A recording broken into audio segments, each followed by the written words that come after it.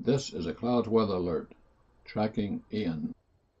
Good Wednesday afternoon, everybody. Meteorologist Casey Cloud here in the Weather Center with live coverage of historic major Hurricane Ian as it makes landfall here in the Sunshine State over the next little bit. An extreme wind warning in play for parts of Lee County, Florida here for the next little bit. Expect more of those throughout the day. You see a red box or a tornado warning on this screen, but I really just wanted to start off with the infrared because this is just showing how vicious of a storm this is.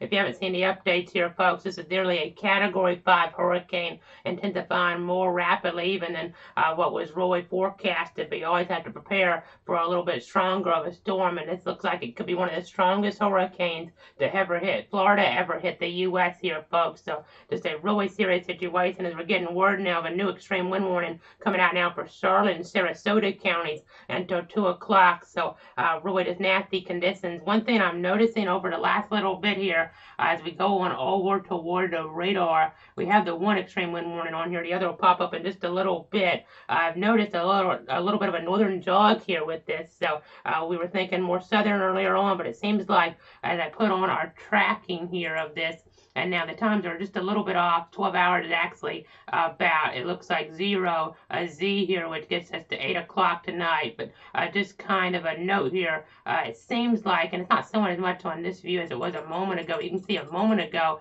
it seemed like just a little bit maybe of a northern jog there. It seemed like maybe it's trying to get back on track on this latest view just a bit. So that would be some news there in regard to maybe being pretty much on track based on what we were seeing. But these jogs are something that you have to really pay attention to because they can affect things and affect the impacts here. But no doubt some extreme wind here getting into toward parts of western Lee County. You can see some of the strongest wind here right at the coast here, just coming around areas there near Fort Myers Beach. I'm seeing winds here that could be approaching, if not just exceeding 100 miles an hour here around Fort Myers Beach, up toward Cape Coral here, 100-mile-an-hour winds possible. So just going to be seeing those per outage numbers really go up as we get this eye water start to come on shore here. So we just have to be very mindful of the impacts that are going to be felt as we're live here on Facebook, Twitter, YouTube, and Twitch to keep everybody up to date, folks. This is just a life-threatening storm that we're dealing with here.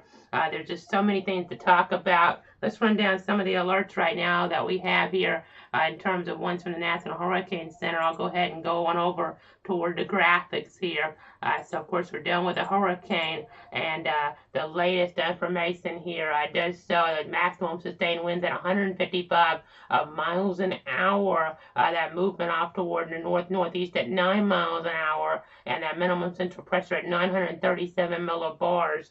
And in terms of some of these alerts here, of course, we have the hurricane warning in play for many central and south Florida locations. I've seen it even get expanded there toward Volusia County, there toward Daytona Beach even. And there's now a hurricane watch here for the Atlantic coast from the Flagler-Volusia County line to the South Santee River. That affects the first coast, our primary area that we cover, our 62 counties. We now have hurricane watches in play because this may be a little bit stronger now, as it might not lose as much strength as quickly just because, I mean, it's in proximity to the water here in some regard with this track here the whole time, and just because it's already stronger to begin with here. Granted, it's still forecasted to be a tropical storm off the coast, but they just want to have that out there just in case they have to get a hurricane warning as this may maintain its strength a little bit more, but it's expected to be off the coast here of northern Florida. As we'll go back over to the track right now, let's go ahead and go back onto that. One reason I haven't shown this to you as much is I want to clarify something. Our system is reading this as a Cat 5 hurricane here, and it's because of a rounding issue and not something I can control here. So we're not leaving this up too much whenever I say this. I want to clarify that. This acts on satellite says a little bit more of that northern jog here. This is one of those high-res satellite images here that update really rapidly for us. But you see, getting towards central Florida and then getting off the coast, here's a tropical storm off of Volusia and Flagler counties here. Later on, you see the T icons I'm talking about. So I just want to kind of give us information on that because I know we have viewers all over the state tuning in. Of course, those in harm's way here from this catastrophic impact from the wind, that wind threat here, folks. We weren't maybe thinking it would just be the worst of the worst here. As I go ahead and take off this information, I want to make sure we're not showing Cat 5 too much. It's just an issue with the system. But Again, this is a situation here, folks, where we do have pretty much the worst of the worst, because it's possible that this could actually be a Cat 5 and it might just be upgraded there in post-analysis here. That's what happened with Michael. They had 155-mile-an-hour wind on that to the National Hurricane Center when that was making landfall. The pressure was a little lower, technically a little stronger, storm a little more well-defined, but not by much here. Not going to make much of a difference for these folks here down toward southwest and in some cases maybe west central Florida. And of course, we still have that copious amount of rain where we could be talking about 2 or 3 feet of rain in some isolated areas, which is just horrific. So just crazy to think about. And then the lightning here in the northern eye wall. That's something that's really intriguing as well, just showing how just violent of a storm this is, folks. Just a sobering sight, really, to see here on a Wednesday afternoon. It's like what we were dealing with on a Wednesday afternoon, pretty much back a little less, I guess it would be, than 4 years ago now, the anniversary of Michael, October 10th, out hit on a Wednesday. This one hitting on a Wednesday as well, and we're expecting pretty similar damage in terms of the wind, though this is going to lay around this area longer here at the coast, so the inland wind impacts might not be quite as long there in terms of just the destruction on the path, but where it sits, it may actually be worse in terms of that storm surge, in terms of that wind enhancement here, folks, and the heavy rain. This is just some really, really bad news for these folks down here towards southwest Florida. This is just a terrible situation that we're dealing with here. As we go back on over the radar, we're going to be in wall-to-wall pretty much here all day here, at least getting toward evening, and then we'll kind of reassess. But we'll take breaks here at times. We have breaks built in that we can take 2.5, 5 minutes, 9-minute breaks here. But we're going to be with you because this is such a serious story, one of the biggest weather stories in Florida history that we're watching live in the making here. We thought, Michael, hopefully it was one where we wouldn't be talking about another storm like that for decades. And unfortunately, less than 4 years later, we have a storm similar to Michael, and I don't take saying that. I don't take that lightly there, saying that here on the air. We don't want to compare things to Michael, but this is very similar, unfortunately, folks. That's just how serious this is. As areas around Punta Gorda here, you see the new extreme wind warning just popping up now. You see Rotunda in here. You see areas toward the south in Charlotte County, north in Charlotte County there. Also getting into where Sarasota County there. You see just south of Venice. We were kind of pinpointing Venice for a landfall. I believe it was yesterday. All the days kind of blending together at this point with the track shift. It kind of was still maybe a little bit further on off here to the south, though it's possible it could still make landfall there as they're in that cone of concern. But we're talking about just destructive winds, at least. I mean, that's what Cat 3 winds would be. Could be Cat 4 type winds here coming on into the picture. I mean, not impossible, I should say, for even Cat 5 gusts, as we're getting word now out of Lee County here. It looks like large limbs are snapping off of hardwood trees and water covering the ground there 2 miles north of Pine Island. So that kind of tells the weather story here. St. Petersburg, Augusta, 52 knots. So that gets us there to about 60 miles an hour. So severe wind gusts there in that area out toward, looks like the Pinellas County area, and then up toward Polk County, Augusta, 50 miles an hour, just measured by a weather station as well. But again, these destructive winds, at least initially, are going to be confined closer to the coast here, folks, toward Lee County, toward Charlotte County. Just really nasty towards Sarasota County. Again, this has so many similarities to Michael here. And we had a tornado warning for parts of the DeSoto, Hardy, and Highlands. That just being expired by the National Weather Service in Tampa, if you're wondering what that beep was. But again, we're going to be watching this here as it moves on in. It's a very slow mover, as we showed you, 9 miles an hour, I believe it was. Yeah, 9 miles an hour here to go back toward the graphics. We're going to say these again, and then I do want to go over our Saffir-Simpson hurricane wind scale here. We're talking about catastrophic wind damage here, folks, with this. And again, it can't be emphasized enough that this could be one of the strongest continental U.S. hurricanes we've ever seen here in recorded history, folks. And again, I do not want to say that here unless I really mean it, and I'm really confident in saying that right now. Unfortunately, it is really a serious situation that we're dealing with. You see, Labor Day in 1935, Camille in 1969, Andrew in 1992, Michael in 2018, and now Ian gonna join this just horrific list of names here, folks. It looks like Yeah, going down in infamy here, unfortunately, toward southwest Florida, west central Florida, and storm surge values here are just going to be devastating. We've already seen some word, it looks like about 5-foot storm surge. I'm seeing 2 to 3-foot storm surge. They're talking about the potential for on the East Coast. The Melbourne office just talking about that. And then you see all these alerts here in the word, the first coast area, our viewing circle,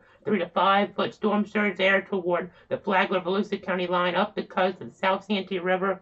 There's a storm surge warning in play there that's been extended from the mouth of the St. Mary's River to the mouth of the South Santee River now in South Carolina. Also, we're still continuing to track here a storm surge warning in play just overall from the Flagler-Volusia County line to the mouth of the South Santee River, the Suwannee River southward to Flamingo, including Tampa Bay, the lower Florida Keys there from Big Pine, Key westward to Key West. The Tortugas there, where we had the eye go over last night, and even there in the St. Johns River here toward our area. And again, the catastrophic value is really focusing from about Inglewood to down toward Tokolosky there. You can see Inglewood to about Bonita Beach is what we're talking about, just the devastation like what we saw toward Mexico Beach. I mean, we hate making these comparisons, but that's what's probably going to happen here. There's just so high confidence in that now because it's just strengthened so much. We were thinking at one point it might not officially even make landfall as a hurricane because of the path it was going to take. But now this is like a worst case scenario for areas south of Tampa. In Tampa Bay there, you're seeing 4 to 6 foot storm surge values, which are not near as high as what we were forecasting initially, but 12 to 18 feet, folks, even toward the Charlotte Harbor as well. That just tells you how bad this is.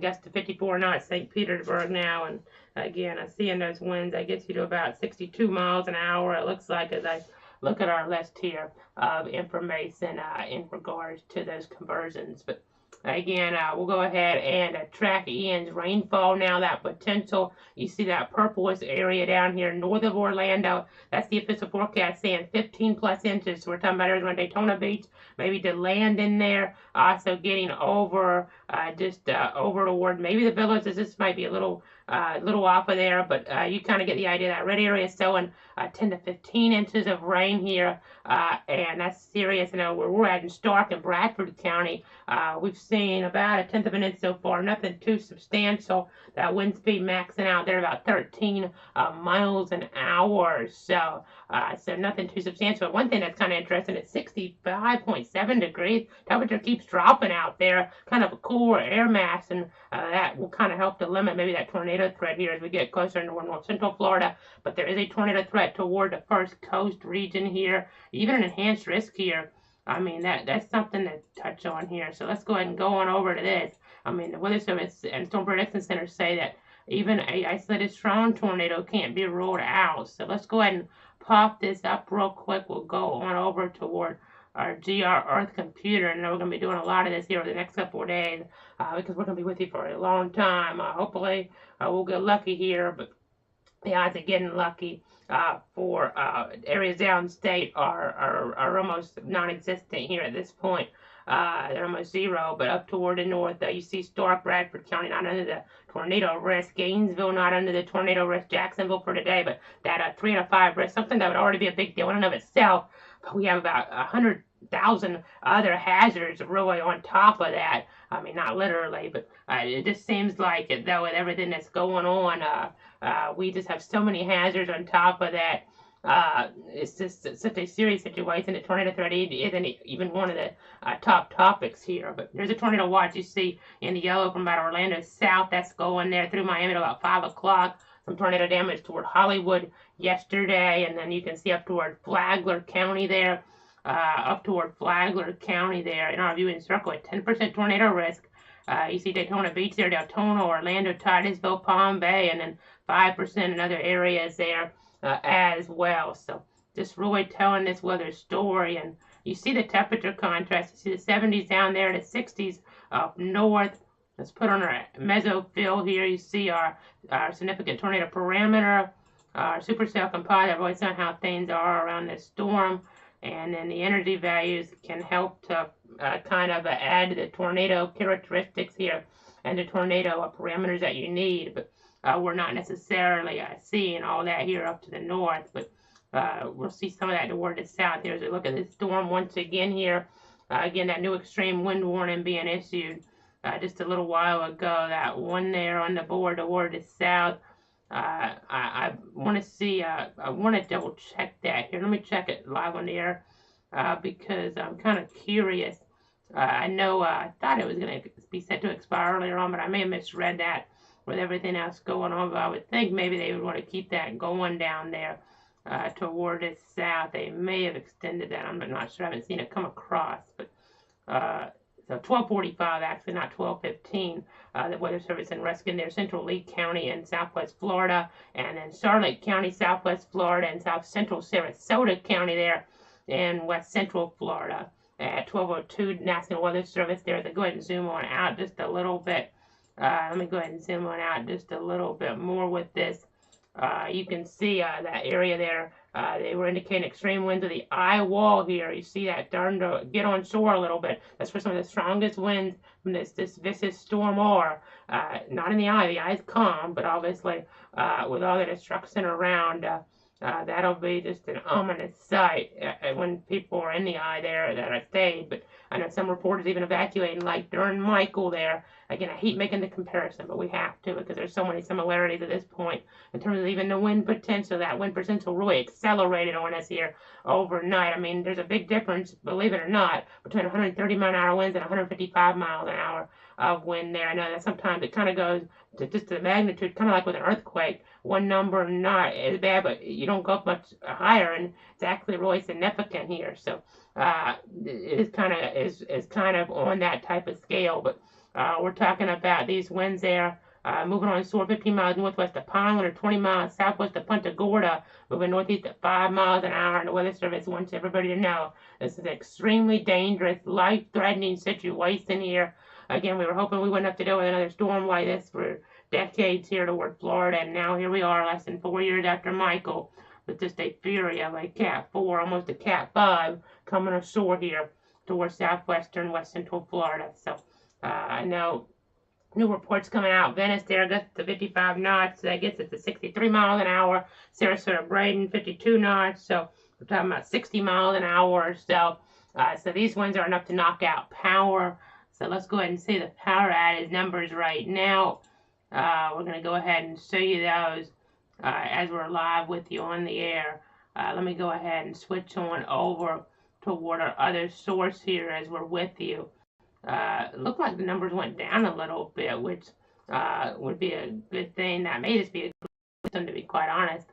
I know it just froze up on us a little bit there as we're trying to get this information out. I know it's a little bit hard to read on some of our other sources, so I wanted to take it directly. If you're alone sometimes for this coverage here, we will sometimes just show it on a new thing I've got in our system, but I wanted to show it a little bit bigger this time because this is so important for everybody here to kind of be aware of. So 225,792 customers in the dark right now as we're looking at historic Hurricane Ian. Again, maybe one of the strongest hurricanes to ever hit the U.S. here. I don't want to call something historic if it's not. I mean, we have the flooding, we have the wind, we have the surge. I mean, it's hard not to think this to be one of the ones we talk about for decades.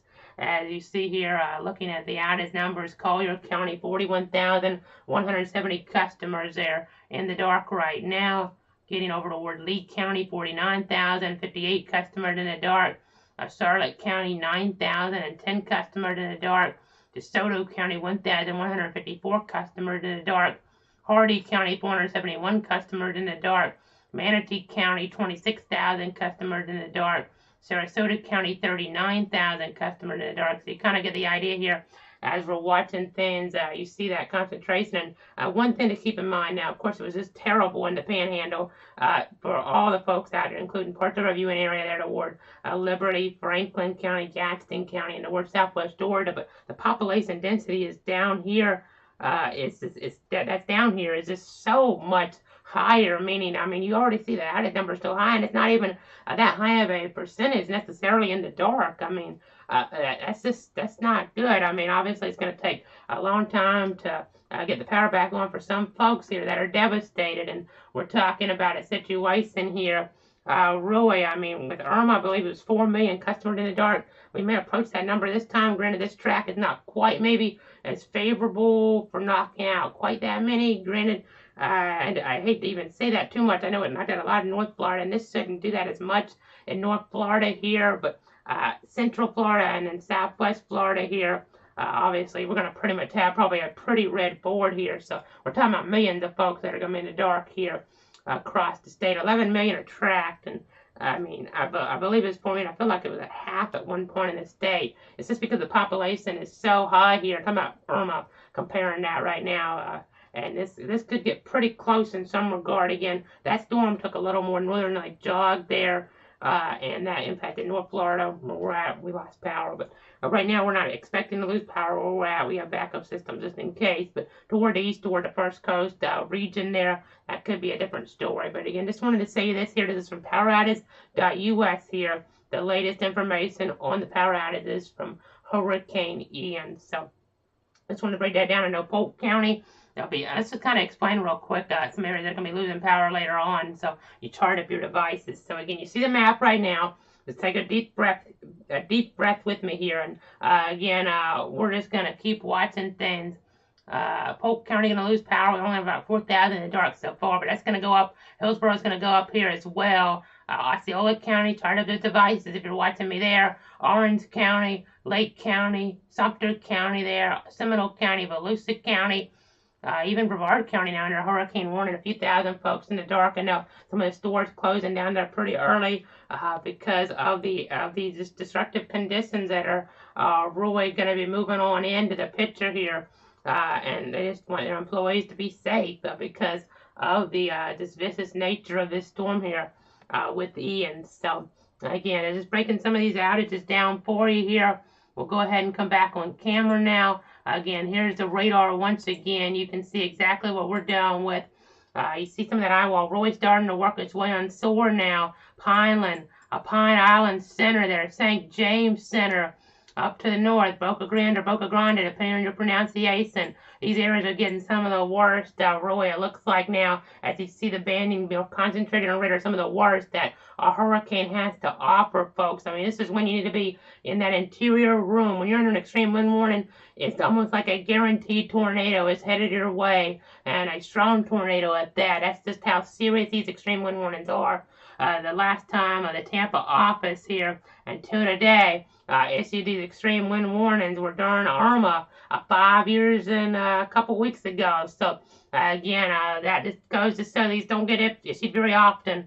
And we're seeing them issued right now toward Lee County, toward Charlotte County, toward Sarasota County. Again, this is very serious stuff that we're talking about. This is the interior room.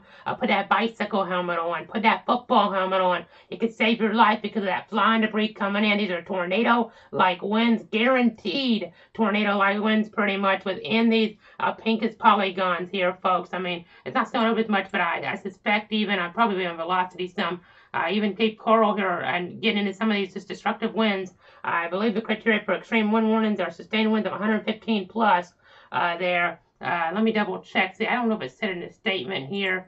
It may have, but they're not as concerned about that. They just want everybody here as they're reinforcing the information here in the description of the warning that the safest place to be during a major hurricane that's landfalling is a reinforced interior room away from windows.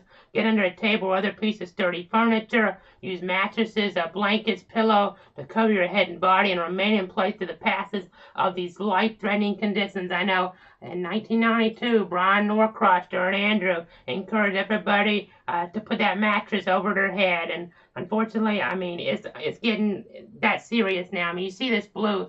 Looks like here as we've had this up the last frame or so now. We're talking about winds. I'll take this alert off just for a second. I have this set so we can see the extreme wind warnings. But now, folks, this is the latest scan. I mean, this is the last frame. You see it. This came in at Captiva there in the last couple of minutes. Talking about winds here, folks. I mean, this is just terrible. 149 miles an hour on radar. 154 miles an hour on radar. These are your gusts coming on into the picture. I mean, even sustained winds possible at times. And then now St. James City there. You see, these are just the worst of the worst, folks. You see Cape Coral here, even going to get into some of this as well. Let's take off our other view. We'll put the alert back on. I mean, we're talking about some of the worst here. I know it kind of depends on this exact trajectory. I mean, miles count here. But depending on how far east this goes, I mean, they're already seeing winds according to radar, at least over 100 miles an hour toward Cape Coral. But especially in that direct eye walls where you're going to get just the devastation like what we saw during Michael. And again, let's go back on over toward our graphics here. Real quick, I want to talk about tornado safety. I mean, these tips kind of apply to your extreme wind warnings at this point. You know, I mean, we have tornado watches in play that we've tried about that potential for. We've had them in play, and then a tornado warning, though, this is what that is, a tornadic situation. So with the tornadoes that spin up, or what we're dealing with the extreme wind warning, it's just time to make sure that you're getting as many walls between you and the outside as possible and putting that bicycle helmet on. That's just how serious this is, folks. Just a destructive storm that we're dealing with. And again, our covered area officially up toward the north, but the reason I have this in here is we'll be on for any tornado warning issued in any 62 counties, but the tornadoes are really trimmed back for many of our counties, with the exception of really northeast Florida, the first coast, maybe getting the Marion County here as well, but we'll continue to watch that. And then at this point, these tips are mainly just for North Florida here. Folks that haven't maybe completely finished their preparations, you just want to have that disaster supplies kit in play, including the water, non-perishable foods, battery power, hand crank radio, no weather radio, flashlight, and a first aid kit, and sandbags. So important as the rain amounts are just going to be copious. And charge those devices. If you haven't lost power to Orlando yet, charge those devices up, because you need to have a way to be in constant communication here, as long as the cell phone towers are up at least. And again, there's so many things going on. And after the storm, make sure you listen to this as well. You just got to stay away from those power lines. This generator safety is critical here. And this is the type of damage we're talking about with Michael. I don't want to have to use these, but just want to see, this is just a whole building here just knocked down. This was a couple months after Michael went there, and this is the type of destruction we're expecting. That was Panama City. This is Tender Air Force Base with the trees. Mexico Beach here, all the different impacts, the wind and the surge. You kind of get the idea. And unfortunately, we're expecting, I mean, similar conditions here at this point. So, again, that just goes to show how serious this is. Again, we're watching this so carefully. You see Pineland there, the report of the wind issues, but now we're getting some new reports in Collier County now. Gusts to 82 miles an hour officially measured. I know these winds I've been showing you are Doppler radar winds. Many of them are probably reaching. We're just not getting all the information in, but these are officially Doppler radar winds that we're dealing with here. They're showing up with these just horrific numbers, really. St. James City, as we take off our alert again with the EWW in play here, you see Cape Coral, Fort Myers Beach. You see the gust of 61, but we're going to start going to some cameras now. Don't know how long they're going to be up, but so let's go ahead and just go to these and see what's going on here with Ian, with dangerous Hurricane Ian. We're going to see what we have here for you in this area. I'm looking at some things. I know sometimes it'll cut out a little because we're trying to get you those visuals here. So we just want to make sure we get these for you here live on the air. See exactly what's going on here. Let's go up to Inglewood. Okay, that one's off already. How about, let's go to Punta Gorda then. Okay, we have some video coming out of Punta Gorda, it looks like. Or they may already be down as well. We might have a lot of trouble with these. So how about this one right here? It looks like it may still be online. Yeah, we're seeing some really bad conditions. This is close to Punta Gorda there. Yeah, we need to go to this camera right now, folks, because it probably ain't going to be around here with that signal too much longer. It's about 75 there at a mile marker 164.4. You just see the wind blowing that rain. It's shaking around. It's a Florida 511 FDOT camera here. You see these just changeable conditions here in this area here. In toward southwestern Florida. Again, you see the camera, the aperture, I believe it would be changing on this here because of just all the conditions here, folks. That's not anything on my end. That's just because there's some issues with the camera, obviously. Eventually, we're not going to be getting cameras out of these areas. But you see this destructive impact coming on in of Ian as we go ahead and go back away from this for now. We'll look for some more as we have these winds here in the region. We'll just keep finding some cameras for you. The Florida 511s, I know some of them up toward Inglewood are already not coming up for us. Let's see any around Venice. A lot of them not coming up. I do see one that's trying to come up here maybe. We'll try to load it in. Of course, he's not going to keep power necessarily, but this one here, US 41 at Rockley Boulevard. So let's see the conditions there. Again, these Florida 511 perspectives here, giving you a look outside. It looks like kind of behind me here, Taylor Ranch School, the sign for that there. They're talking about shelters. Yeah, this is actually a shelter here, folks, that we're outside of with this camera, it looks like. And you just see the fury outside here. Looks like some things, little things being blown off the tree right now. And the trees in general, you can see some things shaking around out there, really telling us other story. Those conditions continue to deteriorate here toward this area again, giving you a visual outside. Let's go away from this camera shot right now. As you just see, I mean, that's just horrible, folks, on the radar. As a meteorologist, you just have a pin in your stomach. This is the latest view over Captiva. Here, folks, we're now showing winds on the radar, the Cat 5 strength in terms of some of these winds aloft. These aren't officially Cat 5 conditions because that has to be told to us by the National Hurricane Center. But Captiva here, 163 mile an hour gusts, potentially 165 right now. I mean, it's just going to be a horrific sight once things come to light after reporters get back in there to see the devastation. It's just a terrible situation there toward Captiva there, Lee County. Again, we're talking about winds 165 miles an hour here according to the Doppler radar. I mean, I've never had this pic, so I don't believe on radar. Maybe during Hurricane Laura there or Hurricane Ida last couple of years out toward Louisiana, but I've never seen this in Florida since we've been doing this here with clouds weather.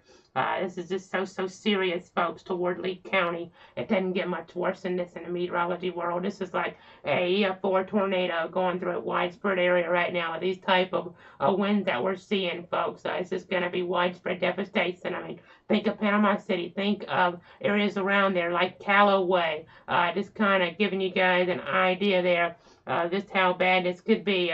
There's just some of the different cities there in Bay County after Michael. I mean, I don't mean to hype it up. It's just this storm already does that for us with this, the destructive conditions that we're seeing. I mean, on radar, 165 mile an hour winds, and that's probably pretty much coming to fruition in some regard here in this area in Lee County, Florida. Again, you see the center of the eye. Until the center of the eye comes ashore, it's not an official landfall. Though you do see a gust of 79 there in Punta Gorda now. That's toward the Charlotte County Airport. So that kind of tells the story here. Just some really nasty wind in that area. Let's go ahead and check some more cameras now while we have them, because who knows how long we're going to have to get these cameras up. I know they'll probably start losing power on us. More and more of them will go offline. I mean, they might even get blown down even here. These aren't showing quite as bad down here, or up here where I'm looking on my map. So let's go down to the south a little. Let's see what we can get you. Just bear with me. Let's go ahead and get over toward, we're going to get toward an airport camera there. Toward, let's see, where is this at?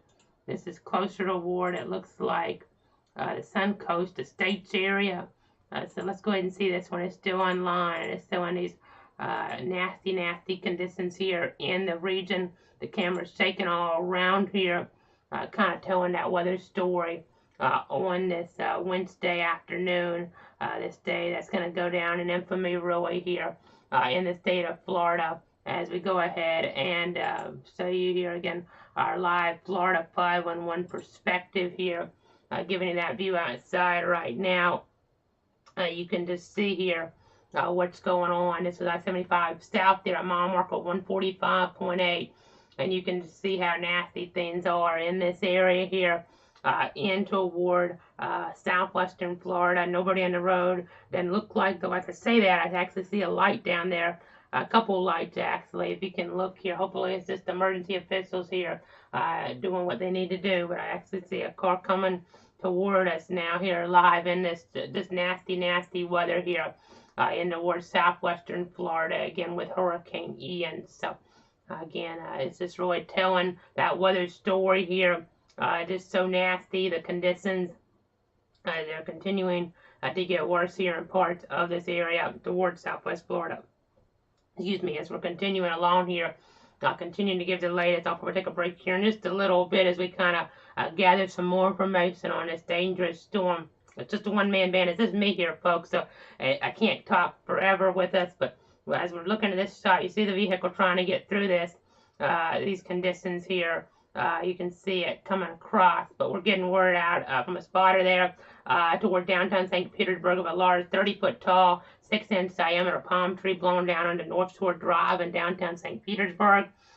So that's kind of an interesting story there. Let's go ahead now and check some more things here. Getting a report of a gust of 57 knots now in Venice. I think it's to 66 miles an hour, give or take there. Let's get back up to Punta Gorda. We had some cameras there still, and it seemed like a pretty good concentration. So I'm able to get some more shots there. And that one might be offline. Oh, I think we actually still have it, maybe. You can't see the conditions quite as good off of this. It's a little more broader view, but we'll pop it up for you here. I-75 north at mile marker 165. You can see it looks like some water there in the distance. I'm not sure if it's supposed to be there. It may supposed to be there, but just kind of depending on that local topography, obviously, as we're looking there at the interstate, as we get toward that area, that storm surge is going to be so significant, so severe. And in fact, storm surge, let's get an update on that now. We're going to pull up our inundation information, the coastal inundation dashboard here. As we continue along, I'm just checking some information here right now behind the scenes as we continue along with you here. Let's go to our inundation dashboard because we have some different areas here that we can give you some information off of. Let's go over toward the Fort Myers area. Not seeing a lot there. Let's see here. I may need to reset this real quick again. Trying to give you the latest information on this situation. I know we got some numbers in the chat system a little while ago. It's going to depend on wind direction as well. And let's plot that on here real quick. We haven't done that yet. We did it some in some of our modeling, but ended up seeing it shift down to the south some. Let's pop up our wind direction because this is so critical here in this type of scenario. Let's go ahead and so you can see the winds kind of blowing some of this water in now. It depends. I mean, once this kind of gets further north, some of this wind could be in a worse spot, depending on exactly where you're located here. It's really all about your spot. I mean, water is actually being taken out of the bay there around Tampa Bay because of this wind direction and pushing it out. A lot different scenario than what we were expecting here. What we said it was within the range of possibility to get a shift into track, similar to what we had with Charlie. Granted, this is like Charlie on steroids, to be quite honest. I mean, with what we're seeing here, it's just bigger and has more rain with it and slower moving. So just kind of, I mean, we had the eyewall replacement cycle take place, a broader, bigger wind field here. So not what you want to see, but you can see here right now, though, looking toward Pineland there, you can see how this water is being kind of pushed on up there to some extent, but you see the direction further to the south here, and some of this is probably coming on in. I mean, Naples, we're getting some information out of there on our inundation dashboard. Looks like it's really going up there. At the last check, we're up to about 5 feet there, give or take. So let's go ahead and see if we can pop this up. Let me make sure I haven't popped this one up in a while because we generally don't use this type of shot. So let me make sure we have it so we can get to it better. And there you go. And so again, there's our inundation dashboard. We're talking about major flooding there toward Naples. You have to look kind of carefully here. So in about 5.77 feet there. That would be below, above ground level, 5.76 feet there, the present water level here. The mean water height there, I believe, is what we're talking about with that. So again, just really getting on up there toward the Naples area with that wind trying to push on in. And let's go ahead and go away from this for now. Let's go ahead and move away from the dashboard for the time being. We'll go back on over to our storm surge forecast again, because this is worth repeating what the numbers are officially from the National Hurricane Center, the overall expectations here. With this, you can see storm surge warning here, multiple areas.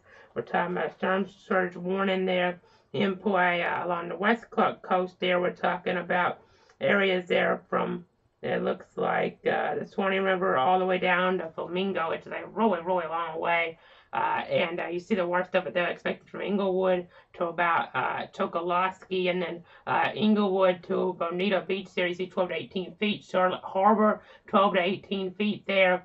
So that kind of tells the weather story here. Just that is Michael type numbers, some of the worst storm surge you would ever see. I know Michael numbers are pretty similar to this. Some of our other storms have been pretty similar in the past. Thinking back some of the numbers, I feel like the numbers towards Laura and Lake Charlie, it may have been more like 15 to 20 feet in the forecast.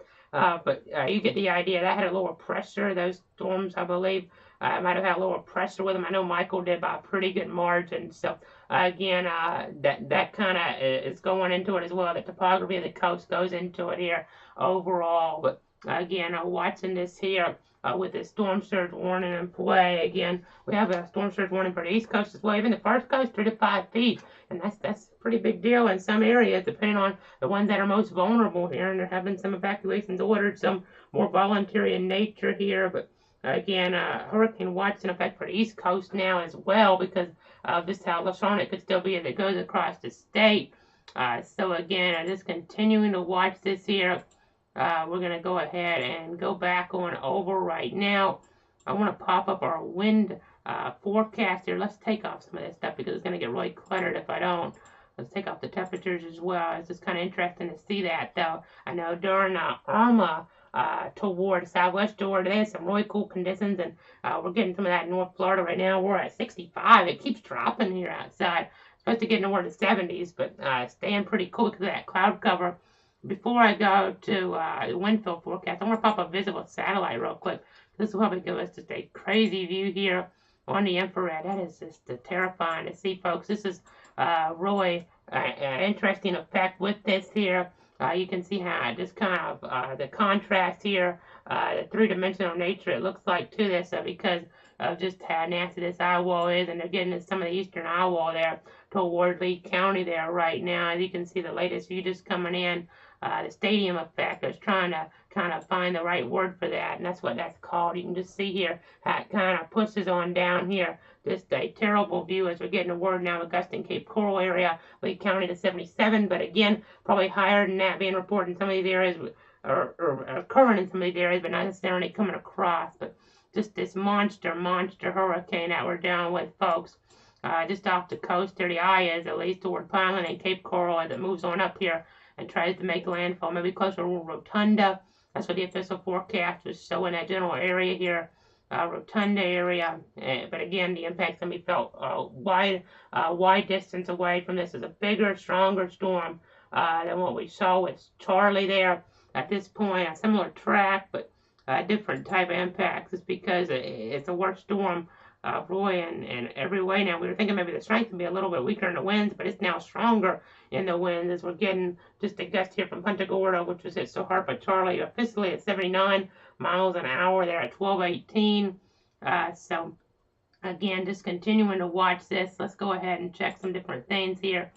We're going to pull up that wind radius now. So let's go ahead and say this. We're going to see this right now. You can see here. Later on, some of these really bad winds can moving up toward even Arcadia, Wauchula, Duet there. I know they had about a tornado back in early 2016 there. And we're talking about winds that are going to be really strong, kind of the big time problems. I know mobile home issues there. We ended up having fatalities there in Duet. But again, we're going to go ahead and go back on up toward the north here and the northeast. You can see towards central Florida here. These dangerous winds that could have gusted hurricane force toward Orlando and Disney World. I know they've been shut down from what I've seen here, some of our different reports, because it's so dangerous of the conditions. And you see some of this wind maybe getting into central Florida, though. The last check, it was still a tropical storm watch that was in play toward Stark and Gainesville here. I'll check that real quick because things can change on us. And we had that hurricane watch issue for the East Coast. So I know these local statements that come across here, things can change on us. But it looks like still a tropical storm watch here toward Alachua, toward Gilchrist County there, also toward Baker County and Union, and toward these tropical storm warnings, and then hurricane watch in play because we're watching for hurricane conditions, not out of the question here. This is extreme rainfall totals coming in the picture. I know our latest SPC outlook is out now, and you see here the enhanced risk. That may have been the latest we showed you a little while ago, but that is out there now from the Storm Prediction Center in Norman, Oklahoma. Of course, National Hurricane Center in Miami giving us the latest updates every hour on this destructive storm. as we say, this storm once again. You see some of these nasty conditions here toward Pineland there. So again, just continuing to watch. It gets to 84 there. Sanibel, that was looks like they're about 12-17. So kind of telling that weather story here. Let's go ahead and go back to some more camera shots. We'll go ahead and go back to some more camera shots if we can here. Let's see what we got for you. Looking toward the Golden Gate area. Seeing some traffic getting by here. This is northeastern Naples. Right now, not looking as bad as some other sites, but we'll pop it up here. Show you guys the viewpoint of what's going on here. Right now, you can kind of see what's happening. That's live Florida 511/FDOT camera angle showing how things are out there. The wet conditions. I'm surprised I'm not seeing as much wind there at the moment, but we're going to continue to gather more information in regard to just how nasty these conditions are here. Let's go ahead. We'll go ahead and see what else we got for you. Let me see here. We're going to check some more cameras that we have. We have one of them in-house here. I want to see if we can pop it up real quick. It's just going to be outside of where we're at here, north central Florida. So just bear with me here. I wanted to say, I mean, nothing like what you're seeing down toward the south. You see there's some lighter rain. Let's give you a quick radar update toward north central Florida here. You can see lighter rain in the view right now, but more nastier rain is going to eventually come into the picture tomorrow. It looks like going to be the worst day for things here generally. A little bit could be later tonight and into early Friday, but tomorrow looks to be the worst here, but still already nasty on the roads, slick on the roads. Just got to be careful. I mean, just only the 13 so far, but kind of get the idea here. Let's go ahead and take that camera shot real quick outside of where we're at. Not too dramatic. I mean, you can see not much even moving right now, but just giving you that perspective here. I'm looking back west from this dark area. So just a live view there right now. But again, we're going to go ahead and zoom back on out. Again, this is just a monster hurricane, folks. And now this information is a little off. Not that, but our information in terms of our category icons trying to sell a little bit.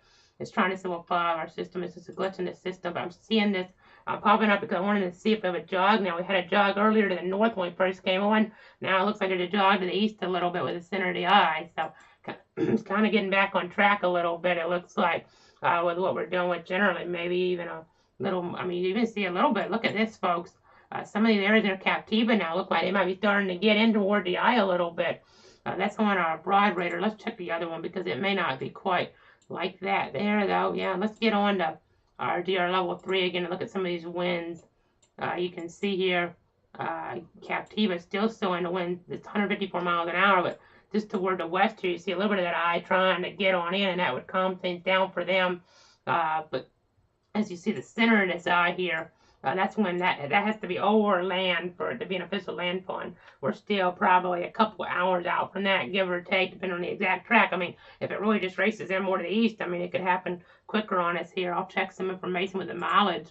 Let's go back to this shot then. I know we're going to all the different views here today, but you can see here, as we're getting more of an aerial flood warning now for Brevard, Orange, Osceola, Volusia, as that rainfall, those numbers start to pile up. But the center of the eye, about right there, give or take, and looking there, that's about, it looks like about 13 miles or so.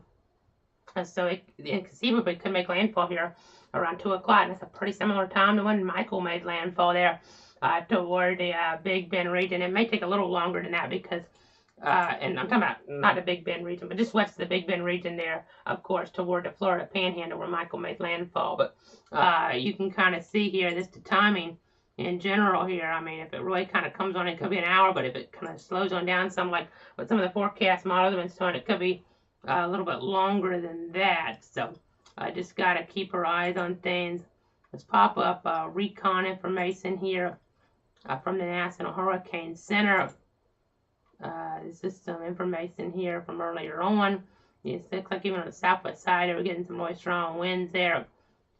Telling that's probably not on the southwest side of it because that was from 6 a.m. So where we were earlier on with this storm, maybe on the northern side. But again, Sarasota notch 58 on that report. So that gets us down to 67 miles an hour toward the Sarasota Bradenton area there on the ASOS station. So That kind of tells the weather story, what's going on here.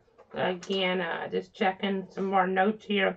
I mean, these storm surge numbers just terrible. Catastrophic wind damage, catastrophic flooding, catastrophic storm surge.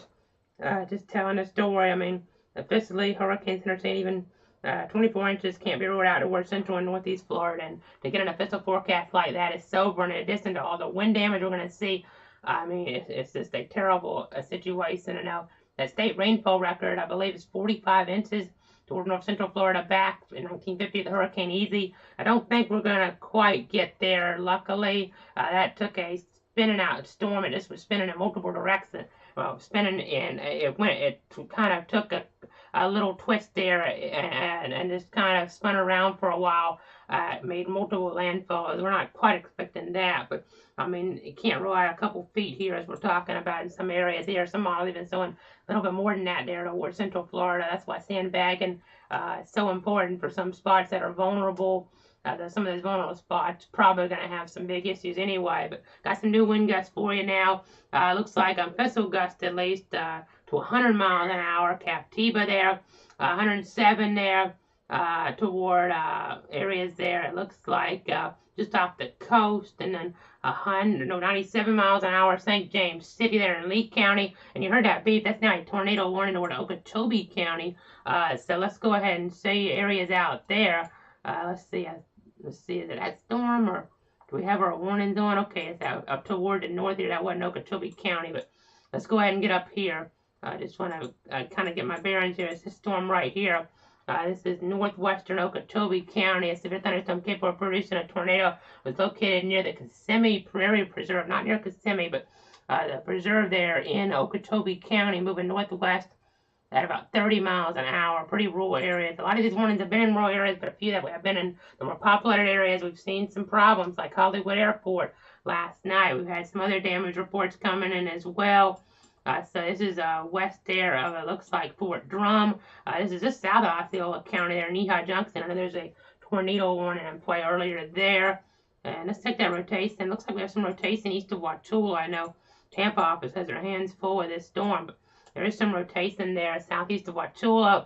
Also getting a report now of a transformer there toward Tampa. Looks like electrical transformer. Let me read this. Storm blew an electrical transformer there. It looks like off a pole. No injuries, but electrical wires on the ground. Transformer caught fire. And then we're getting word now of storm surge there. Peaked at 5.77 feet there at the Naples site there at 1224. And that's a new record. Now on the way down, though, because of that wind direction we were talking about. The previous record was during Irma there in 2017. It's all about wind direction. So let's back this up. I know we were talking about some of that water coming in, but I believe maybe a little more favorable here a few minutes ago. It depends on exactly where that site is. It's all about location here with the wind direction. But we're now getting a report of 112 mile an hour gusts there toward the Naples Grand Beach Resort. That was at 1234.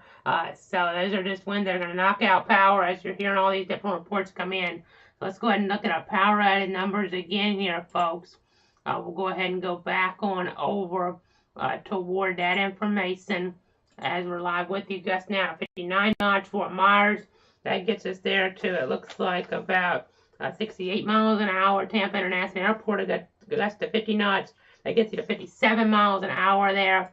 And then let's go ahead and see power outage numbers. We have that loaded in our system.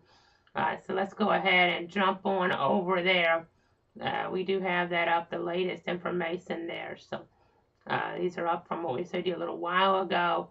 It looks like, so there you go. You see 272,264 customers in the dark, according to poweroutage.us here. Let's get on in here. You see Collier, 52,382 customers in the dark.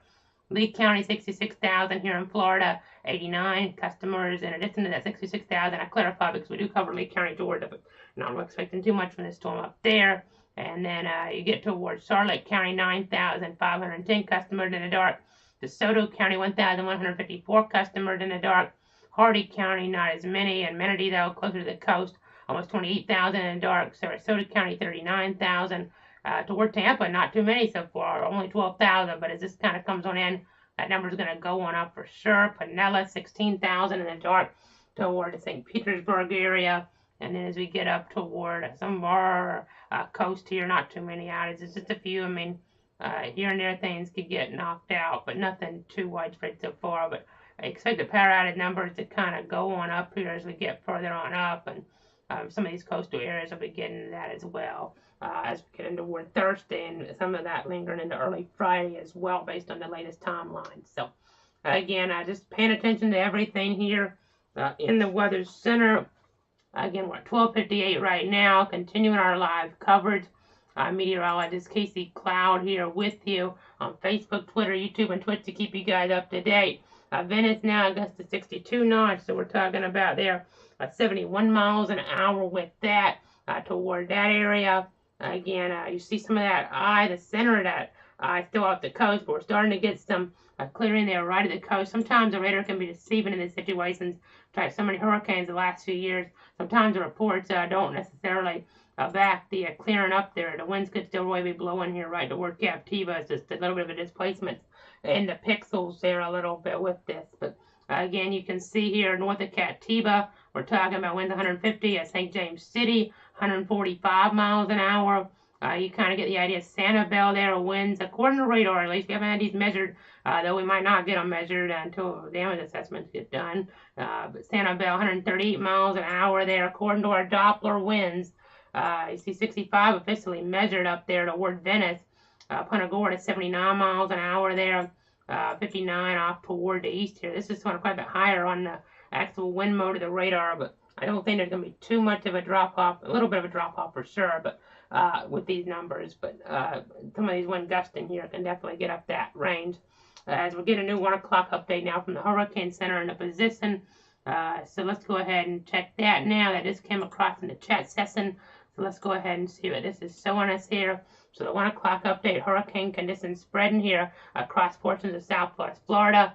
It looks like a river, estuary, and coastal network station at Redfish Pass recently reported sustained winds of 75 miles an hour and a gust to 100, while weather flow station near Sanibel Island there recently reported sustained winds of 77 miles an hour and a wind gust of 107 miles an hour. And the Earth Network station there at Naples Grand Beach Resort, a gust to 112, and the pressure there, 969 millibars at the Redfish Pass station.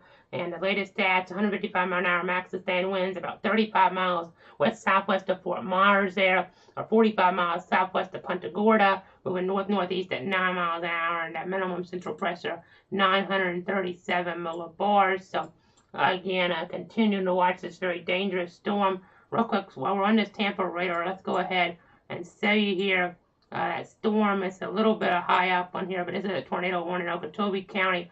We were talking about here some radar indicated rotation. Not going to get as much wind from the storm, so important to focus on the tornado warning there. Not as much so in the destruction, the path of destruction that we're going to be seeing with the overall wind damage. I know in Laura and Ida, maybe not even be able to tell the difference between tornado damage and actual wind damage from the hurricane, but here you would with this storm in Okeechobee County, the Office of Melbourne issuing this until about 1:15, so pretty short fuse tornado warning there. Interior room away from windows, but not just there. These extreme wind warnings, folks. We have the one on the board right now. It looks like over toward Boca Grande or Boca Grande, depending on your pronunciation. Rotunda there, Charlotte Beach, Inglewood. You kind of get the idea. This extreme wind warning here, folks. Just talking about extreme weather conditions. The story there, talking about these winds. It's so vicious, causing so many issues. Already have the storm surge issues we've been talking about. Already have the flooding rains that are going to be coming on in. We'll have flash flood warnings later on. None right now, luckily, but that's going to change. And then flash flood emergencies could be on the board here on the table later on based on how many inches of rain certain areas get. So, again, just kind of telling that weather story as we continue to check all the latest here in the chat session. Watching these different storms rotation. It's going to be pretty high up, but a little bit of rotation in St. Lucie County. But we're just going to kind of stick with the Tampa radar because this is the best view of the hurricane itself. Again, I'm just watching things very carefully down here. So, again, still 155 mile an hour storm, still a Category 4 hurricane here.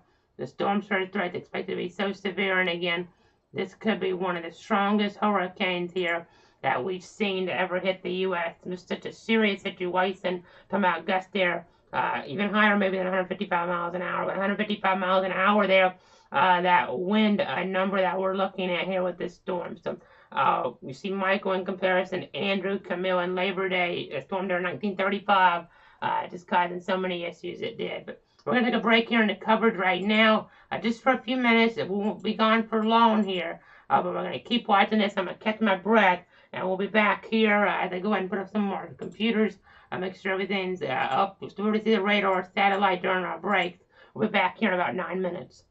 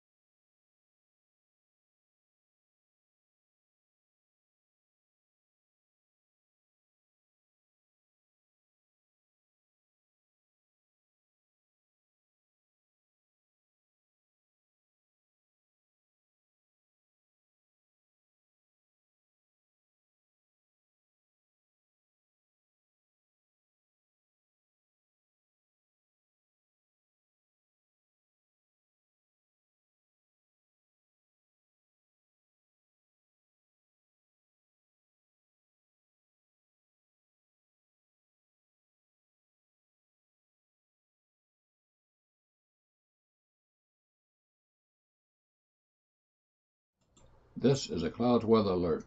Tracking Ian. Meteorologist Casey Cloud back here in the Weather Center at 1:12 on this Wednesday afternoon, continuing to track our major hurricane, Hurricane Ian, just causing that significant damage there along the southwest Florida coast. Just these wind numbers reported at over 100 miles an hour velocity, so and even higher than that. I mean, and this is a storm where max sustained winds are at 155 miles an hour, so that kind of tells the weather story here, how serious this is. And these conditions here just continue to deteriorate. We may have landfall here, possibly within the next hour or so, give or take, as we talked about just a little while ago. So again, going to continue to watch this. Let me go ahead and where do we want to go with this now? We're going to go ahead and go to our model because I want to project things. I know we had a question on Facebook here just a few minutes ago about how would areas in north central Florida like Bradford and Alachua be impacted? When would they be impacted? So let's go ahead and jump this on up here on our GR model computer real quick. We'll kind of twitch on over toward that here, our forecast model, and you'll kind of see what's going on here as we get on in here. You can see, so there's our region in general here that we're watching most carefully right now. We'll zoom it up just a little so you can get an idea where Pensacola and Tallahassee are. So I'm going to walk through the timeline here with you. So this was at 10 a.m., 1 p.m. now. You see the eye, and then you see it starting to come across here. That's at 4. And then you see all that heavy rain, maybe toward Tampa, according to this American model view. And then 11 o'clock, heavy rain toward Polk, Hillsborough, and you see it spreading toward Osceola. It's like 2 a.m. or so, 5 a.m., and then 8 a.m. You see Bradford and Alachua staying pretty good at that kind of roll between this a little bit. But then you start to see more rain come on in, build in. This is at 5 o'clock tomorrow, 8 o'clock, 11 o'clock, and you kind of see it trying to build back in a little on Friday. But things toward Alachua and Bradford County based on some of our models, so a sharper gradient. So maybe not as much rain there as what some of our forecasts have been showing here initially on, but you see these rain rates in 6 hours. This is why we're so concerned here, folks. This is a 6-hour radar estimate of what could happen here toward Deltona. A model estimate at this point, but could be radar estimate later on. You see Deltona, this color table indicates 12 inches of rain falling in a 6-hour time frame there between 2 p.m. on that Thursday and 8 p.m. on that Thursday. That's how long of a setup this is going to be here impacting Florida. But you see a 6-hour time frame there, maybe a 12 inches of rain, and that is going to cause some big-time flooding concerns. Just interesting to look at that. Right now, you don't see that as much here. Starts to come into the picture later tonight, though. Sometimes at night, our tropical cyclones can have heavier rainfall associated with them. Not always, but you see here Orlando, 5 inches maybe in a 6-hour time frame. And then again, you see that maximum there toward Daytona Beach there, and then spreading on up even in the Flagler County a little bit. So just want to run that down for you here. You don't see that as much in Bradford here with our 6-hour estimated rainfall. You see some of that toward eastern Duval, though. So there's some flooding concerns there. I know last night we were talking about toward the First Coast counties. The rainfall that could fall could be similar to what we saw out maybe toward the west and some in Duval County there with Debbie in 2012, but that's about the only comparison I think we can make when we're talking about just widespread amounts there of extreme numbers. Not widespread amounts of those numbers, but in some sections of our area we could see seeing the widespread amounts and widespread in general in the state in a swath. But so let's go back now. I just wanted to kind of give you that look real quick here at our model as we continue with this live coverage of this storm here. There's a lot to talk about here on this Wednesday afternoon as we continue to watch this storm as it gets closer to an official landfall here. You see all that lightning here.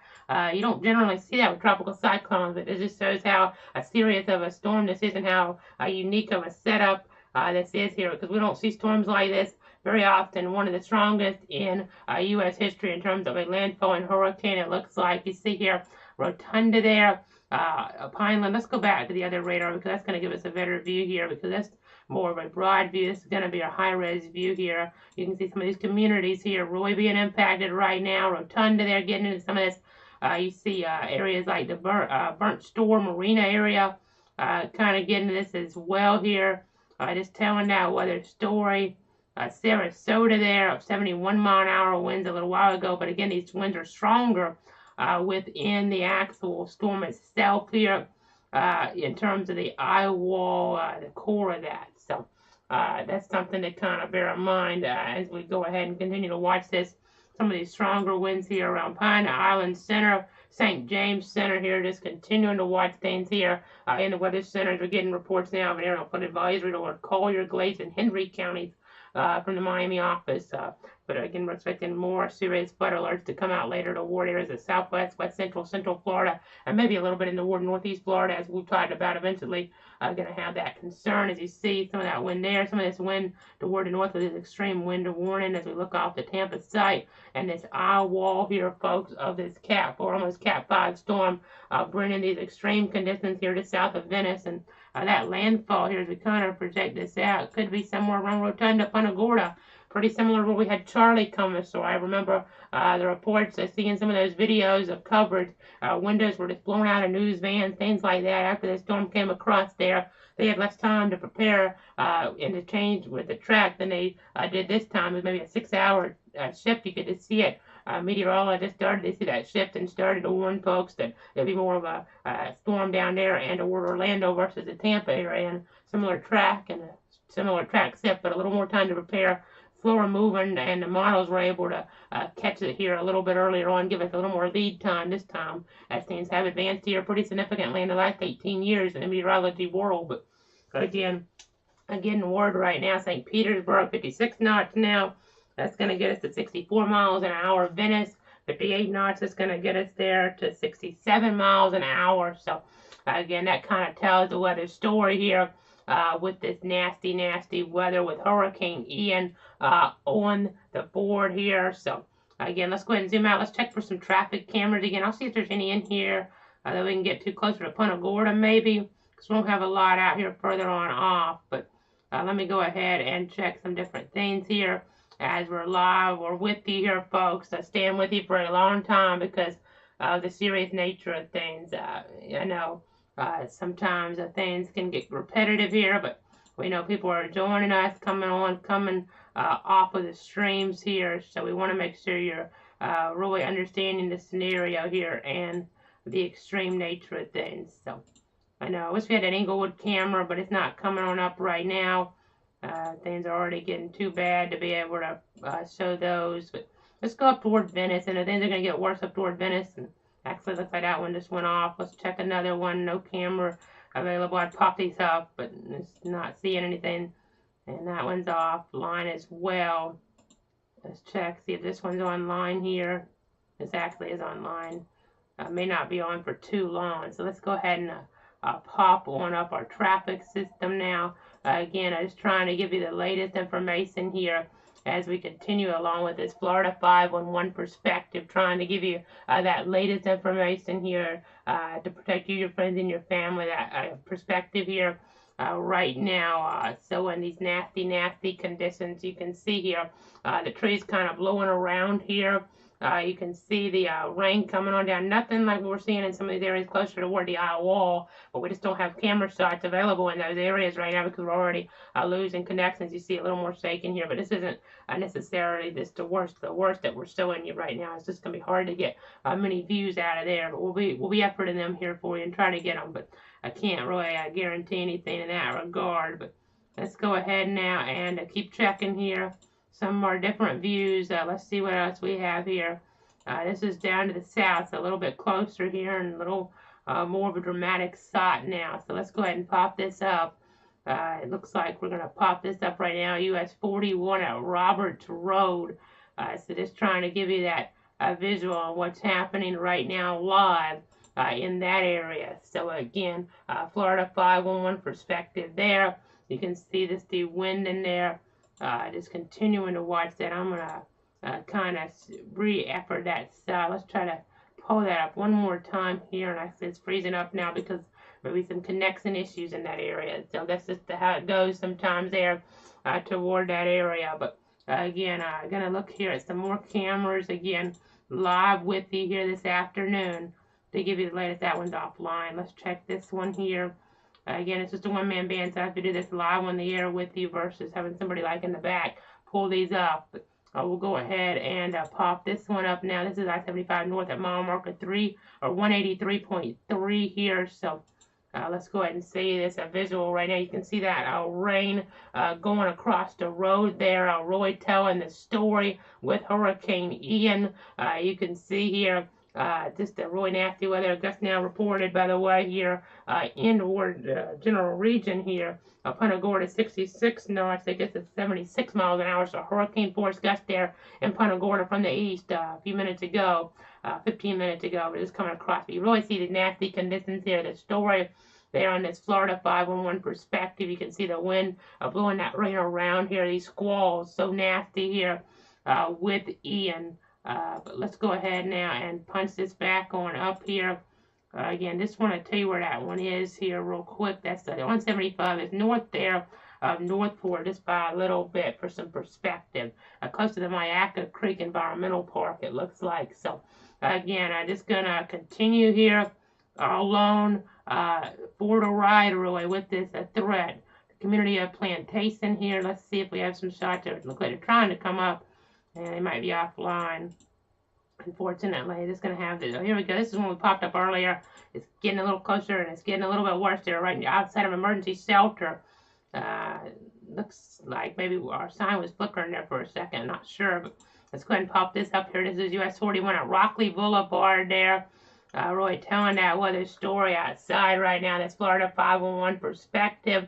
You could read a school name earlier behind me. You can't read it anymore. And I'll try to step out, but you can't really read it. It looks like the power turning that sign off. It might just be the way it's animated. It's so blurry, I can't really tell at this point. But definitely seeing the nasty conditions here. US 41 at Rockley Boulevard here toward this area that's being impacted by our dangerous major category 4 storm. Again, the catastrophic wind potential, catastrophic flooding potential, catastrophic storm surge. It doesn't get much worse than this, folks. I mean, a big storm. This isn't like Charlie, as bad as it was. It was a quick, smaller storm, similar, a little bit less in the winds, though. We were thinking this would be less in the winds, but ended up being more in the winds as well. So in almost every way, this is a worse storm here than Charlie at this point. As we're getting word now of a gust there toward Sarasota Bradenton, coming in 59 knots, so that's going to get us out there to about 68 miles an hour as that side just froze up on us. These will go and come from time to time, these visuals here, but some interesting shots. As we're just going to keep on checking things here, trying to give you the latest. More shots here. Ponce de Leon Boulevard there, I-75. Let's pop this one up. Kind of a broad view here, a broad perspective. Let's see what's going on here. You can kind of see it, folks. Not as nasty in some regard. I can't tell. I may just be how it's supposed to be down there, but it looks like it could be flooding. I can't really tell. On this shot here, what I'm talking about is kind of down here. That could just be a side road. It looks like some water coming up, though, possibly. I'm not really familiar with this area. I'm not really sure. But again, we're just going to go ahead and continue to watch things here. Let's go out of this camera shot now. I know they're talking about they're talking about when the storm makes landfall, officially touches land. We're not going to have an official landfall, though, until that center here comes across. So, again, that's something to keep in mind here. Let's go ahead and get back onto our other radar view. You can see here that center of that eye here west of Cape Coral. You can kind of see some of that over land now. But again, you have to have the center to make landfall, though. It seems like we may be in the eye, possibly, in Captiva. I'm not really sure, though, because it just kind of depends here on how things are, because sometimes the radar is 7,000 feet up and exactly what comes to fruition. We've seen this with storms in the past. But let's check some of these wind speeds right now to the north. You see Tampa. I mean, this is still some pretty nasty wind up here, folks. I mean, you can kind of see the velocity. It's not going to do the best job. So let's just look and see some of these numbers. 54 miles an hour, Tampa International, 47 there. In Pinellas County, we'll kind of just step in front of the wall here a little bit and point some of these out. So 35 here as we're looking away between Lakeland and Temple Terrace, 33 Temple Terrace here. So you kind of get the idea here with some of these nastier conditions coming on in. Again, the higher Augusta to Pinellas, power outages is probably going up there 64 miles an hour. As we watch for rotating storms, that warning for Okeechobee County not on the board at this point. But so there are no tornado warnings right now. But again, I'm just continuing to watch this as it tries to make landfall here. in toward this area. It's very nasty winds. That's storm relative velocity, if you're familiar with that, and then base velocity here. Showing these winds, showing winds in excess of 120, 130 miles an hour. It could just be the proximity of way things are. It's showing a little bit less values here, but don't know if it's necessarily any weakening here. It may just be the radar and the mode that we're looking at things in right now in proximity to the site. But these numbers aren't quite as high as they were, but I don't think that really means too much here at this point. I mean, when we're talking about 120, 130 mile an hour winds that's showing up on radar, that's really, really bad, and that's going to cause some big time issues. And again, officially 155 mile an hour hurricane here is what we're dealing with right now, and officially it's supposed to make landfall at that as of last check here, according to the National Hurricane Center. Our next intermediate advisory coming up at 2 o'clock here. The hurricane warning continuing here.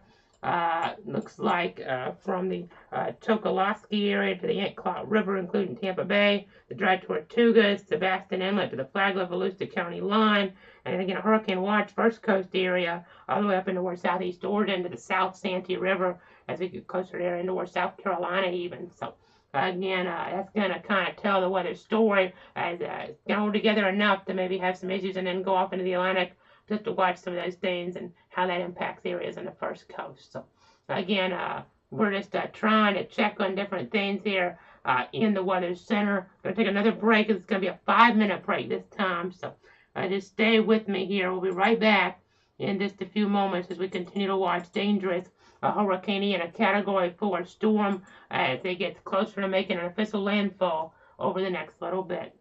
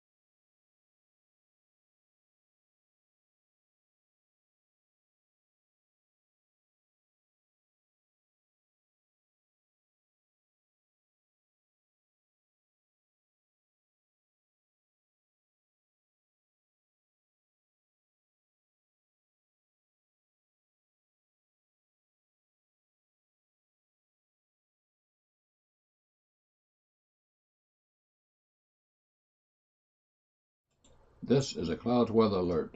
Tracking Ian.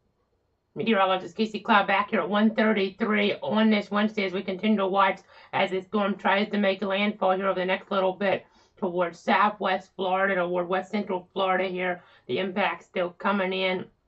You see this radar imagery telling the story. And now just really seeing how destructive things are.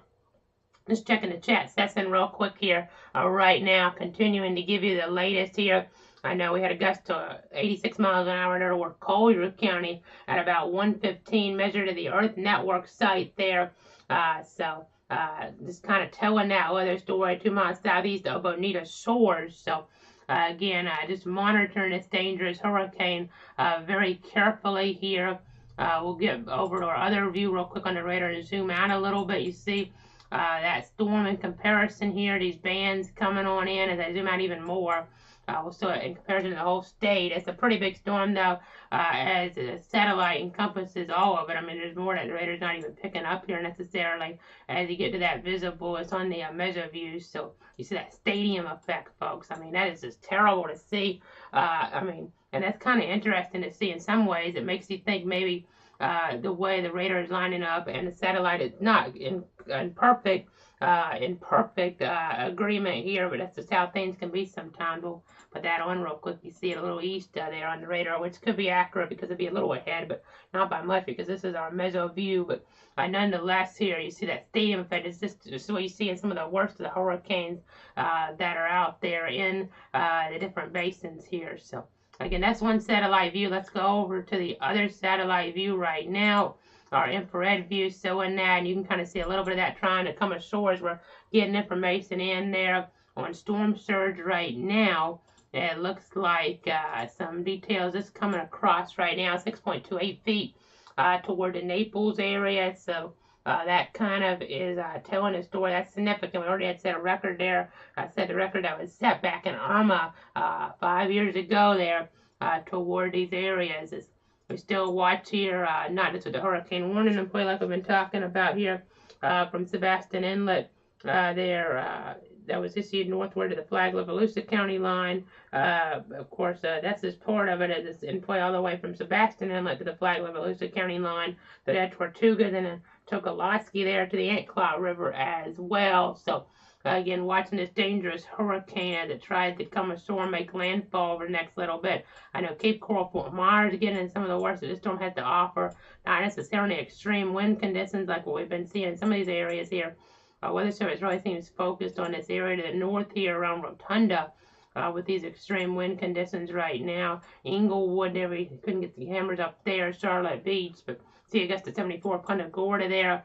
Fort Myers, Cape Coral there. Some pretty nasty conditions in play. Let's pop up our other source real quick. I don't think we had that on there for you. Let's go ahead and zoom back in a little bit. But this is where they're really focused with that extreme wind warning toward Inglewood there. Rotunda, you kind of get the idea. And then still those strong winds off toward the east here. So let's go ahead now and pop up our traffic cameras here. Try to give you guys the latest information here. We'll try to look over toward that area there, closer toward Cape Coral. I know some of these cameras that we have available to us are further east here than where the worst of this is right now. But again, it just kind of all depends on location, really, where you're going to get the worst of the conditions. So again, we just kind of have to bear that in mind here as we're done with this. Again, just checking some of these different visuals here because we can't pull them up if they don't actually load into the system, because sometimes there's just going to be issues here that we're dealing with power, with connections, things like that here in these areas. A lot of these aren't wanting to load for us right now, so that's not what we want to hear, obviously. But again, just kind of continue to watch things. Let's see, we have a gust now toward the Venice area, 69 knots here. So let's go ahead and zoom back out just a little bit. So we're going to talk about 69 knots, which gets us to 79 miles an hour. Fort Myers at Southwest Florida Airport there, 71 knots. So we're talking about 82 miles an hour there on a conversion chart. So Again, I'm just going to continue to watch this scenario very carefully here as the worst that Hurricane Ian has to offer is impacting parts of this area. Now, it seems like we have, and it could just be the way the radar is reading, but the models have been showing this too. It seems like the heavier rain is actually on the western side of this for now, and it's expected to get on shore and really cause a lot of flooding issues ultimately here as that moisture spreads out. Though right now it's not doing it as much. Some of the heaviest rain looks to be within that extreme wind warning as they're in the northern eye wall there toward Rotunda at this point, it looks like. So kind of just interesting to see that. I mean, in theory, you would hope that once it hit land, we wouldn't see this rain hanging around, but that's not what the models are showing. It's showing this copious amounts of moisture there. As we're getting, I mean, look at that center of that eye, folks. I mean, that center of the eye here. I mean, we're going to have landfall here probably, depending on the angle it takes.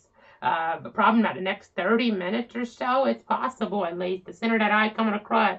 It could be in that 2 o'clock advisory, just like what it was in that one central advisory during Michael here. We'll just wait and see. I mean, the center of that eye, it depends, because if it takes a certain angle, it can come in real quick. If it kind of jogs around a little, it can ride the coast a little bit longer. We've seen this in storms in the past. And I believe it was Isaac back in 2012. It made landfall more than once, I believe, toward Louisiana. So just the topography of the coast making an impact there. But again, just checking on some things. I know we have a new tropical depression out in the Atlantic. We're getting the latest outlook to come in now from the National Hurricane Center. But again, just continuing to watch things. You see some of these storms, we'll have to watch to see if they rotate toward Osceola County. Not seeing a lot right now. Again, there's an enhanced risk of severe weather off toward the northeast here of this today. We just have to watch to see if these conditions become more favorable for tornadic weather here as we get toward that orange region there, that brownish region. I guess I should say to be orange on our other graphic here on our enhanced risk mode. But again, you see that it is extending to Flagler County, officially in our viewing area, but watching for Volusia County there, and into towards central Florida, Brevard County in this, Osceola, Orange, Seminole County in here as well. You kind of get the idea, part of Lake County in there. So again, it's going to continue to watch things down there. And I mean, the 5% risk in play, and then that tornado watch in play. If it's little 5, but probably going to have these continue to get extended unless we really see the threat diminish. But once the storm hits land, sometimes you can have more shear, and then you can kind of get these storms to have a little bit more in the way of tornadic characteristics with them. So that'll be something to kind of keep an eye on here over the next little bit. Again, looking here at this storm again, a dangerous category 4 hurricane. Looks like Punta Gorda and Northport. They're going to be getting into some of the worst of this over the next little bit. So just watching things there. Let's go ahead and go back to our other Doppler radar. You see, it's going to depend on that track. But Sarasota, you don't want to get in that eye wall here. But Venice already gets to 79 there. And you can kind of see what they're doing with their award at that area. Again, just checking some of our latest information here. There's just so much going on here, folks. And it's such a serious storm. I want to reiterate how historic this could be here. As back in 2018, we had Michael, of course, toward the Panhandle, and the Big Bend impacted some, but the Panhandle really, seeing those devastating conditions there, catastrophic. I mean, technically on the South Perception scale, you'd say Cat 3 would be a devastating wind, but it goes from devastating to catastrophic, really, as we look in the timeline here. So, again, and then it'll kind of get back on down here in terms of those winds, in terms of the local communities being impacted directly. So, again, just continuing to track for the latest information here. It may cause us, just for a second here, to lose a frame or two. We're going to try to refresh our traffic map. We're having some issues with that right now. It could just be issues with the cameras, but let me see if we can pop anything up down here. We might have one down here. Let's see. Down here toward Jackson Road, maybe. There we go. We got a little something there on that. So resetting that there. Let's go ahead and pop this on up. Our traffic system full. I-75 mile marker 192 right now. Telling that weather story here for sure. So just not what you want to see. Still, the billboard's still working out there. That's some good news, but you can see here these nasty conditions around, the wind blowing around here on this Wednesday. Looking at the state of Florida cameras, just there, the FDOT camera there in that vicinity. So Again, I'm just trying to give you guys an idea of exactly what is happening, an idea of exactly what is going on here this afternoon with this dangerous hurricane. This isn't the worst of the conditions. We've already kind of went over this a little bit here, but again, the worst of the conditions we're not going to be able to see necessarily because these cameras won't be able to get that signal out like we're able to see in some of the areas here just a little bit off from the eye wall here. So again, I'm just going to continue to watch. Let's go ahead and move back on over, switch back on over toward our other view again. Again, I know we repeat ourselves from time to time, but there's just a lot going on there. We need to make sure people are staying up to date. As I know, coastal areas toward the Big Bend are continuing tropical storm warnings up there just here because of those nastier coastal conditions. But I know Tallahassee, really not expecting too much here. Not much rain even anticipated toward the FSU campus. Ended up getting the rest of the week there out of classes, but again, not too much in the way of those conditions here that are going to be too treacherous at all. I mean, I had a quarter-inch in the forecast for them there, and if you're watching Tallahassee for you guys, but again, you see these gusts here. Looks like a gust now at 79 miles an hour now. As we get on over here, 79 at the Venice Municipal Airport. That's from about 35 past the hour, so 9 minutes to go. Some of these might be repeating because they come and chatter on our system a million times. It's going to be hard to keep up, but just repeat them multiple times because you might have we might have new viewers tuning in, tuning out here of this coverage of this dangerous category 4 hurricane as max sustained winds 155 miles an hour. As we get more information in the chat session. Again, just checking everything. Let's check the power outage numbers again here. We'll go back on over to the poweroutage.us site here and kind of give you guys an idea of what's happening. I'll try to pull it up on our system directly. It might be a little hard to read here, but we'll go ahead and just try to pull it up right now with the visual here on the screen. So let's go ahead and jump away from the radar and then load that on in here. And actually, the way I have that set up, it might not be the best there. So let's go back on over to the radar. We'll pull it up directly here. I know we put our camera where we can actually see what's going on where we're at underneath that in our show. But again, I just want to try to give you the latest there on these numbers, kind of get an idea of how these are going up. And they really went up in that latest update here. Again, trying to get the latest here in for everybody as we continue along with this coverage. I know it flickers a little bit when we do that. It's just we have so much going into our system right now. I'd put it the other way, but again, you saw wasn't the easiest to read there. So let's go ahead now. We have the numbers up there up to 450,000 here in terms of the customers out in the state of Florida. 450,749 customers in the dark right now. You see those percentages really going up. This is the type of power, and the power outage is that, well, because of the way the winds really went up with the storm, it'll cause just catastrophic damage to the equipment potentially. So we could be talking about power out for weeks now, maybe not just days, but weeks here for some of these areas that are hardest hit. So that kind of tells the weather story and how dangerous and how bad this is. Collier County, 78,343 customers in the dark. Lee County, 155,821 customers in the dark there. You see Charlotte County, 13,000 in the dark.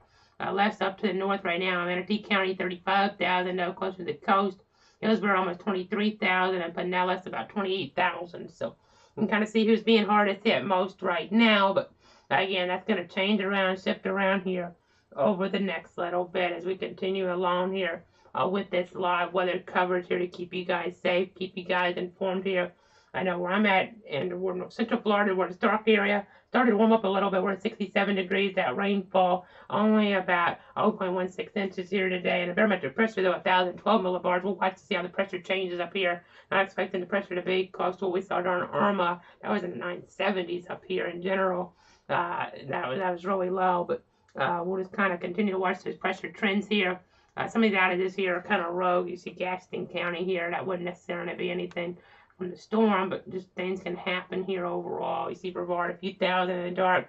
As we're getting word now of a gust of 72 around Punta Gorda. So I'll go ahead and come back on camera now and show you this. That's 72 knots. Let me clarify that. So that's going to get us to 83 miles an hour officially there on Punta Gorda. I know all the fury that they went through, that you went through if you're watching Punta Gorda 18 years ago, seeing all the images, all the coverage from Punta Gorda during and after Charlie there.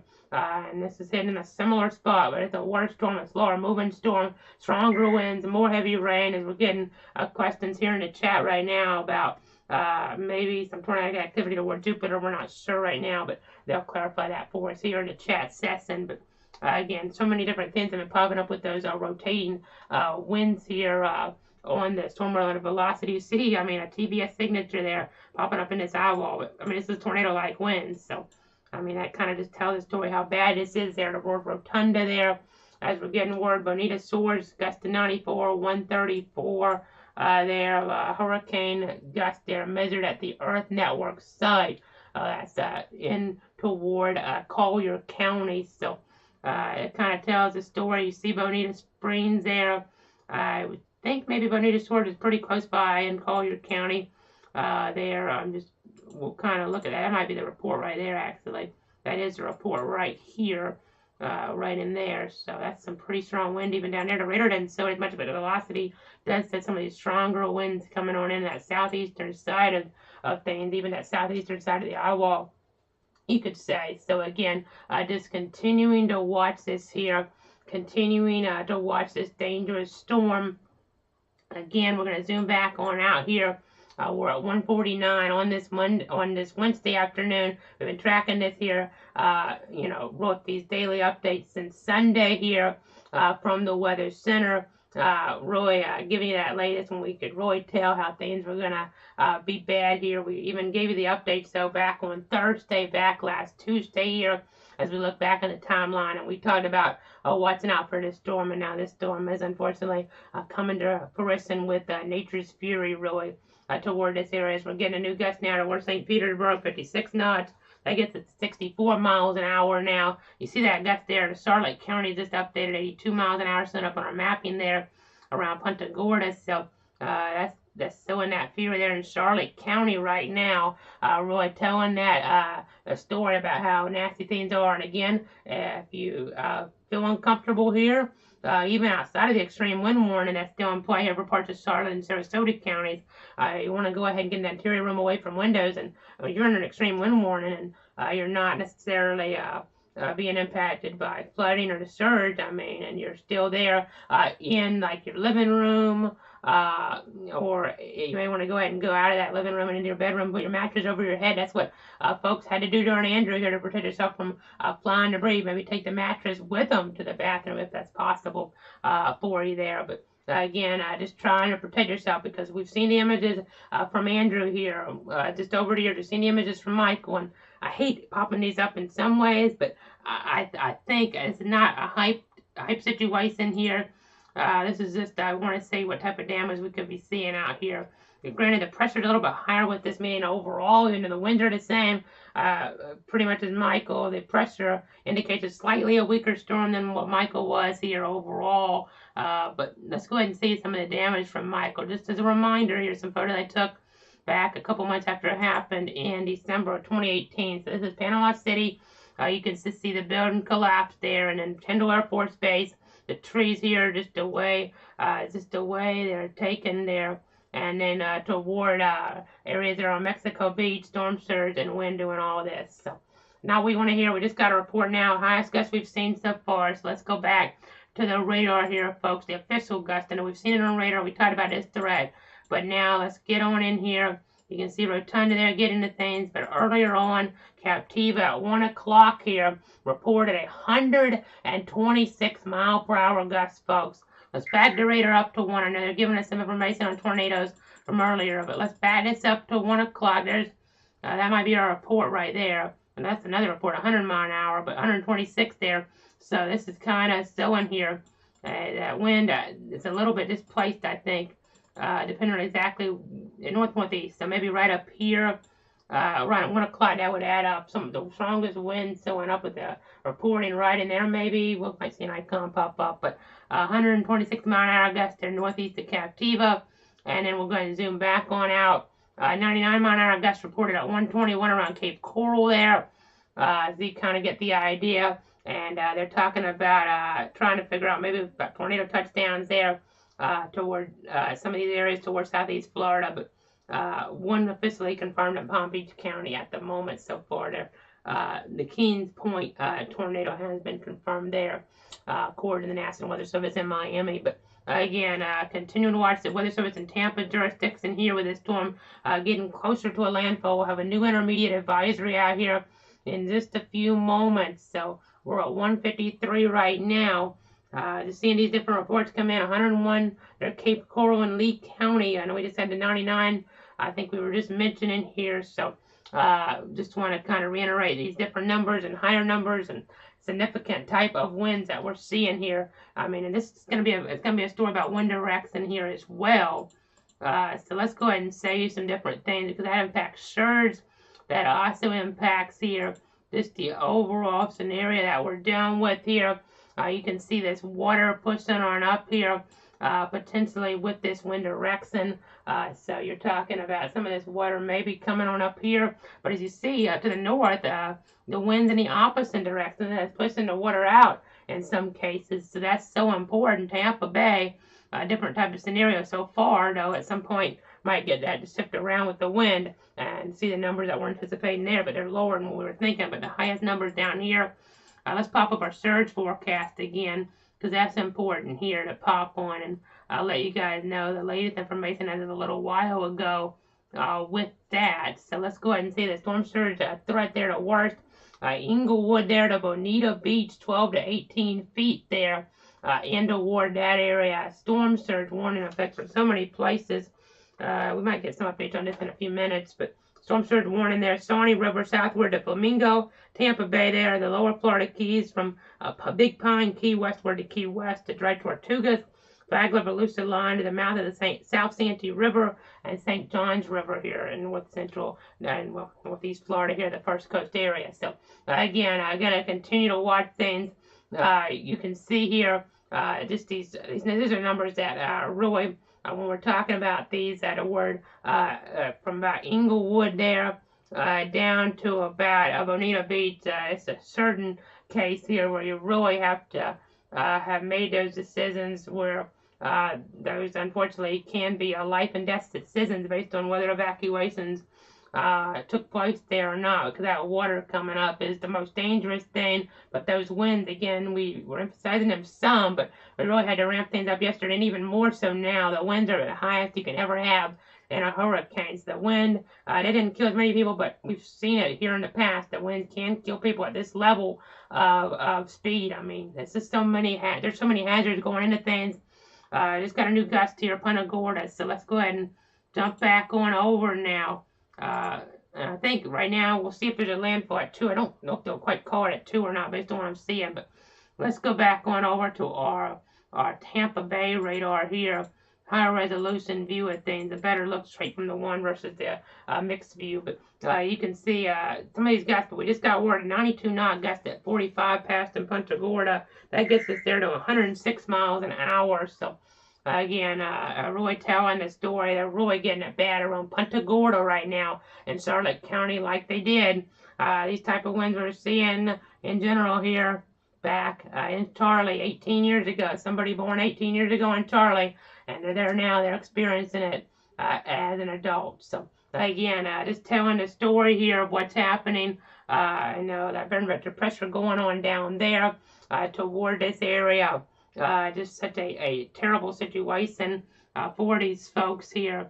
Doesn't get much worse than this in the meteorology world. I mean, to be quite honest, to have all these hazards come together in a highly populated area, I mean, it's just a sobering sight here, as we've been talking about from that meteorological standpoint. So, and from that human standpoint, I mean, in some cases, like what we saw after Michael, a humanitarian crisis pretty much here could be the storyline as we look ahead. I know some of those things have been moved around, events here across the state, and of course that's because of just how serious of a matter this is. So let's go ahead and look at some of these cameras if we can. Again, let's try Punta Gorda area, see what we have there on the live view. Let's just check the map. So let's see if we have some stuff up that way. We do. Don't know how many are going to actually still be functional here at this point. Looks like that one went offline 10 minutes ago. Let's see if this one still went off a couple hours ago. Let's try this to the south. That's offline. Telling you just how much damage is happening here Just got a new update in. Let's see, this camera might still be working. It is, so let's go ahead and go Keens Highway here, Interstate 75. So let's go ahead and pop this up, and I'll give you the new advisory. Might as well pop these up while we have them here, because don't know how much longer some of these cameras will still be around here in terms of giving us these visuals. So that's kind of important. You see things kind of blowing in front of the camera here. This is toward Punta Gorda there in this region, southwest Florida, and we're freezing up again. But you got a few seconds there at least of this viewpoint there toward that area. So let's go ahead now give you the latest advisory here. The 2 o'clock update. This coming in from the National Hurricane Center. So 155-mile-an-hour wind still, moving north-northeast at 9 miles an hour, 937 millibars. And it's just causing catastrophic storm surge winds and flooding in the Florida Peninsula, parts of it here. Hurricane warning continuing there from Tokolosky to the St. Cloud River, including Tampa Bay and the Sebastian Inlet to Flagler, Volusia County line. And an update, the hurricane warning and storm surge warning for the dry Tortugas there has been discontinued. So a little bit of good news there as they try to start ultimately as things clear on up there, cleaning on up. I know that's a national park, I believe, there. As you can see, that's the Tortugas down there.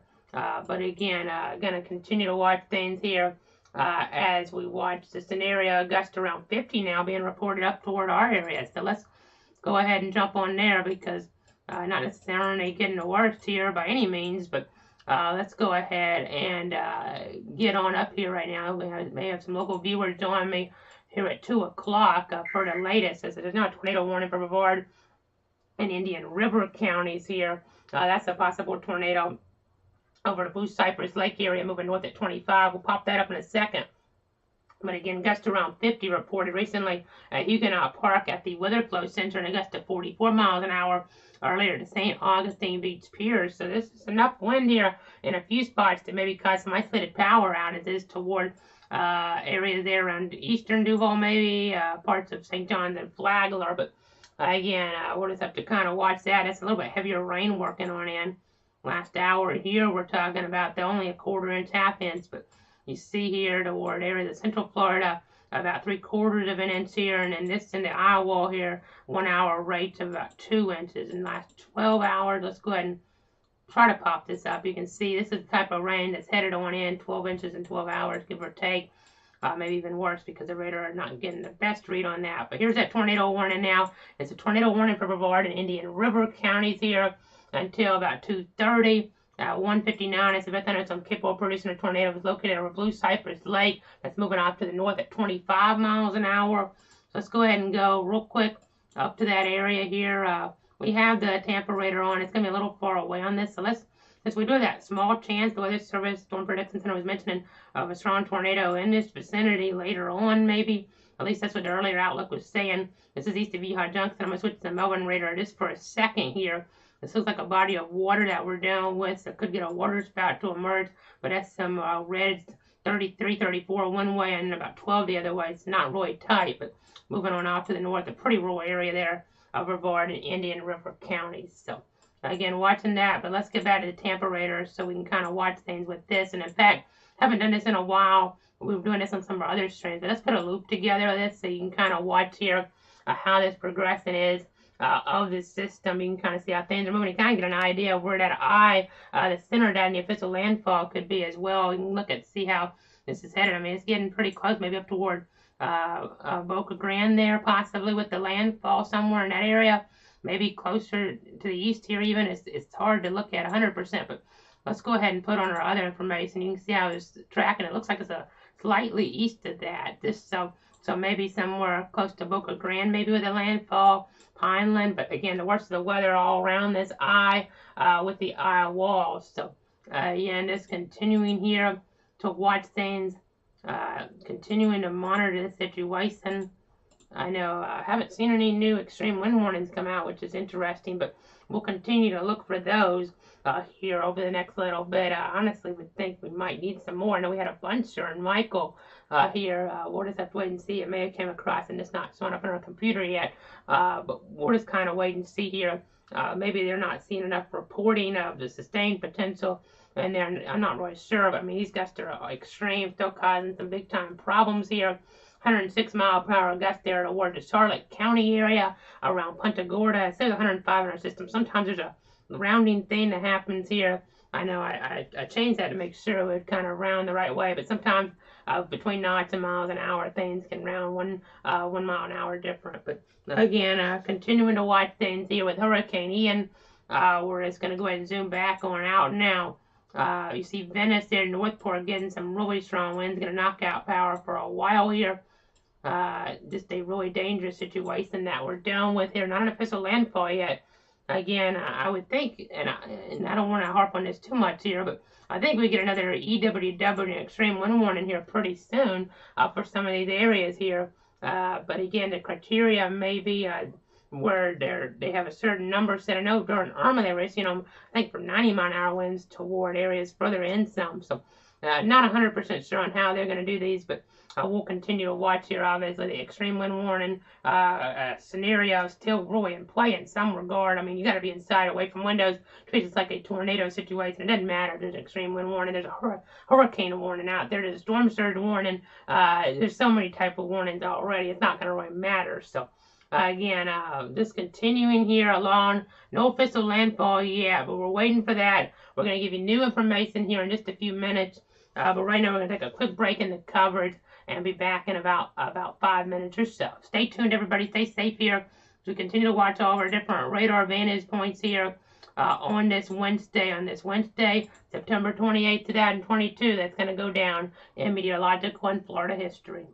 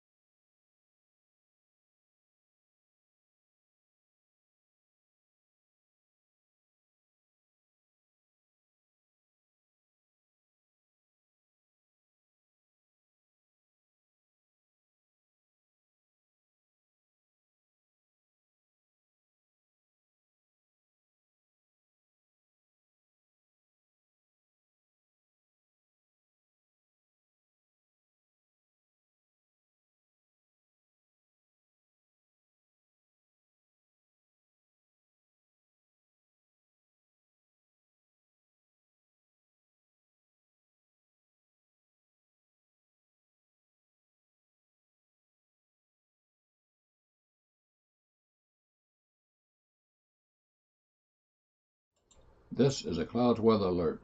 Tracking Ian. Meteorologist Casey Cloud back here at about 2:10 on this Wednesday afternoon. A very long week it's already been, and we'll continue to track Ian here, getting closer and closer to that official landfall. It's the center of the eye, the lowest pressure, really. I know he says the center, but that's where the lowest pressure is. I know with Dorian going back to 2019 there in the Carolinas, maybe not seeing that center of the eye in perfect connotation there, in conjunction, I should say, with that pressure there. But again, we're watching some different things coming in. Tropical storm warnings continuing parts of the area. I know Brantley County, it looks like Charlton County. I've seen some different things evolve on us here today. So with a little bit of changes here based on just exactly where folks are and with that wind filled in with the overall strength here. So I know we've been putting out some of those alerts over on Facebook for the local area, but at this point we're kind of more in continuous coverage mode, watching the real-time radar versus forecasting or talking about the alerts quite as much here, other than the ones that are more imminent here, like a hurricane warning, storm surge warning, which does continue here for many areas, including the first coast there. And or even southeast Georgia, as we've been talking about, that in the east coast areas continues there from the mouth of the St. Mary's River to the mouth of the South Santee River, but even also that's in addition to where it was already in play there, going on down to the south, all the way to the Flagler-Volusia County line. But I said just a gust now reported here, as we go back to other source, a gust now reported here to about 40 miles an hour in Flagler County, the Marineland area. This is up toward northern Florida here. Not the worst of the conditions by any means, but we have some viewers up here watching for local coverage as well, so I want to kind of keep an eye on that. And then we're also watching this tornado warning up toward areas of Brevard and Indian River counties. It's a very rural area there, but the rotation has intensified some, and there may be some debris in there, but it hadn't been anything officially confirmed. It is co-located here. Really rural area though, so not an extreme concern right now. It doesn't look like here. There may be a little bit out here though. It looks like maybe something out there that could be impacted, which isn't good. But there's your red and green coming together, and there's your dropout in the CC values. So rural area here going up. That's in Indian River County, moving up toward areas of Brevard County there. So there's your track on that, and then we'll go ahead and watch some other areas, but let's go back to the Tampa radar again as this vicious storm comes ashore. These winds are so strong. The max is staying 155, like what we initially saw of Michael before that reanalysis upgraded things. I know we're not seeing winds like that actually reported so far, but it just takes time for that data to come on in to kind of get a hand on exactly what happened, because it's going to almost take, like what you see after tornado surveys, to kind of figure out exactly what type of damage occurred in different areas, because some of these anemometers aren't going to really be able to give that information out. I mean, you're not going to have the information streaming on out when it gets that high. It's just so much damage occurring. We've seen how many cameras have been knocked offline already, so kind of telling of that weather story here for sure. Again, this landfall looks like it's going to be up there, closer toward areas around from Pineland up, maybe closer toward areas there around Boca Grande, depending on how you pronounce it. I looked it up earlier, and it looks like there's two different pronunciations. You could use either one, but there's Cape Coral. They're getting it bad. A really highly populated area. Fort Myers here, pretty bad as well with some of this eye wall here. You never want to get an eye wall. Just ask, even with a weaker hurricane like Hermine back in 2016, you don't want to get in an eye wall here as we continue to track this. So again, let's check some different things right now. I know we have some different things coming on in here. I'm going to go ahead and kind of show you what's happening here with this coverage. We're going to keep on watching things here very carefully, just continuing to give you the latest here in the Weather Center. Let's go ahead and see what we have in terms of power outages again here. We'll go ahead and try to pop that on up. So give me just a moment here as we continue along. I've been with you for a little bit here, folks, and I know we're going to be with you for a while longer. It's about protecting you, your friends, and your family here. Excuse me, we're having some technical issues, So let me go ahead and step off the wall here just to kind of fix things as we continue to watch the scenario.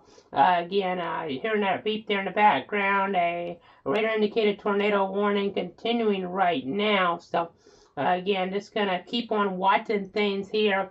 Just going to keep on monitoring the situation very carefully here this afternoon for sure. You can see that eye of that storm there getting closer to the coast. So again, just going to keep on watching things here as the hurricane tries to come ashore here over the next little bit. So we're at 2:15 right now. Meteorologist Casey Cloud, we're about to fix these technical issues and come back on camera here. So I think we got them fixed now. I'll go ahead and jump back in front of that weather wall here as we continue to watch the coverage here of this and continue to watch this storm in general. I said we're going to get to the power outage numbers here, so let's go ahead and get on over toward these power outage numbers right now.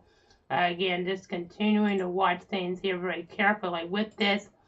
We have so many things up on our system. It's taking me just a second here to kind of get an idea of exactly what we're doing with that. But we're going to go ahead and switch sources here. We're going to keep on watching, keep on tracking things here at about 2:16 now. Just trying to give you the latest here. I think we have our power outage mapping ready to go now. So let's go ahead and continue to watch here. We're going to go ahead and show this to you here live. You can see 483,052 customers in the dark now. Again, talking about these outages here, especially clustered here toward areas of Collier County, Lee County there, and lesser amounts so far toward Charlotte. Percentage there a little higher in Sarasota, but just going to be watching that go on up here over the next little bit. So again, just tracking everything for you here. A lot of customers in the dark, and I mean we haven't even gotten to 100% outages here. I mean, as you do the math, that's not even half the customers out in Lee County or Collier, not even close. And so that means that's just how many more there are to go to have potential outages, especially up toward Lee County, and then of course up towards Charlotte County there, Sarasota County, and some of the other inland counties right near the coast could have some issues. I mean, as you look here on the mapping and check other areas to the north like Hillsborough, and of course right there as we get out there as far as you can get pretty much toward Pinellas County. But again, just tracking things here with this. Don't know if it's a landfall yet, but we're gathering more details. We're still waiting that. We're still going to give you the latest here as soon as it comes on out. As soon as that official landfall is designated, we'll let you know here. We're efforting as much information as we can here in the Weather Center. It's a one-man band as we're getting a gust now reported in Venice to 69 miles an hour here. So again, just going to continue to watch things very, very closely. Let's go back on over to the Doppler radar at 69 knots. Let me clarify that. We'll go ahead and go back on over right now away from this here. So 69 knots, that gets us here to about 79 miles an hour. So that really tells the weather story. We're going to be back here another 5-minute break as we continue to gather more information on this very dangerous hurricane. Surprisingly, no extreme wind warnings right now, but these winds are still very dangerous out there, no doubt. It's almost a Cat 5 hurricane, so really got to be careful out here as this storm really had causes significant damage and destruction across parts of the Florida Peninsula.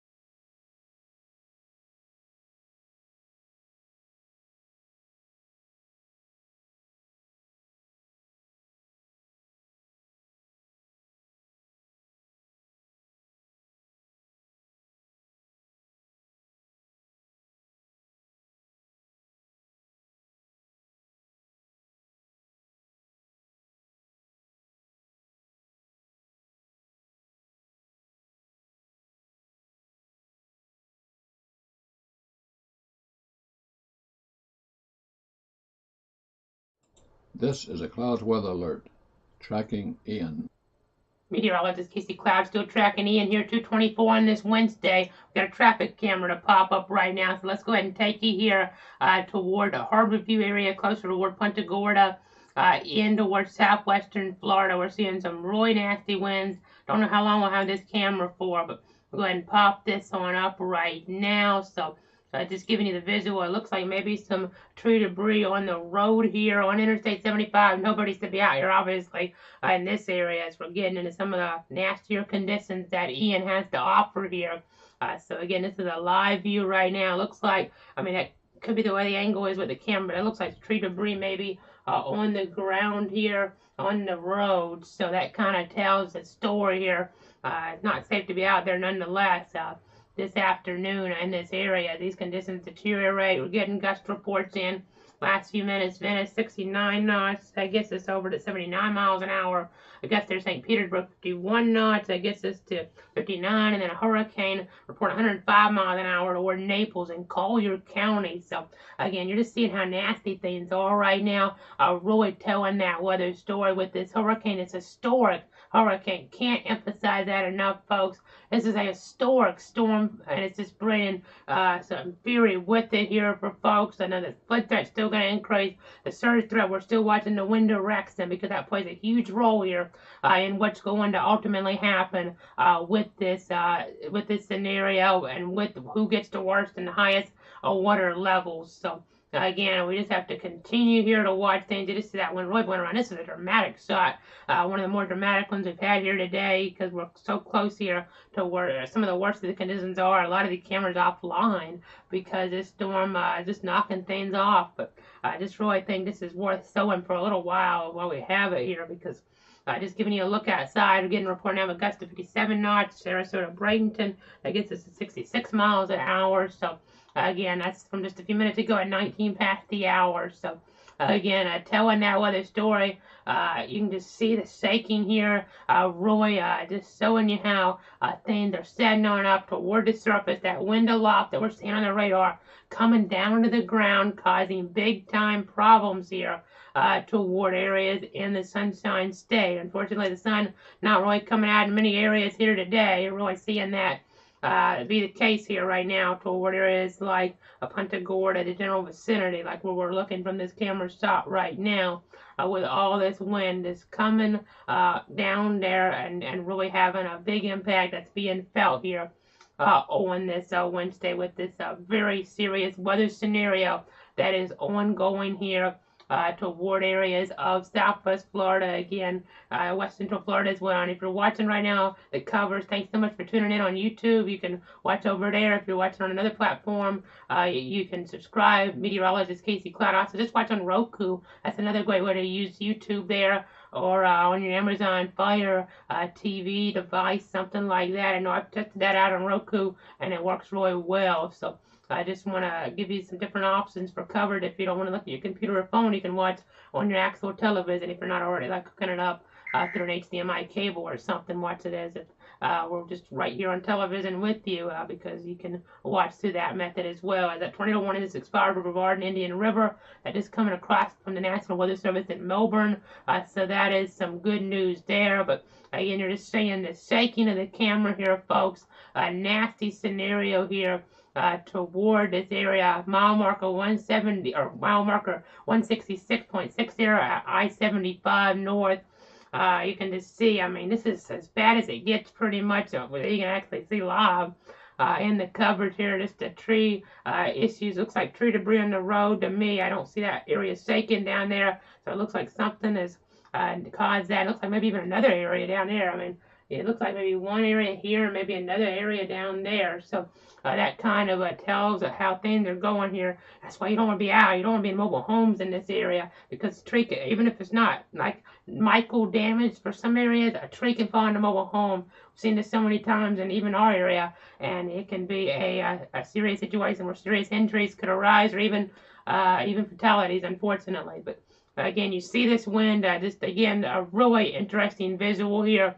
With this storm getting closer and closer towards landfall here. This historic storm. It's going to be a slow mover here. It's not a situation, Michael, at least as bad as it was it didn't really linger around. This is going to linger around here, folks. We're going to be talking about this into Friday. Hopefully after that we can say goodbye to Ian for our area here in the state of Florida in general. So again, just continue to watch. I guess now reported at 57 knots, so we may have already went over that one there. Sarasota, Bradenton. I haven't got any new ones in since then. That gets us there to about, again, 66 miles an hour, give or take, but rounding that up there. But again, continuing to watch things. You just see how things are shaking out there. I mean, wow. Really does tell the story here. I'll just step out of the way for a second to show this to you guys. I think it's worth this. I know we already have the blackboard on the side, but just kind of show this to you. See the whole picture here this afternoon. This Florida 5-1 is FDOT perspective here again. Getting this view of how things are looking right now with Ian here. We didn't think we'd have another storm maybe for a while like Michael or Andrew. We went doing math there. We went 26 years between Andrew there and Michael, and now we've gone less than 4 years between Michael and Ian here. This may not quite get a Cat 5 here today, or even in reanalysis, but still to even be in the top 5 here. These other 4 Cat 5s just may not get there in real time. Not really seeing anything that supports that in real time right now, but there could always be stuff in reanalysis, post-analysis. Look at that, a vehicle trying to drive through this here right now, but not many people out on the road have been on this shop for a while, and that's the only vehicle I've seen. So again, just showing you this visual here right now. We'll keep track of this shot. I think we'll go ahead and go to some other ones and see what else we have for you. We have some recon data just coming in, so I'm curious to see what they're finding, because I'm not always going to get these other important information or details in right away with these speeds. So 230 right now. Again, these winds are just wicked out there. This is a shot worth keeping an eye on here. Again, I-75 north at mile marker 166.6, and that seems like it's getting even stronger there with the wind as we just see that wind just blow around as a shot. You just don't even take your eyes off them. I don't think we're going to have it much longer here, but it is just something else out there right now. If the winds can get even stronger, they're getting stronger, it looks like here. You just see how things are going. Might even see a tree or debris kind of tumble on down live on us here. Again, I don't know how much longer we're going to have this camera. I'm surprised we still have it up here, folks. Again, looking at this right now, but we'll jump away from it here. We'll keep our eyes on it. It's very dramatic, but other neighborhoods are getting into stuff like this as well.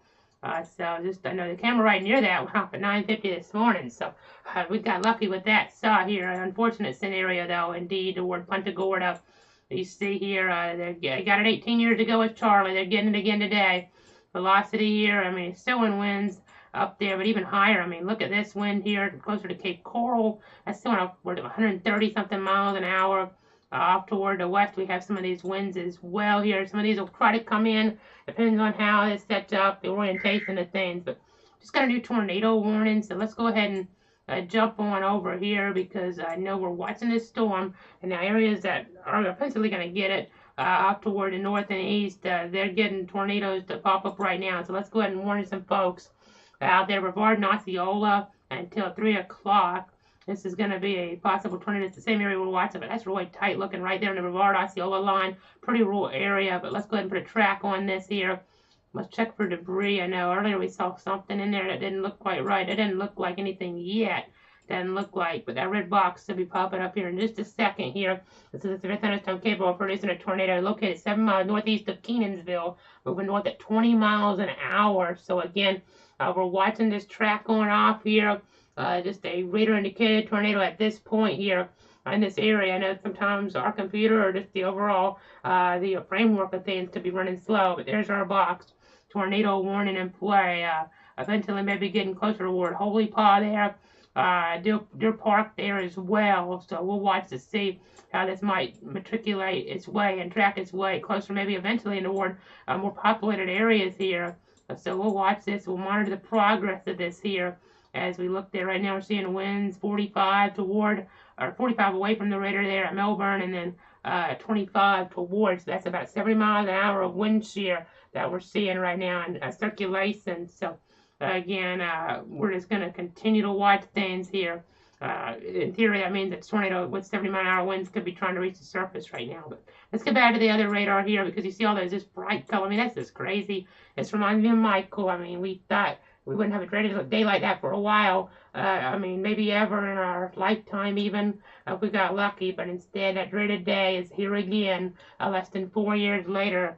It's just so terrible to see. I mean, all these just vicious winds here, Cape Coral. I mean, these are some of the worst winds you'll ever see, folks. Here, we're talking about winds on radar at least, over 100 miles an hour. I remember looking back at Charlie coverage from '04. And we were talking about winds that was the highest the radar would estimate back then. It was a Viper product, actually. I remember looking at some of that coverage later on after the fact from Orlando, and it was just the highest the radar would estimate with some of these winds. And we're in that type of scenario again here, another fateful day here toward the Punta Gorda area. I mean, it's deja vu here in some regard. Granted, this is a stronger storm. I said earlier, I'll say it again, this is like Charlie, Hurricane Charlie on steroids, because we have more rain with this, we have more wind, higher wind numbers, and it's a bigger storm overall, slower moving storm, so it's Charlie's path, but worse. I mean, granted, as we get closer to Orlando, the wind damage wouldn't be as bad, maybe because it would have weakened off a little bit more, but it already started at a higher point now than Charlie, so again, you just never know here. You just never know, so again, we have to watch it. Really to speed up or something, that would help with rainfall amounts, but then that would increase the power outage potential. But already going to be pretty high with hurricane warnings in play toward Orlando, toward Brevard County, the Space Coast there, toward Daytona Beach. There was hurricane watch for parts of our area there now. That was a new development earlier. If you weren't watching here earlier on, there's a hurricane watch for all of our first coast counties here, North Florida and South Georgia. It's a pretty big development. Flagler, Volusia County line is South Santa River, because it's not 100% guaranteed this weekend's below hurricane strength here. So that's kind of telling, not what you want to hear, obviously, this afternoon. So again, reading some different things here. Gusts down to 52 knots, St. Petersburg. That gets us there on the convergence chart. Let's see here. Again, the reason I have convergence chart is because we don't want to try to do this on the fly, the calculations, because it comes up in notch with the automated reports. But we have it, we can just read it to you what you're more used to, and that's 60 miles an hour there toward the St. Petersburg area. So, been in wall to wall here pretty much for a while. We're going to do that here for a while longer. Eventually, we'll probably go to radar and then be ready for more coverage for our local area. For the extreme rain potential, always if there's a tornado warning that pops up any of our 62 counties, will be on that main threat, will mainly be the southeastern and eastern counties, though not even as much of a threat toward Bradford County and Stark here at this point. Is temperatures right now 68 degrees, coming up a little bit. Had a gust earlier 16 miles an hour, but I mean, and rain only 0.2 of an inch, but other areas a lot more rain. Let's take a look 1 hour here in Sarasota County. We're talking about 2 inches. 3 inches here with the rain. I mean, maybe that didn't sound like a lot, but 12 hours of that, 12 hours of rain like that, or up and down on that scale, I mean, then you get 24 inches, something like that, trying to do the math. So on average, that kind of tells the weather story here, folks, about how substantial of a storm this is, with so many hazards, a multifaceted weather situation, a multi-hazard weather situation that we're dealing with here. This is getting very close to landfall. I'd take a break, but feel like at least by the 3 o'clock update here, we may have an official landfall on this. So I want to be here as soon as we get that statement from the weather, from the Hurricane Center here to come through in some of our different weather service chat sessions here. But again, just going to continue to watch. Let's see if there's any birds in the eye. There may be some bird. I don't know if it's going to back up. I guess it won't, but I know we saw that with Michael, I do believe, but again, watching this very carefully here, you see right now, getting toward some of these different area roads definitely being impacted here. So, again, just going to continue to watch things. I know, just monitoring the situation. I'll go ahead and step on over just to kind of see. I mean, we're getting all this wind, Punta Gorda here as well. Again, just tracking all this with our street level mapping product, though.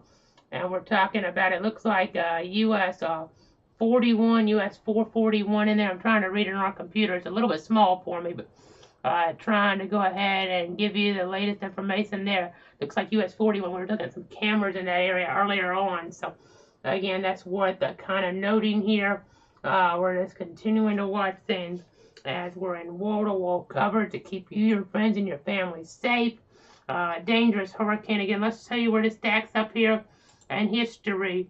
It may weaken off a little bit as, I mean, we haven't had the new extreme wind warning this year. I'm really surprised by that. We had a bunch of those, you see, by the Tallahassee office during Mike one. They were justified, trust me.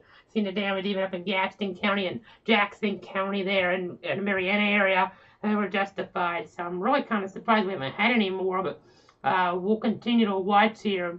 Let's check this, and I need to check the recon information, see what they found, because that could help us out some as well. Because it'll kind of help them out and maybe post analysis. So let's see here, 121 knots. I know. I don't think. Let's see. Do we have? Yeah, I only go to 100 knots here on our conversion chart, but just kind of 100 knots, 115 miles an hour, 121 knots there. That's not quite Cat 5, but still gonna continue to watch things here as we continue to get the latest. Now this showed Cat 5 is just our system error, but I wanted to see what they showed with that 135 knots. That converts to 155. So as I'm looking behind here, so you're not actually seeing what I'm showing, but so let's go ahead and punch this back on up here. Let's go ahead and punch this back on up as we continue along with the coverage, continue along with the information to protect you, your friends, and your family from this dangerous storm here. Again, we're seeing some of these indications here. This is from about 122 there, 121 knots. Again, so that's under what we were seeing maybe earlier on. Again, ignore the 5. So we're talking about winds here that may not be quite as strong, but I don't think they want to drop them. We did say this would be a weakening storm as it came across, but the track update earlier had it actually hidden there at about the same strength. But it doesn't really matter. It's just more something that matters to meteorologists. It's still going to be really bad down there, trust me, for a long time. There's going to be a long recovery process here. But it can make a difference in catastrophic impacts versus impacts that are not quite just to a humanitarian crisis level for everybody there. Maybe we would get lucky, but you just never know here, folks.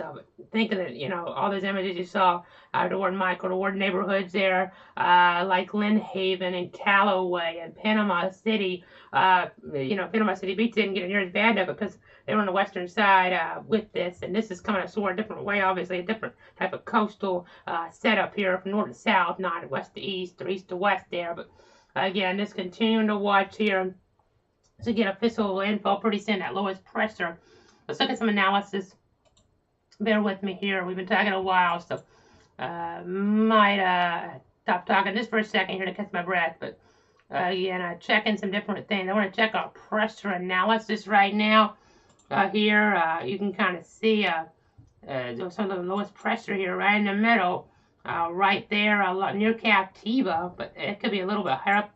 Looks like it could have a landfall closer toward Pineland there over the next little bit. So that's something to kind of keep in mind here as we continue to check our notes here and continue to check all of our different analysis tools. Again, just continuing to watch here, that tornado watch in Pluto 5. You have that one tornado warning for Brevard and Osceola counties right now. So we're continuing to watch all of that there off toward the northeast and that favorable northeast quadrant here, that northeast quadrant that we talk about here with these hurricanes, these landfall storms. And we could get this tornado threat to increase some as we have more shear here. Sometimes when these storms make landfall, you start to get a tornado threat to increase some. And we'll have more wind shear in the storm anyway. So that's why there's a 10% tornado risk in play. I haven't honestly had much chance to study the tornado risk here today. I just know it's not going to include too much of our area, but there is a small sliver of Flagler included in the enhanced tornado risk here. Just kind of read over real quick. They're discussing. They're saying that tornadoes will be possible as supercells move northward into the weak zone there, the barocyclonic zone, as we're talking about the menacing threat further northwest, though, it's the rain core area, like what we've talked about. But definitely going to have favorable conditions here because of the overall setup. I know it's kind of hard to read it verbatim on the air, so we're trying to kind of read the highlights because so much happening here. But is there a mesoscale I can read? I'll read this one. Let's see what they're saying in the mesoscale because that'd be a little more up to date possibly. So it gradually will increase here this afternoon with a potential focus from Lake Okeechobee northward to near Orlando. Just watching here, it looks like I had some TDS signatures earlier on. Just got to continue to watch here from Lake Okeechobee northward around Orlando with a favorable overlap with the surface-based buoyancy and the large looping low-level hodograms to prove favorable for increasing tornado potential during the next few hours. So again, that was from about an hour ago. So we have a tornado warning within that area right now where the mesoscale discussion's in play. So again, just continuing to watch things here. Continuing just taking some notes here on some things real quickly because I wanted to have an idea of some different characteristics with this and how to kind of get a handle on a few things with this. So again, just gonna continue to watch things. Let's get back on we have an official landfall call really soon here. This is we're getting right there, folks. Because let's see if there's anything that just hasn't happened to come across in the chat. I know it's been better about updating us ahead. They tropical cyclone updates coming across now, but I feel like we're gonna have a landfall. We talked about an hour. I know it's taking a little longer here, but we said it's a slow moving storm. We said maybe it happened around 2, but it looks like here in pretty short order we're gonna have that landfall here before about 3 o'clock or so. As it's about where that lowest pressure comes to soar. It's about topography too, because I mean we talked about it with Isaac back in 2012, but we had multiple landfalls. May not get that this time, but it just kind of depends here on exactly where the lowest pressure is in here right now. So I can change things up. I mean, I remember Fred last year, we thought it might take a little longer to make landfall, and all of a sudden it made landfall. So it just kind of depends on how things are set up. That was a tropical storm. This is a Cat 4 hurricane. So it's a little more distinctive for sure within the radar imagery here. But again, you're seeing up toward Venice and Northport and Punta Gorda right now. They're getting some heavy rain and wind mixing on in. We'll see if we have that shot still or some other shots up there toward that general vicinity. Let's see if we have anything we can pop on up for you. Let's see here. We have some different cameras maybe in the vicinity. That's the one we had earlier. It may still be up actually. It is still up, and you can see how dramatic things look out there. So it is worth showing again here, folks. Let's take traffic full screen again. We'll go ahead and go back on over toward this. We'll go ahead and show you what we're doing with I-75 north at mile marker 166. You can kind of see here what we're doing with. You can see it looks like tree debris there on the road, just based on how that's not moving. Everything to the higher up on the screen here is moving as we get further up here. But again, just showing you how nasty winds are. Don't look quite as strong as they were a minute ago. Maybe we really saw some shaking. Still a lot of shaking overall. Another vehicle, maybe an emergency vehicle coming on through there based on that flashing light. Not sure, but again, just kind of giving you guys an idea. As we're getting new reporting in now for Myers Beach, social media reports saying that storm surge is up to the first story of roofs now there. That's not what you want to hear, obviously. As we continue to watch things again, Fort Myers Beach now, multiple social media posts saying storm surge levels up to the first story of roofs. So that reminds me, let's go back to our storm surge graphic again here, just to kind of see what we're doing with. I mean, just the overall effects here where things are coming on in with the wind direction. The direction here is so important. Let's go back on over to our storm surge mapping. May want to check that, make sure I haven't got any new updates on that. They might have put something new out. Things are changing so rapidly. I think 12 to 18 still is the max on here. Just want to double check before we sew it. I'm going to check at a few different points on here. 12 to, okay, they actually upped it a little bit for the first coast. So let's see here. I hate to show old information. So let's go ahead. We'll try to just put this on the fly here. Try to use it as a power outage type graphic. It's not going to be perfect here, but I just don't want to show old information. But I think we need to show this to you guys.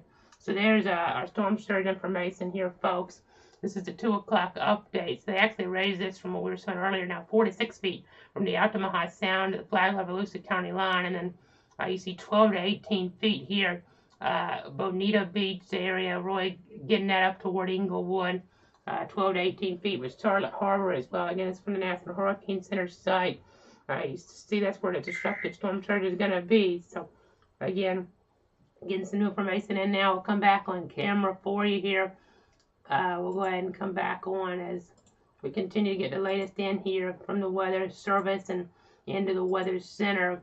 Thunderstorm capable producing a tornado. That warning still continues with a possible tornado 9 miles north of Kenansville. There, moving northwest to 20 in Osceola County. You see these winds here, Sarasota County up toward Venice and Northport, 81-mile-an-hour wind a little while ago reported there. So just really got to watch that. And then let's take a look at that fetch here.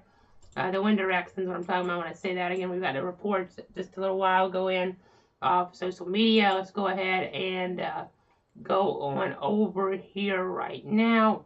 Let's go ahead and go on over to our other mode here. You can kind of see the wind direction. This is so important because it shows you when that wind pushes the water in. That's when you have the biggest problems here. You see that, but then you see toward the north here, it kind of bends out. I mean, the wind's pushing out here at Tampa Bay still. So not quite what we're expecting so far, but that could change as this gets further out toward the north. There's still some storm surge expected up there, like what we've been talking about. So again, just continuing to watch the progress of this. Let's go back on over toward our stadium effect. We'll go to infrared first, but you can see here going around the coast. You can see getting into where Punta Gorda, some of the worst of this, Venice, Cape Coral here. And then let's go ahead and see that stadium effect here with this eye. Again, you can really see how things are shaping on up here. It's not what you want to see, obviously, here toward this area. You just really get in tight. I mean, it's just terrifying to see that, honestly. They're near Pineland, and then, you know, we have that. I mean, this is a little bit behind, but not by 5 minutes, and it'd be interesting to see exactly when landfall is called, because it's a little bit displaced from what we're seeing on radar, just a tad maybe, but it's pretty close. But we'll just continue to watch things. This is so interesting to see. I mean, you might, if you're in the eye, you don't want to be in the eye, but if you are in the eye, at least for a little bit, you might get a little bit there of sun even trying to peek through. I know during Michael, it was just a crazy experience for some folks that were able to get a handle on that. But if you get out in the eye, you don't want to really be out in it, because it's just really something that things change so rapidly. Because if you get out in the eye here, once you go ahead and get out there, you don't know what's going on. Maybe you're powered out, and things change so rapidly. Once the rest of the storm comes around the eye wall, that's the worst of the storm, really coming right back at you, and then it may be too late to get to your safe spot. So you really don't want to get out in the eye here. It's really just too dangerous overall. Maybe peek out the window for a second if you're sure you're right in the center of that eye. But really, you really want to be careful here with this scenario, unless you really understand exactly what's going on with the meteorological dynamics and placement of things. But again, just continue to watch, and as a slow-moving storm, which does help a little, but with being able to be out in the eye. But again, it's not something you really want to do. You don't want to be in that spot to begin with. But again, just watching things here with this historic storm. You can see here we actually have some heavier rain. Let's look at Flagler and St. John's. Is there any rotation up here? I think that's a false signature. You can't see it, but I'll put it up toward areas west. That's nothing west of Pearson, but you see some heavier downpours here towards St. John's. Let's go up here real quick. We know we have some North Florida viewers joining us here because that's our covered area. By the way, looking at our map, there's a red flag warning, believe it or not, here just toward the west of the area. I mean, that's just because of the fire conditions here, just the overall patterns from wind and drier conditions up there, just the west of Tallahassee there. It's crazy to see parts of their CWA, in fact, under that. But again, just continuing here to watch things. I'm pulling up on the system. It's loading the street level mapping in that we have for our local area, so it's taking me just a little bit longer here to get that on up. But let's go ahead and save, because I want to make sure we don't get any rotation here. This is the heaviest stuff we've seen in our area so far. It's nothing too significant, but it is a downpour here. Let's go ahead and show you here Armstrong, Hastings, getting into some of this. This is around, it looks like, as I look here, I'm having trouble reading our state highway thing, but we'll go ahead and continue to watch this very carefully. Again, just watching things here with this. So again, you're watching some of these different impacts there down toward Hastings. You kind of get the idea there. Some different communities being impacted there right now. This moves on up in toward the Armstrong area. So County Road looks like 16S there maybe. We'll try to get that fixed here in just a second. But I'm going to go ahead and step off this for a second here. As it is, it's in a new tornado warning here. It is in a new tornado warning there for parts of Osceola until 3:30. Again, continuing to watch things very carefully here this afternoon in the Weather Center, taking care of some different things here so we can continue to watch things. I think we got our street level mapping fixed now. So we're talking about East St. John's Avenue there with some of this heavier rain. We're also talking about South Dancy Avenue, South 207. You kind of get the idea here. Some heavier downpours, 40, 50 mile an hour winds could mix down. That's probably on the higher side, but that's what some of our velocity values are showing. When you get the heavier rain in this situation, that's when you have the mixing down and the stronger gust. Overall, we're seeing gusts 20 to 30 right now. See 24 Palatka, 29 there, St. Augustine Airport, 31 there toward the Jacksonville Naval Air Station. Herlon Regional Airport there, 24 miles an hour, 16 at Keystone. So really not too bad right now here with these speeds. Actually 35 in toward Dixie County. Kind of interesting to see that. But let's get back down to the south. We do have some new tornado warning action to tell you about there toward Osceola County. So let's get on down here. Some really strong rotation, my friends. It's a rural area, which is great, but eventually this won't be a rural area. This is headed in the direction in general, closer to Holy Paw, maybe east of St. Cloud and Arcousie. Depends on how these bands kind of curve back around. Sometimes tropical system, it can get a little deceiving here, but it has persistent rotation according to the Weather Service, and it's a new tornado warning now for parts of Osceola, northeastern Osceola, until 3:30. 2:52, a severe thunderstorm capable of producing a tornado is located, it looks like, excuse me, I apologize, we've been on for a while here, but 9 miles southeast of Holy Paw, moving northwest at about 25 miles an hour. Holy Paw around 3:20 here could be impacted by this potential tornado. Let's see if there's any debris in here. We'll get in real tight. Don't see it co-located right now. Let's check our alignment. Don't see anything. The times are pretty aligned there, but yeah, they were a couple minutes off. There's a couple different areas maybe. So let's make sure. Just want to make sure here. Maybe something on the edge, but this looks like the more dominant circulation here, and nothing's matching up yet. But we'll watch. Nothing confirmed by the Weather Service, which is the most important thing. But I expect we'll have a landfall here called soon. I mean, very soon here, like next 5 minutes soon, possibly. Maybe we wait a little bit past 3, but again, you see around Pineland there, and you see the gust there. That's the eye, 92 miles an hour gust though, up toward Punta Gorda. 53 knots is reported. Tampa Bay International Airport. That can knock out power there. That's 61 mile an hour wind that we're talking about. So, again, really telling the weather story here.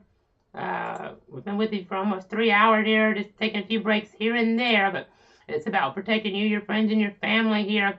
This historic situation that we're dealing with, potentially historic scenario here based on what we're seeing here in the Weather Center.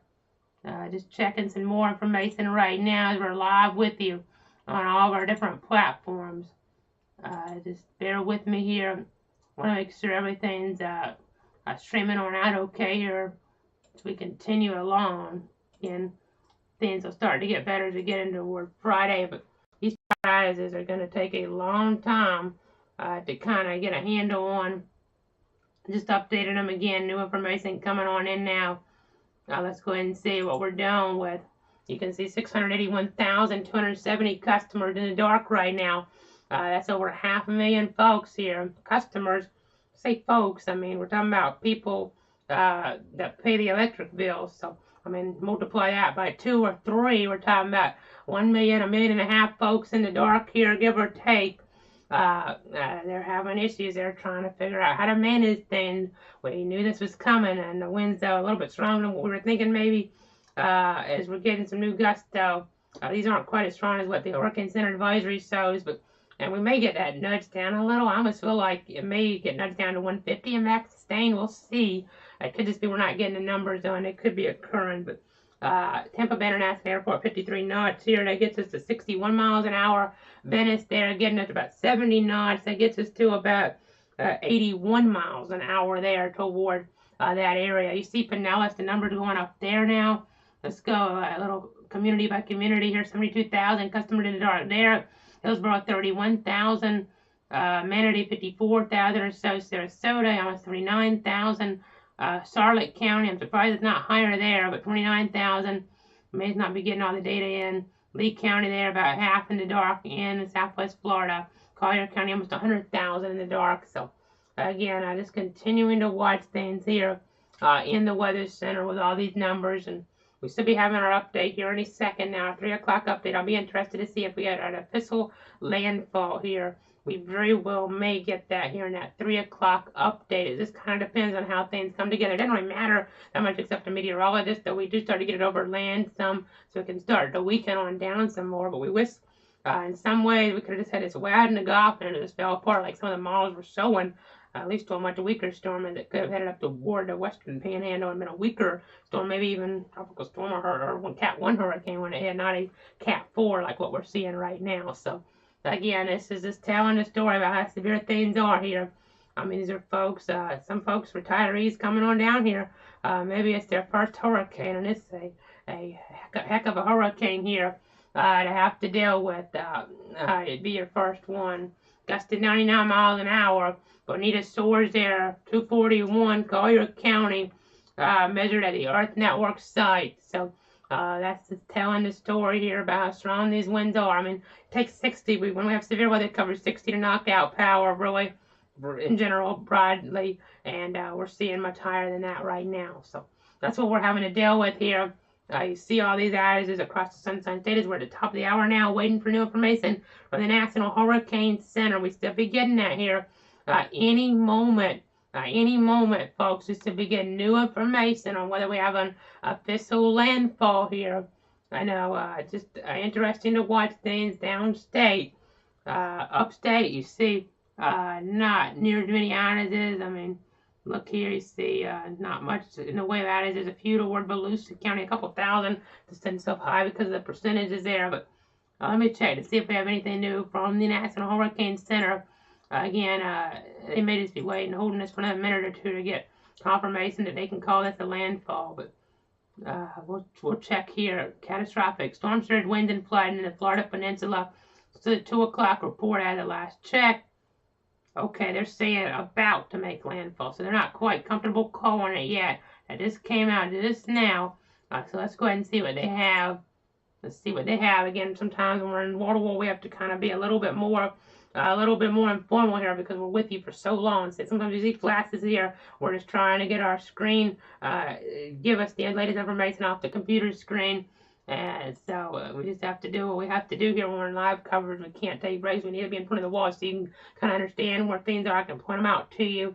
So you got to kind of get an understanding of what's going on, at least when we have the worst of the worst happening right now toward Southwest Florida. Again, it's about to make landfall, but they're not officially calling it yet. So our update statement now. Let's see here. Weather flow station at Tarpon Point in Cape Coral reported sustained winds of 77 miles an hour, gust to 118.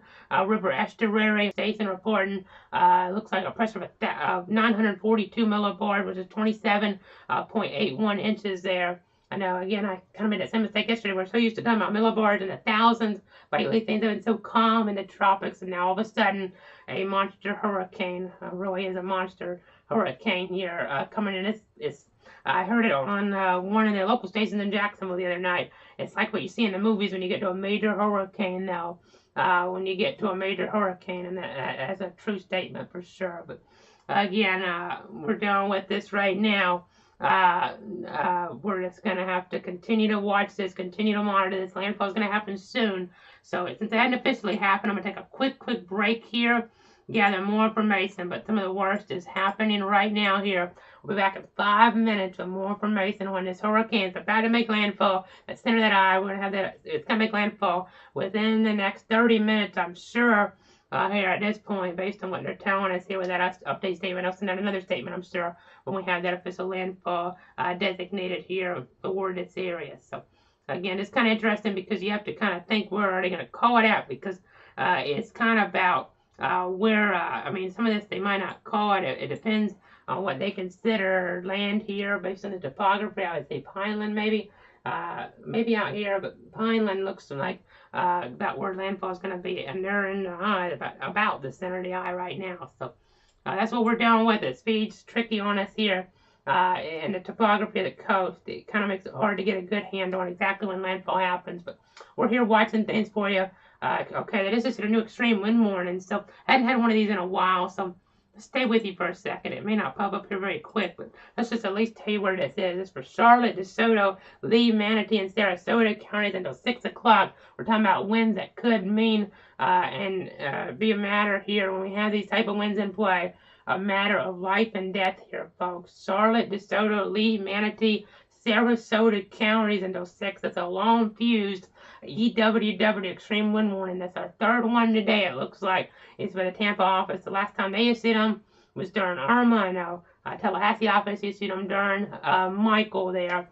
I know Melbourne office issued at least one during Matthew when that storm brushed the coast there back in 2016. So EWW, it's not going to pop up on the map quite yet, but it should pop up pretty soon here. And when it does, you should see it. If it pops up during the break, I'll leave this map up so you can see this. We'll get a 5-minute break and then be right back as we get in more and have that official landfall soon. Very, very soon.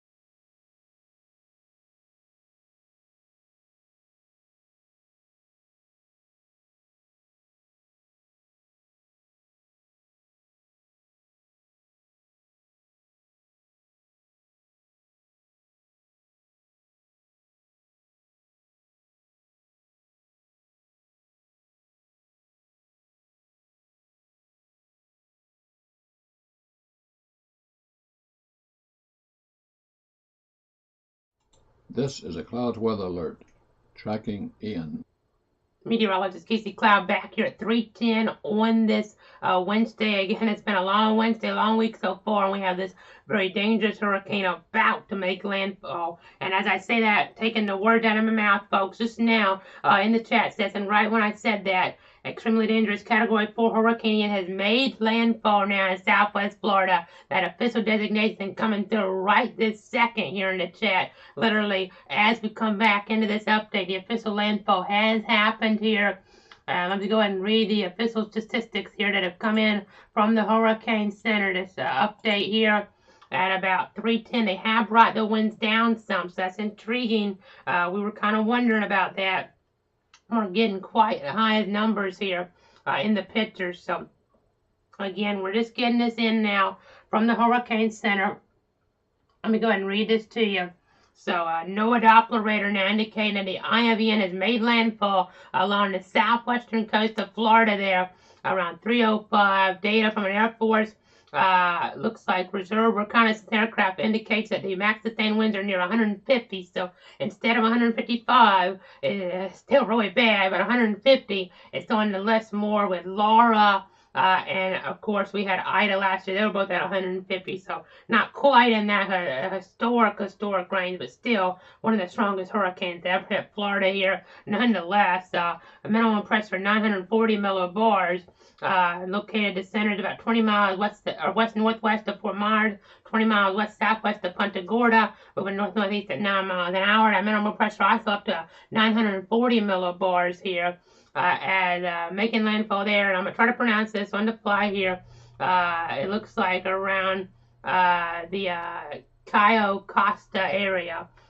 So again, if I'm mispronouncing that, we're just trying to get information out to everybody, so you have a reference point here. So again, that official landfall has happened. A new extreme wind warning out for a broad area until 6 o'clock here, folks, as the winds from Bonita Springs, Fort Myers, Cape Coral, Fort Myers here itself, not just the beach, but Pineland, Punta Gorda, Northport, Venice, Arcadia. These are all the type of winds that you would expect more in a tornado than you would in anything else. So that means interior room, away from windows, bicycle helmet on. You just want to treat this as if it's a very serious situation, because it is. It's still one of the stronger hurricanes here to hit the U.S. As we're looking back, one of the strongest to ever hit Florida, and it now joins that list there with storms like Ida and Laura the last couple years, which is still a really bad list to be on. Not quite, at least right now, to the level of what we saw during Michael there, or Andrew. It doesn't look like, but still really bad. You remember the images out of Ida and Laura, and honestly, this is in a more populated coastal area by far than what we saw with Ida at first there. When it hit, it was more rural. It's just marshlands, I believe it is out there. And then with Lake Charles, it was closer to the coast in some ways, but still there was some distance there between a lot of the population. This is population right on the coast here, folks. So really feeling the impact. Still a very big deal. It's something, I mean, 5 miles an hour isn't going to make a difference really that much overall here in the magnitude of the damage. But again, you're watching things here. Punta Gorda. Getting into this, the extreme wind warning. I'll take it off, or I'll put it under here. Let me do that. Get it out of the way for now. We'll leave it on the map, but I know just continuing to take the chat. That's somebody getting the breaking news right now, folks. The breaking news. An official landfall is happening. You heard a beep. Tornado warning canceled for Osceola. That's good news for the time being. But again, we watched the Doppler radar, and this is a moment we've been talking about here for a while. And at least the good news, it'll start to weaken some as it gets over land here. It'll be able to start the decay process a little quicker, but it's going to be a long process that we're dealing with here. A long duration event. But again, breaking news, Hurricane Ian has made landfall here in southwestern Florida. So again, getting some more reporting in here. Some different gusts still coming on you. You see all these high winds, and let's go ahead and go back on over towards some other visuals right now, some other tools that we have at our disposal. So let's see. I'm up toward Tampa with some of the cameras for now. If any of them coming on up, let's see what we have here. Showing some pretty high winds here toward I-275. Even a car trying to go across. A couple of them trying to go across here. And it went out of view pretty quick. But Again, watching this here very carefully. That's Florida 501 perspective. You see here this nasty conditions even up toward the north here on Tampa, but just trying to give you a visual up there toward that vicinity. But we'll go ahead and move away from this shot right now. Let's try that again. Again, continuing to watch things here very carefully. Again, landfall has happened here with this dangerous hurricane. Let's get to the south, see what we have on these shots. Again, a Cat 4, nothing to be taken lightly here is what I'm trying to tell you guys. So again, let's go ahead and go over to graphics main here. Still catastrophic damage, even with 150 here, just not quite to that range where we're right on the cusp of a Cat 5, but very close. I mean, you see here, still just talking about above this, a Cat 3 is devastating damage, but a Cat 4 is catastrophic. I mean, some areas still devastating, catastrophic. It's going to be hard to tell if it's affecting your neighborhood, affecting your home, stuff like that. But by the way, new flash flood warning is coming across. Let's go ahead and share it out with you right now. We'll go ahead and share that. That's this coming on in right at this moment. It's for parts of Charlotte, Manatee, and Sarasota counties until about 7:15. At 3:15, Doppler radar and automated rain gauges indicated thunderstorms producing heavy rain across the warned area. Between 3 and 6 inches of rain have fallen. Additional amounts of 3 to 6 inches are possible in the warned area, and flash flooding is ongoing or expected to begin shortly. These are some of the highest rainfall producers that you'll have within the storm right here. These bands right here. The one just to the north here of Northport, pretty high producing, but the one right here, the Iowa, Northport, Punta Gorda, that's some really, really heavy rain coming down at a quick rate with the wind just being brought down with those heavy downpours. So again, just really down with this here. Again, the news of the moment: hurricane eventually making landfall there about 3:05 here in Southwest Florida, one of the strongest to ever hit Florida. It's not quite up there with Andrew and Michael. It dropped just a little, but we kind of saw that. Some of the numbers weren't quite adding up to that degree, but it's still going to be a picture that folks are going to really not want to see. It's still up there with the likes of Laura and Ida, and still the strongest hurricane to hit Florida here since Michael. So you're not going to notice too much of a difference. The pressure's a little higher, so slight differences there if you really get down to it with investigations and things like that. But it's really not going to make too big of a difference in the impacts here of this extremely dangerous hurricane. Major hurricane. It's a Cat 3, 4, 5, and it's a Cat 4 here. Again, really having to deal with this here towards southwestern Florida and toward west central Florida and central Florida as well, with that copious amount of rain coming on into the picture here in this area. So again, you see here some of these areas that were the worst of this right now impacting Venice there, Northport, Punta Gorda, over there toward Fort Myers. I know it didn't look like it as much on this view, but you see the winds over 80 miles an hour. It's just the way the radar is reading things. Lehigh Acre, haven't really talked about you too much, but down to Bonita Springs, Naples, they're starting to get away from the worst of this here over the next little bit. Not yet, but they're starting to get out of the very worst of the wind, at least. But that wind direction, I bet, is still funneling that water in because of where they're at. So let's go ahead and look at that here. Let's take a look here. Definitely seeing some of that coming on in to some degree. Depends on exactly where you are now in here. But let's take a look here at our map, and you can kind of see some of that coming on into the picture. Let me take off our pressure thing. I was trying to get an idea of where landfall might be. Let's go ahead and take a look at our inundation dashboard now. We'll go ahead, refresh that, see if we have some new updates here on the storm surge. Again, trying to give you the latest here. I saw somewhat of a peak here around Fort Myers, so let's go ahead and take this. We'll go to the dashboard here, put that behind me. I know it's a little hard to read, but you can see here we're talking about 3 feet there, give or take, but that's going to go on up 3.5 feet, it looks like, based on what was reading down here. If you can make that out, I can see it on my screen a little bit better than you can, but about 3.5 feet there. So again, continuing to watch this, and then Naples here. We'll get down toward the south. You see it's dropped off, actually. So again, it's about local variability. Let's see exactly where this site is, because The direction here, I mean, if you get the direction of the winds, instead of maybe coming in right toward the sun, I'm going to look here and getting that water in, maybe it's starting to veer it out some here in the exact wind speeds here and overall direction. So again, just going to continue to watch here the numbers of power outages. Those numbers continue to go up here as we continue to watch things. We'll take the dashboard off. Let's go back to the Doppler. We're trying to watch the wind there, and I do see a little bit of veering, by the way, on our other source. Let's go over here again. See, if you really look carefully up there, you can kind of see a little bit of the wind not completely turning that water in there, kind of trying to get it out of there just a little bit. But again, there's the center of the eye. It's made landfall now in towards southwest Florida. Over the last few moments, that official landfall been designated. I know that heavy rain, that's some of the heaviest rain that the storm has to offer so far. We're going to remember this to turn around, don't drown, because of that flooding from the rain. Of course, the storm's there. You don't want to be there when that happens. But this rain threat here is going to go up.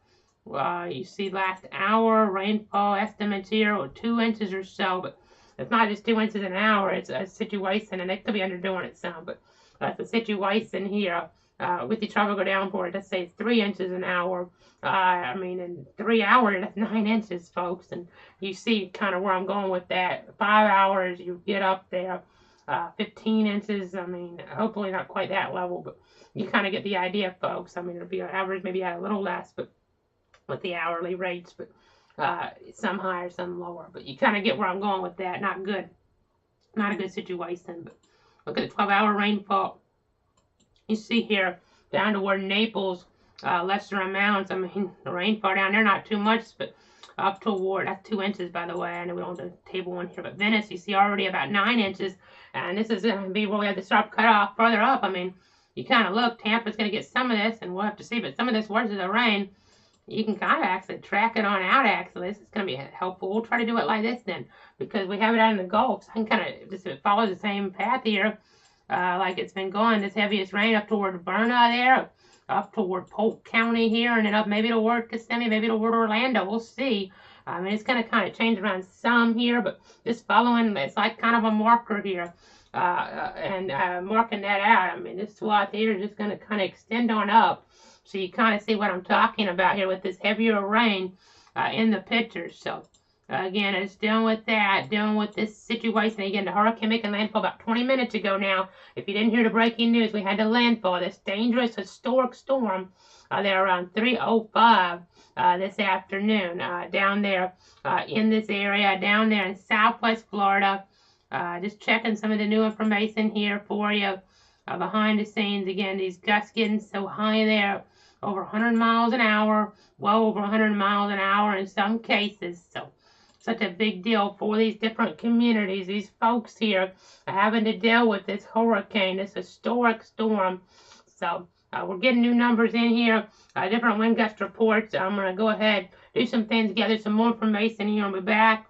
Let's say we're at 3:23 right now. Let's say we'll take a 5-minute break. So we'll be back here in just a few moments. Catch our breath as we have this landfall, and a hurricane had made landfall about 20 minutes ago there toward areas in southwest Florida. At least it can start to weaken some, but storm surge still a factor here, a big factor. The wind, it's extreme threat with that. Extreme wind warning continues to 6. There's flash flood warning starting to pop up here, as well as the direct eye wall here, Charlotte, Manatee, Sarasota counties here until 7:15, and could get some of these extended as well as this threat continues. So be back here soon with more information on this very dangerous storm. Everybody stay safe.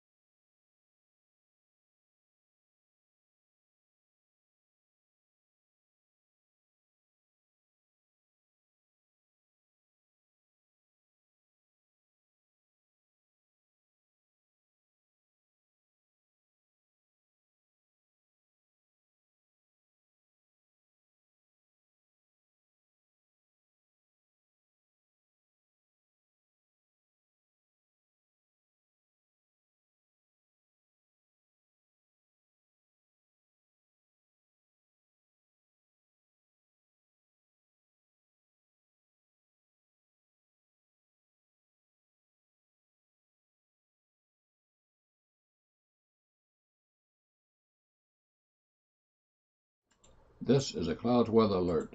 Tracking Ian. Meteorologist Casey Cloud back with you here, tracking Hurricane Ian Cat 4 making landfall about 25 minutes ago there around Cayo Costa there in this area in southwest Florida. And we just got a report now in Punta Gorda. It gets to 108 miles an hour or so. No, 109 is what's showing here on the conversion. Our system's showing 108 though. You get the idea though. Some of the strongest winds that this storm has to offer around Punta Gorda. So let me go ahead and I'll show this to you in a high-res view, the extreme wind warning continuing there, and we'll see if we have some traffic cameras again. Just trying to give you the latest on this historic storm. Not quite up there with Andrew and Michael, but up there with Laura, the same pretty much as Laura, and also with Ida there in terms of winds at landfall in history. It's going to get it retired. I mean, this name, we're not going to be using Ian again, that's for sure. With the historic nature of things. And we're actually getting some breaking reports in off of social media. It looks like around Fort Myers Beach, calls for water rescues being reported there. So kind of telling the weather story here with what's happening here right now. It's just not what you want to hear. I mean, the water's really rising on up there. People having the water come into their houses, folks. That can lead to drownings. And it's going to be hard for folks to get out there and rescue you. It's the terrible reality of this. I mean, that's just how things are shaping up, though, right now. So I'm going to check some more cameras here. This may still work. I'm surprised it does, but it's got even closer, and even somehow it's quite a bit worse than what it was earlier, that same camera that we had up there. So let's take traffic full before we lose this.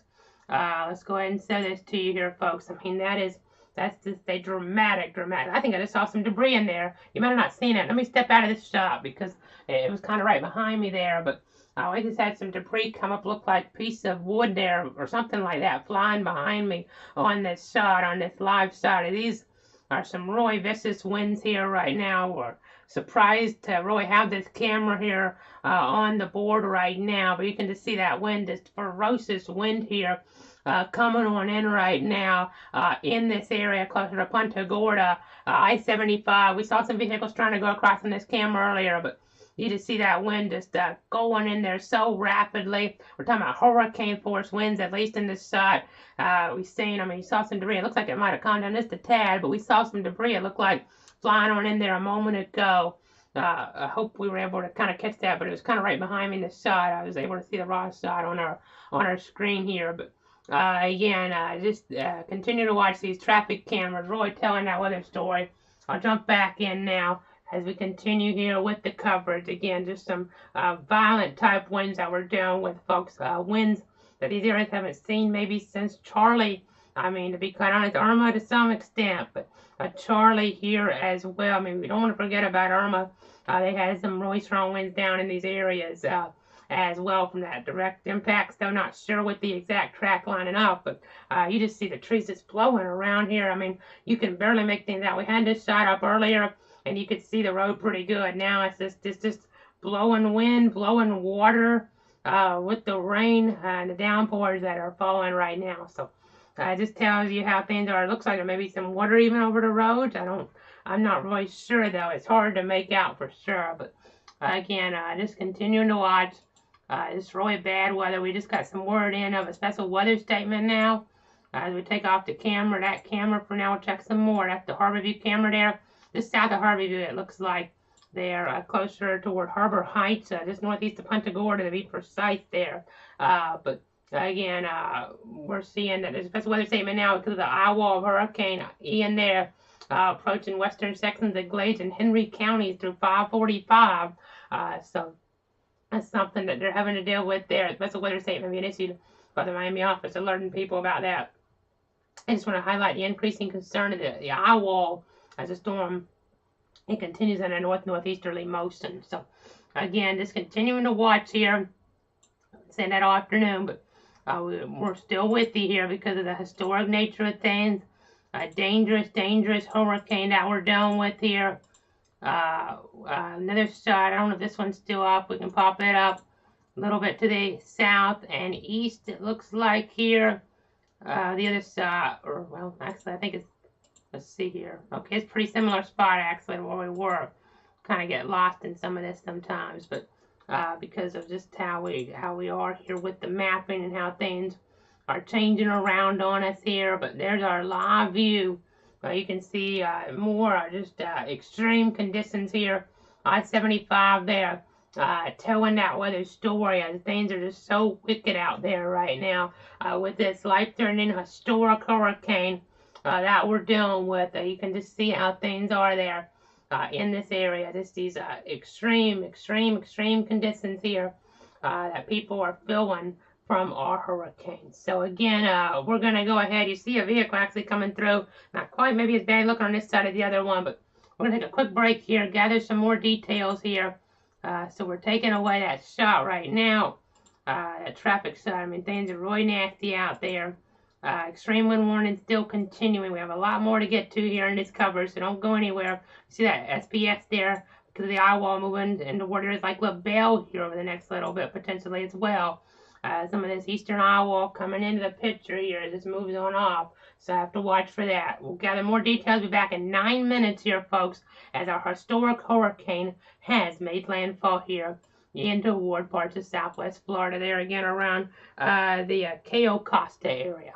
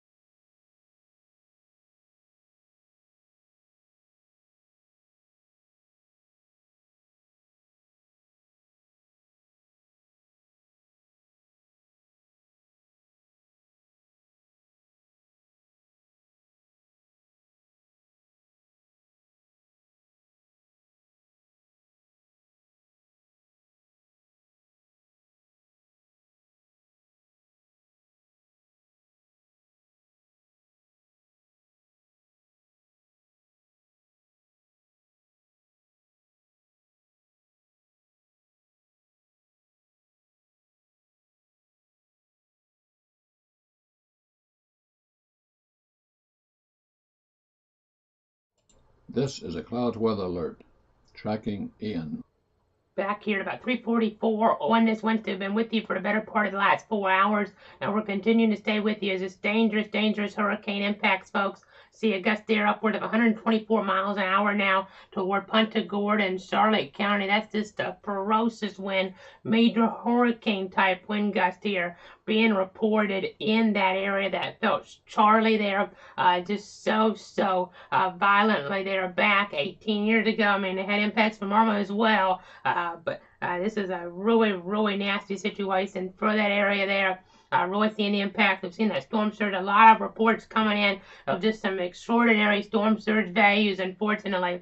Like what was being forecasted here with the wind direction pushing things in. Not as bad as up to Tampa in that general area, but it's not over yet, and it's still pretty nasty. It's still a lot of power outages and issues are rising up there. So this is a Southwest Florida situation right now, though, as this situation evolves, coming across here, pushing on in here. Into where these communities impacted right now is extreme wind warning. Parts of Sarasota, looks like as well as Manatee, DeSoto there, Charlotte and Lee counties. So just a really nasty situation. This is really like a guaranteed tornado situation because of the wind level here in this pinkish box here that we have on the screen out for you right now with this extreme wind warning in Plato 6.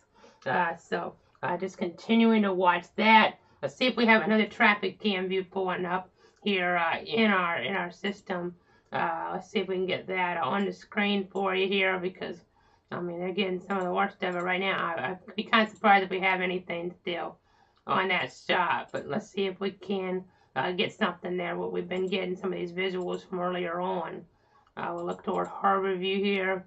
That one went off a long time ago, but let's go up to the north a little bit maybe. That's the one we did have. I think one of them that we had finally gave out on us. Well, maybe not. Okay, looks like you still have a little bit here. So let's go ahead and take this full then. Looks like I might have lost it for a minute or two in there though. But we'll go ahead and go back on over toward this visual. You see some debris here on the road. This is a shot, I think, a little away from the one we were just on. But you can see here some debris on the road. And just the wind's ferocious type of wind here. In this area, just the wind you do not want to be out in. You want to be in an interior room, away from windows, treating this like a tornadic situation, because flying debris that could bust your windows out, and it could be like projectiles coming in your window, pieces of debris from neighboring things there in other people's yards, or even from your own yard. I mean, you could just have things flying around at you. And that's why it's so important to treat this like a tornadic situation, because that's pretty much what we're dealing with right now. Again, you just see how things are looking out there right now. Let's go back on over to this extraordinary view of this storm on the Doppler. Let's see what else we got for you here. Cameras, again, it's a one-man band here, folks. So it's something that we're just doing the best we can with. We can't necessarily do everything here that maybe a TV station could do, but we're trying to give you the very latest information to protect you, your friends, and your family here. As we're getting reports down to downtown in Sarasota, an 86 mile an hour gust was measured there on an official measurement device at about 348 there. So that's from the spotternetwork.org coming into the chat. A gust of 69 there recently, knots at the airport in that area. So that gets us to that same range, pretty much 79 miles an hour. And the Tampa Bay International Airport, a gust there at about 62 miles an hour. So that tells the weather story here. Continuing to check some of our different shots. See what else we have here. Let's see if we got a shot up. This is one of them we've been trying to go to here. General area. Let's pop it up. You can kind of see what's going on here. Maybe coming down, maybe getting closer to that actual eye here and the calmness. But there's just one of the visuals that we have for you. Let's go to the satellite here now. The satellite, we'll try to give you guys the very latest here on that. Again, I'm going to go ahead and punch our visible up. You can kind of see that now. And it's kind of filling in some, which means you might not get as much of a break there, unfortunately, from some of these winds. And we'll have to wait and see, at least on the upper level view of this from space. You can see how it's not as open as it was. I mean, the most here looks like it's really about 29% there maybe in terms of See, and I don't think those percentages mean too much, but we'll back this up a little while. You already see what I'm talking about with the stadium effect here. This may not be far enough, but we'll kind of back this up. I'll go back all the 4 hours here, so you'll be able to kind of see that as it gets back toward here, the coast. It's 4 hours to go with that stadium effect, and now it's kind of filling in. And we'll go to the infrared. I mean, it's still going to be showing some gap in there for sure, but not quite as well defined as it was. But again, still watching this here with this historic storm, a Cat 4 making landfall, 150-mile-an-hour winds here toward this area. So very dangerous storm that we're dealing with here, as we've continued to emphasize here throughout the day. No active tornado warnings right now, but tornado watch does continue to 5 o'clock here. You can kind of see the yellow outline under this. I'll fill this in for you. It's a tornado watch till 5 o'clock. Orlando, Miami, those areas right there are really getting in to that rotational potential still for the next little bit. I mean, the northeast quadrant is where really things are the worst, but we'll go ahead and say that. You can kind of see some of these higher values towards Sebring, towards St. Lucie, and up toward Titusville. Got to watch in that area because that'd be the more favored side of things here with tornadic development. And let's give you a North Florida update. I know we have viewers from North Florida tuning in here for our local area that we generally cover, and we'll be covering here with this storm. It's going to be a long couple days here for me here in the Weather Center. But again, it's all about keeping you guys safe and informed here. You have some moderate rain in Palm Coast. You have some gusty winds to maybe tropical force there in Flagler County. Nothing more than that probably. Here, I'm talking about minimal tropical force is what I mean by that. But you can kind of see that working on in here toward the southeastern zones, and then heavier rain. This is pretty nasty. Oh, it's lightning around Orlando, I know. Just seeing on social media, Zach Kobe there, he's in the Orlando area and reporting there, just hearing all that lightning, something that you generally don't have in a tropical cyclone. There's quite a bit of that electrical energy there right now, kind of telling that weather story. So again, I'm going to go ahead and look down here.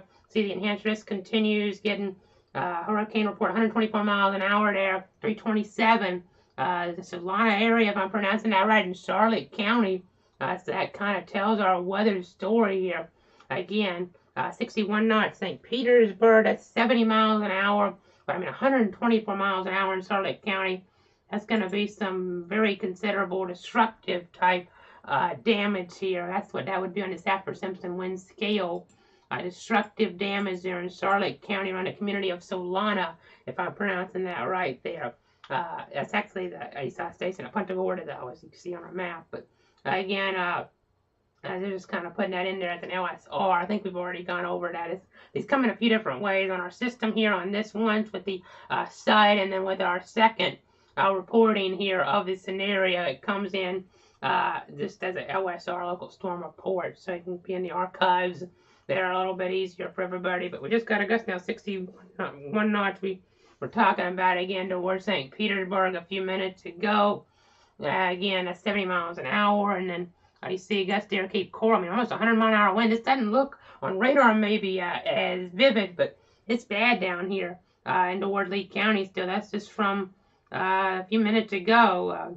Down toward the south here, Naples and Marco, things are improving, but they're not improving yet by any means up toward the north here, up toward areas here north on 75. And we're talking about winds nearly 100 miles an hour, as you can see from our screen here. And then again, most of the eye now across needed that center of the eye to come ashore for landfall to happen. And now we're seeing informational update coming now from the Miami office as they're watching northwest cold here. Increasing concern as the eye wall continues in north-northeast motion there. You see it there, significant weather advisory. So they're concerned here in the Miami office for Palm River, Orange Tree, Felda, LaBelle, Palmdale. So again, off toward the west, the extreme wind warning, but then still, and at the Tampa office, and still concerned for the Miami office for areas like LaBelle here. And again, you just kind of see here what's happening. So we're just going to go ahead and continue to watch things here with the Doppler radar scans. Again, this scenario, this trajectory this storm is on, is one that's going to be producing just so much rain. I mean, this is torrential rain, just drenching rain, flooding rains up toward parts of Charlotte, Manatee, and Sarasota counties here. You're just going to be watching that here And then getting a report in right now. Hillsborough County retention pond there. Looks like overflowing now behind, and this might mean something if you guys remember this area, ACFRFS 28. Wind is driving the water through the fairway of the adjacent golf course. So, I mean, even the worst is down here with the eye wall, but I mean, we're still seeing wind 60, 70. That's going to knock out a lot of power toward Hillsborough and Pinellas counties here. If you haven't lost power yet, charge up your devices here, folks. That's another important reminder about that. And even tropical force gust here toward the Orlando area, 39 mile an hour wind toward OIA there, Orlando International Airport. So, again, getting some tropical force gusts as we're now being told there's a 95% chance of a new watch being issued here. Seeing that from the Storm Prediction Center. So, you kind of see what's happening there. The tornado threat's going to continue. I mean, these storms right here are kind of favorable for some tornadic action. We've had some warnings on them earlier in the northeast quadrant, storm hitting land, and then you see all this wind. I mean, this is showing up on velocity so well. As we go back to base velocity, this is just east there, Punta Gorda, and then Punta Gorda again getting into this so severely. Again, we saw the images there during Charlie, and then we have Venice, Northport. Yeah, Cape Coral, Fort Myers Beach. We don't want to leave them out. Those are some really highly populated areas that are getting that water that's coming in. We talked about the surge there in Fort Myers Beach. That's the imperfect wind direction there. I mean, it's a perfect wind direction for surge, but a very bad situation here because of that down toward Fort Myers Beach. So just looking at my mapping here, Fort Myers Beach showing up on this map, and we'll have to watch this wind direction here as it comes on in. Some very strong winds showing up. 75 knots of pushing in now. It depends the exact direction. It looks like it might be pushing the water right up in here, though. This is really kind of hard to figure out running the fly here. You see, and then this arrow off here is kind of showing that wind pushing on in, that surge in here. So not what you want to see, obviously, toward this area, southwest Florida. You see these wind arrows. I mean, it's so much stronger winds off in the water here. That could just be a fact that a wind will kind of have a tendency to be a little bit stronger here over the open water versus over land. But still, we'll back this up 4 hours. Kind of see a similar trend. Notice that western side is really looking ferocious. Not always the case with tropical systems. Michael's western side wasn't all that. So there's still a lot more to get to here and a lot more to get through here for these communities as we get throughout the rest of the afternoon hours, Aaron. It's going to be a long duration event, like we've talked about here. It was long duration event for these areas. We were showing that earlier on the forecast modeling. So, again, just continuing here. We're going to zoom back out a little bit.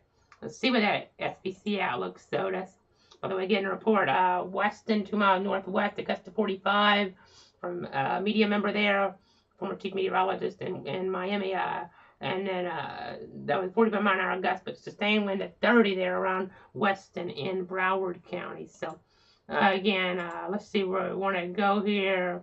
We want to go ahead and take our SPC now. So let's go ahead and see that. Well, take off satellite, take off the watch, and now we'll take the SPC. They've actually trimmed Flagler out of this tornado threat now.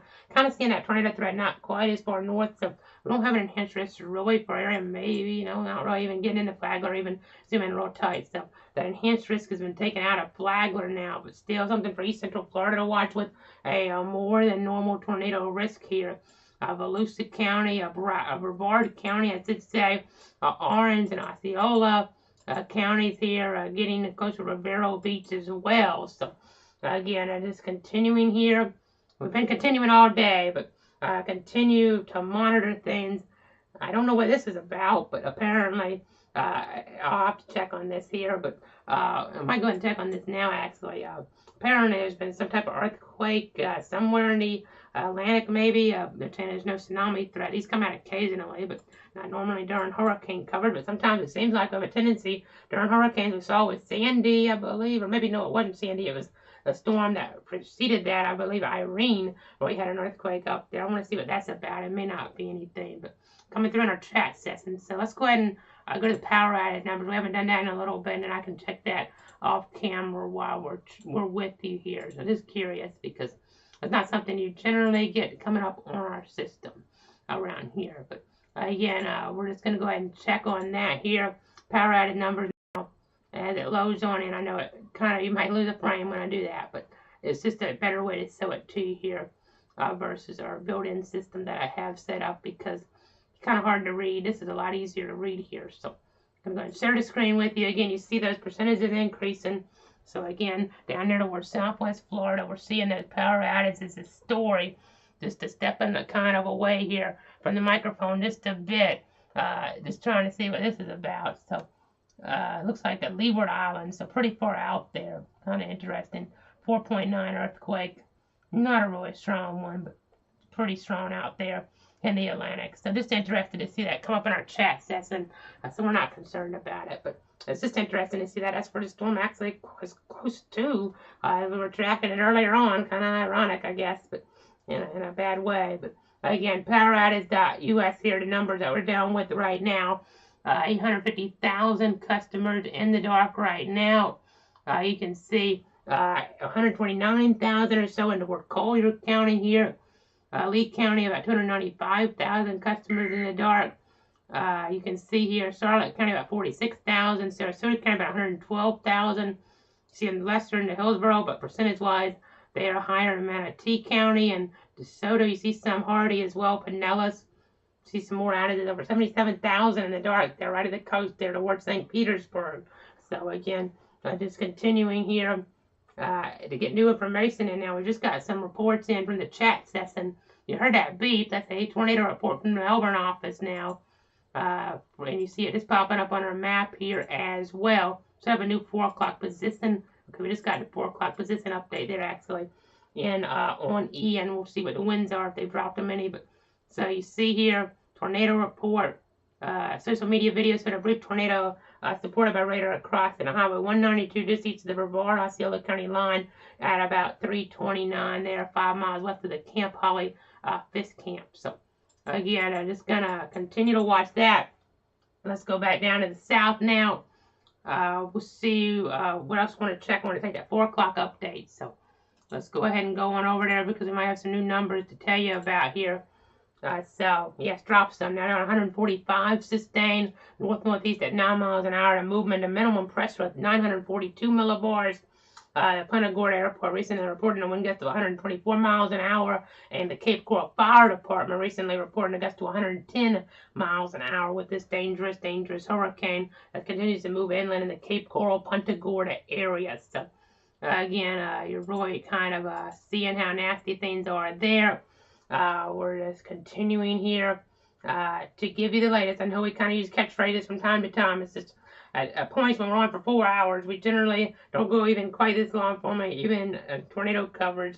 We're not in front of the wall quite this long here, but because this is such a tornadic type kind of comparison here in some regard, and that this is just like a tornado that's pretty far across here. In distance. So we're talking, I mean, really right now over land, we're talking about 30 miles here, really from west to east, to tornado-like winds here, give or take, across from Venice, Northport to Punta Gorda and over to the east of that. So, I mean, have this big of a wind event here in the state of Florida. It is a big deal, and we're taking it as such here in the Weather Center, giving you the latest here. This is one of the stronger hurricanes ever hit the state of Florida in recorded history. I mean, not quite as strong as Michael. It doesn't look like. Analysis could change that, but I haven't seen the numbers quite up there with Michael so far. The storm surge is terrible. This is a terrible, terrible storm. It's going to be retired. Ian, we're not going to hear Ian's name again, but just from the really getting nitpicky there with the meteorology details here. I don't think we've seen quite the level of wind that we saw in Michael, but this is a more populated area by far, and we're seeing, I mean, we've seen the water going all the way up. People could be drowning right now,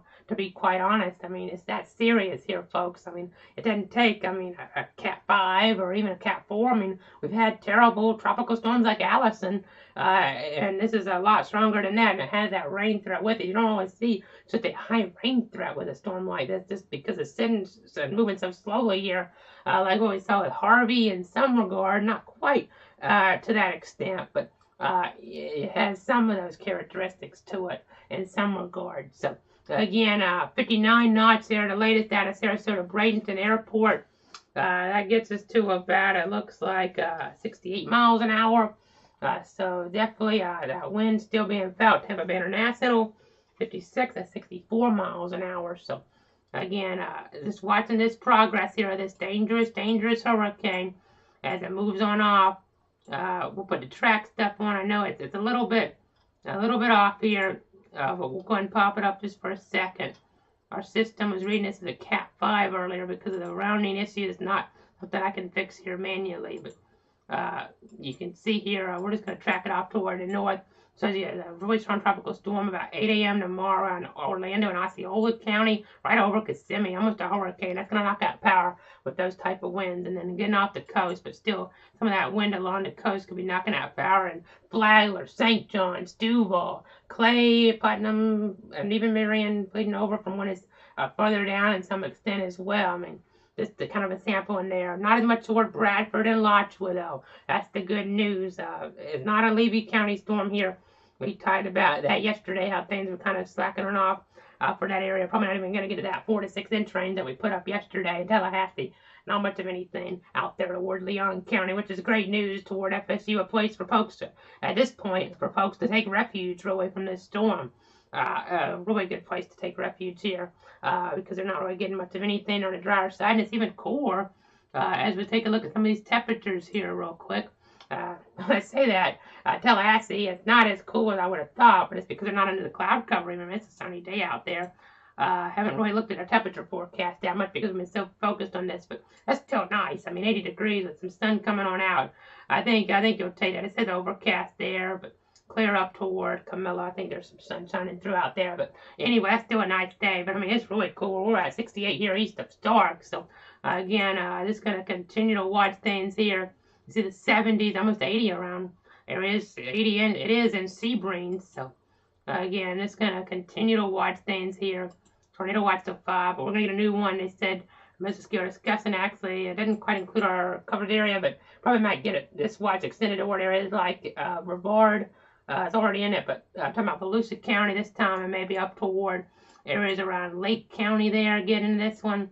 We'll just have to wait and see. But again, I'm just going to continue to watch here over the next little bit as that progresses. Might eventually get some more coastal counties under a tornado watch, maybe as far inland as like Putnam and Clay and Marion, but it'll depend on the exact trajectory and how things set up with the storm. It's going to kind of spread out. We saw with Irma how things spread on out, but this track is further east by a wide margin of what Irma was. Initially, we were talking about a track there west of 75, kind of like Irma is there as we were looking in some parts of it, but now it's going to be more of a track here. I mean, once it's to the east, I mean, this is a track more here. Like what we saw a little bit west of what Matthew was, but a weaker storm. So you kind of get the idea here of what we're dealing with. I mean, that actually, in some ways, I mean, that's pretty close. I mean, let's take a look here. 38 miles. I mean, in some ways, once it gets further out, it's not that far off of what Matthew was. But it's going to mess up things at the coast to some extent because it's able to maintain itself a little bit better over water, even though it's going to be broken apart quite a bit. There still is a hurricane watch in play that was issued at 11 this morning for the East Coast. That's still a big deal here. A hurricane watch in play from the Volusia Flagler County lines to the South Santee River. That was added in addition to all the alerts we have. So that's something for our local viewers to be concerned with here as well. But we'll go ahead and get back on in here now. You see the eye of right around Punta Gorda. Let's see if we can effort some camera shots in here again. We'll see what we got for you. Just continuing along here to keep you, your friends, and your family advised. You and your family and friends safe out there the best you can with all that water coming on in.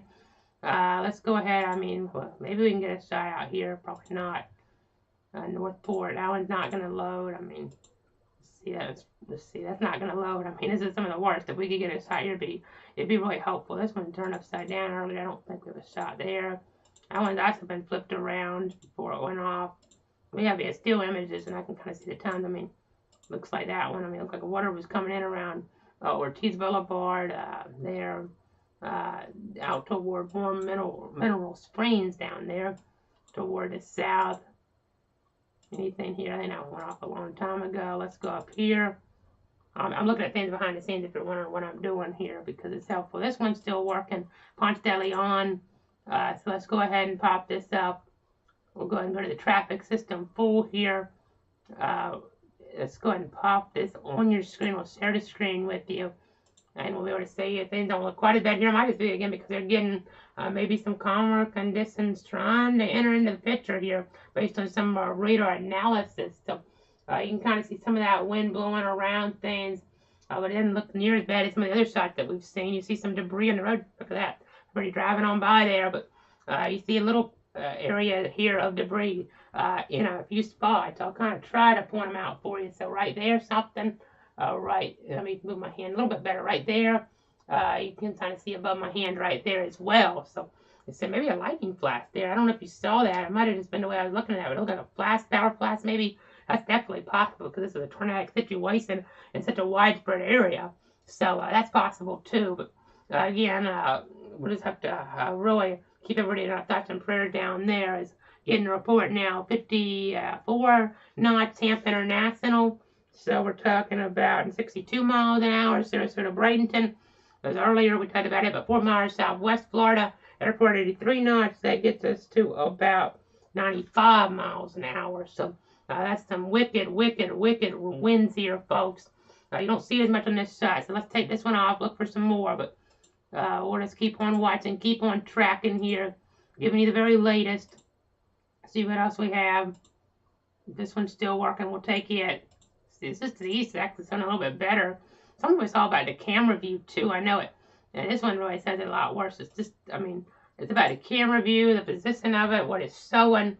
I mean, and the exact spot can make a difference too. Maybe things haven't quite flagged off there. You can really see that wind blowing around right now behind me here. Just kind of sweeping by as we look here on the shot, trying to get an idea of what's going on here. Just that wind being blown in by our dangerous, dangerous Hurricane Ian. So, again, Ian offering that fury to everybody here along the Gulf Coast and this inland here in southwest Florida. Gust of 58 knots now, Sarasota, Bradenton. So we're talking about 67 miles an hour, give or take here in that vicinity, depending on how you want to round that. But, oh, wow, look at that. Kind of right behind me there. To some extent, you can kind of see that little wind enhancement there. If you were kind of watching with me, you kind of see a little more of that now, a little more wind enhancement there in this shot. So, again, it's telling the weather story here, that wind sweeping on by on this Wednesday afternoon. Another day here.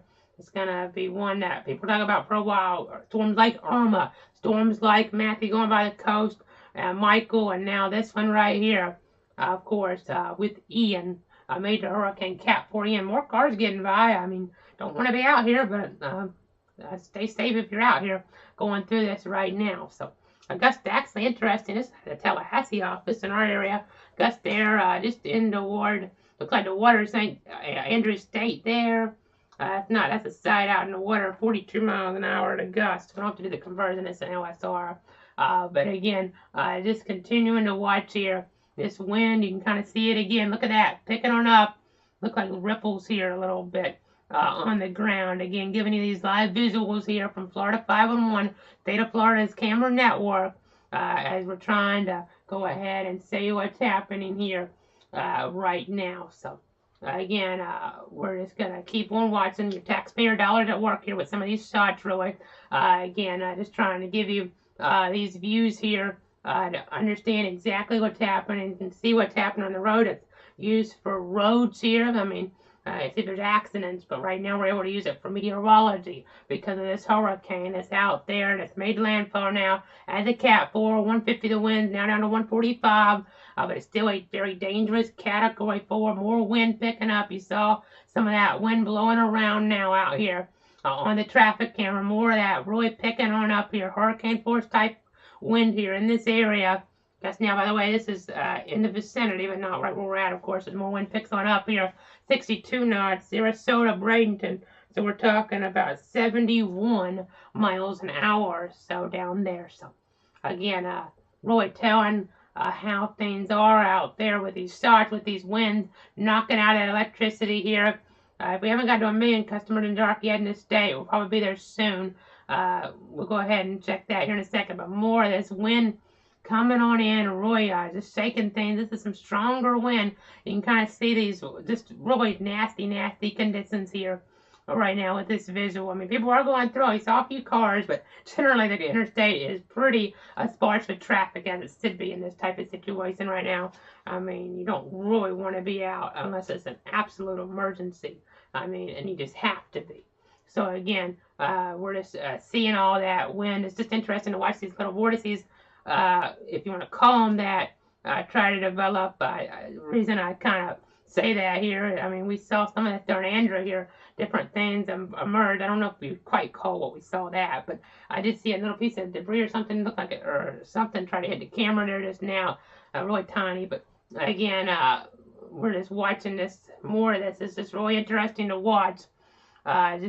Just seeing the wind. I mean, it looks like maybe it's hard to tell on some of these sites sometimes, but it could be some water trying to come on up in the area too. But it's hard to tell. The cars were able to get through at least that we saw in the shop pretty easily. So in terms of the water, but again, the wind's blowing vehicles around. No doubt, high-profile vehicles really have problems. But again, let's get back on over to some more radar shots right now at 4:15. Again, still watching things very carefully here. We're trying to give you more visuals here, give you these live views here. We're on the air for you guys this afternoon. Let's see, this one's showing lesser conditions, but it's showing a lot of debris here on the road. You don't see this on the interstate that often. It's not really bad debris or anything like maybe what we saw in Michael, but still nasty. By the way, 110 mile an hour gusts just now. A weather station in Port Charlotte. Looks like it slacked off some though on this shot here, but you can really see what's happened last little bit. It's live Florida 511 perspective. So again, just kind of giving you that view. You can see all these little leaves, pieces of tree limbs here on the road right now. Probably some blown down trees out there, and look at that coming in front of the camera a little bit there, just picking back up a little bit. That's just how things can be sometimes, but you definitely see some of that debris covering the road here.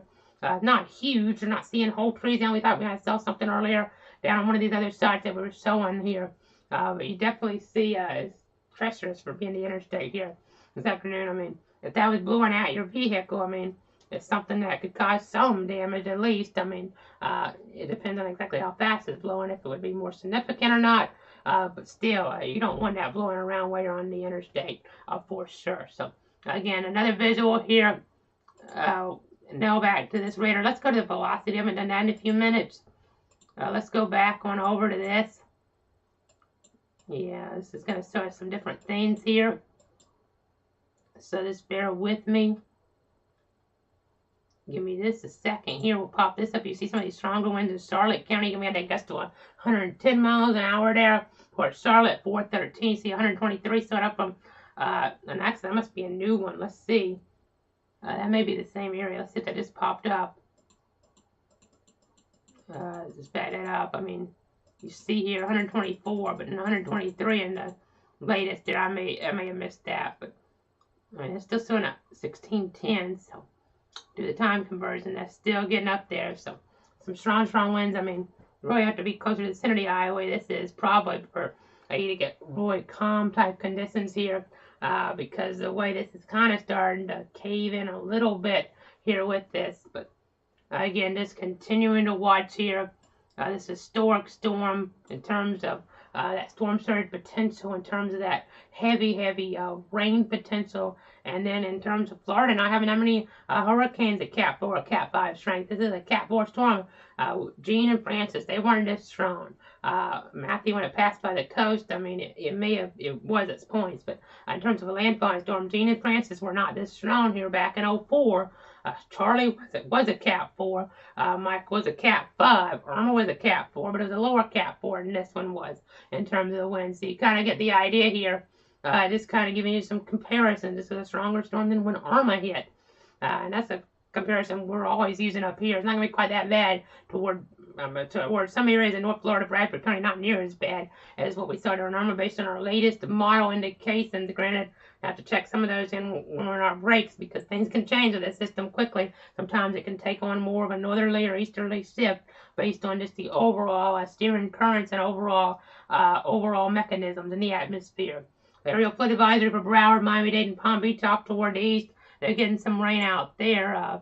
not really set up on this view. So let's go over the rod view because I just want to touch on that for a second. You can kind of see some of that down there in Broward County. You can kind of see some of that heavier rain, and then heavier downpours toward Orlando. I see a pretty good break in here right now, though. Port St. Lucie, that's good to see. We'll have to see how that kind of sets things up later. I mean, hopefully, I mean, it's forecasted to happen, and I think it will happen, but it'd be nice if we could somehow get this rain area to shrink up instead of expand. I know at night, a lot of times, if you're tropical cyclones, we saw it during storms here in the past. I mean, going back to Beryl, for instance. I mean, just going back toward that storm back there in 2012, we saw that rain field at night kind of intensify some. It's just tropical cyclones have a tendency to do that. I believe it was that one. We've had a bunch here over the years, but I mean, with a lot of them, you've seen it with Debbie, I would say, here over the years at night. I know when we were here in 2012, Debbie at night, I mean, before sunrise, I mean, we had like 10 inches of rain, something like that here, and that just the torrential downpours really just have a tendency to pick up at night, and then that's just not what you want to see, obviously. That's scary to have to go through something like that because it's already dark outside, and the rain is just adding up. Those precipitation totals are just adding on up. So again, just continuing to watch here with this is we're going to track these. And then let me take off the, I know it says a 5. Again, there's a glitch with the system. I'm not trying to hype this up. It's just what the system is. It did that this morning. I don't want to leave that up there, but it's helping me a little bit with our track guidance. So let's just kind of get an idea, though. It's headed, and we can go back last 12 hours and show this, but these are the worst of the rain totals. So you see Venice, Northport. So if you extrapolate this out, the worst of the rain totals, again, moving up toward, it looks like Wauchula, up toward Lakeland County, Polk County, maybe down more toward Bartow. Yeah, Fort Meade, maybe not as much Lakeland. We'll see. It's hard to do this live on the air. I'll try to try to do it here as we kind of track it out. So it's kind of hard to get in the right path here. But you can kind of see maybe the south of Lakeland is set up unless it expands out like we've talked about. These yellows here, this is 12-hour rainfall in excess of 10 inches. So that's what could be headed to some of these areas. It's already impacted areas near Venice and Northport where the flash flood warning is in play. We're in our system. We're just doing the warnings as if they're all based right now. Later on, as the wind direction isn't quite as important, we'll probably switch on over to our other system when we start getting the considerable alerts here or flash flood emergencies, so we can delineate them. But it's a different way I have to do that. But this flash flood warning going here until 7:15 for Northport, Sarasota, Punta Gorda, Port Charlotte there to Myakka River. That's the state park area there. Lake Sarasota, Gulf Gate Estates, Southgate Ridge, Sarasota Springs, Ridgewood Heights, Southgate, South Sarasota, Warm Mineral Springs, Venice Gardens, South Venice, over toward Laurel there, Gulf Cove, and Gator Creek Estates. So some of the areas under this where we could have some urban flooding, flash flooding of small creeks and streams, low-lying areas, poor drainage areas. As we just got word of a flood advisory now for parts of Brevard, Lake Orange, Osceola, Seminole, Volusia, a flood warning, aerial flood warning. So not coming up on the map, but just one step below a flash flood warning. That's going to 8:15 now as we get over toward the east coast there as that rain's coming in. And Augusta now, St. Petersburg, 64 knots. That's going to be just about hurricane strength, around to 74 miles an hour. So nasty storm. Going to gather more details. Be back here in about 9 minutes as we continue to watch this dangerous hurricane, a major Category 4 hurricane, bringing very significant impacts to parts of the state of Florida. The power outage number is still going up, and we'll have more updates on that here as we continue along with the coverage. Again, here's another look at higher resolution, look at the Doppler, as we have that extreme wind warning continuing here about 6 for parts of it. It looks like Sarasota, Manatee, DeSoto, Charlotte, Lee counties here. And you kind of get the idea that general vicinity under that threat here for some destructive winds, tornado-like winds, where you need to be in that interior room to try to stay safe.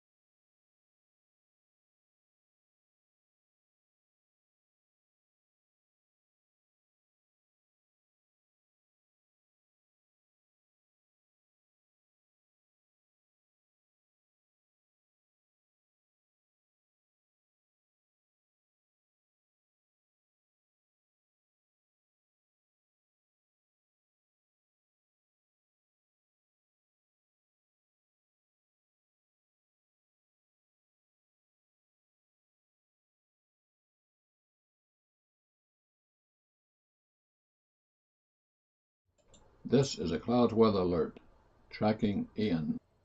Back here in the Weather Center just after 4:30, I'm meteorologist Casey Cloud. Continue to track Ian here. This is a very dangerous storm, gust still way over 100 miles an hour here, occurring based on reports, and that possibility exists as well in other areas outside of the reporting stations. And we were talking about if we were going to reach that here soon, and we have just reached 1 million customer outage here benchmark in terms of power. So let's go ahead and show you look at that right now. We'll go ahead and go on over toward our poweroutage.us computer. We're talking about 1,045,331 customers in the dark here in the state of Florida. You see that concentration of outages here down towards southwest Florida, folks. Some really high outages there in terms of just the overall percentage there of customers in the dark. Talking about Collier County, 152,074 customers without electricity there. Lee County, 338,948 customers. Charlotte County, over 82,000. Sarasota County, there, 182,550. Some more Glades and Henry, lesser populated areas there. And see some of these other, Hillsborough, obviously real populated. Outage percentage wasn't too high. Pinellas, a little bit higher there, though. So, again, just continuing to track this scenario as it does evolve with Ian. It's a Cat 4 storm, winds 145 sustained. The last check, we haven't seen those starting measured on the stations, but it might not matter. It's just more of a semantic thing there. When I say that, what I mean is that we don't have sites in every spot, so these winds could definitely be getting on down there toward the surface. So, again, we're continuing to track a storm that we haven't really seen the likes of here in Florida, at least since Michael there.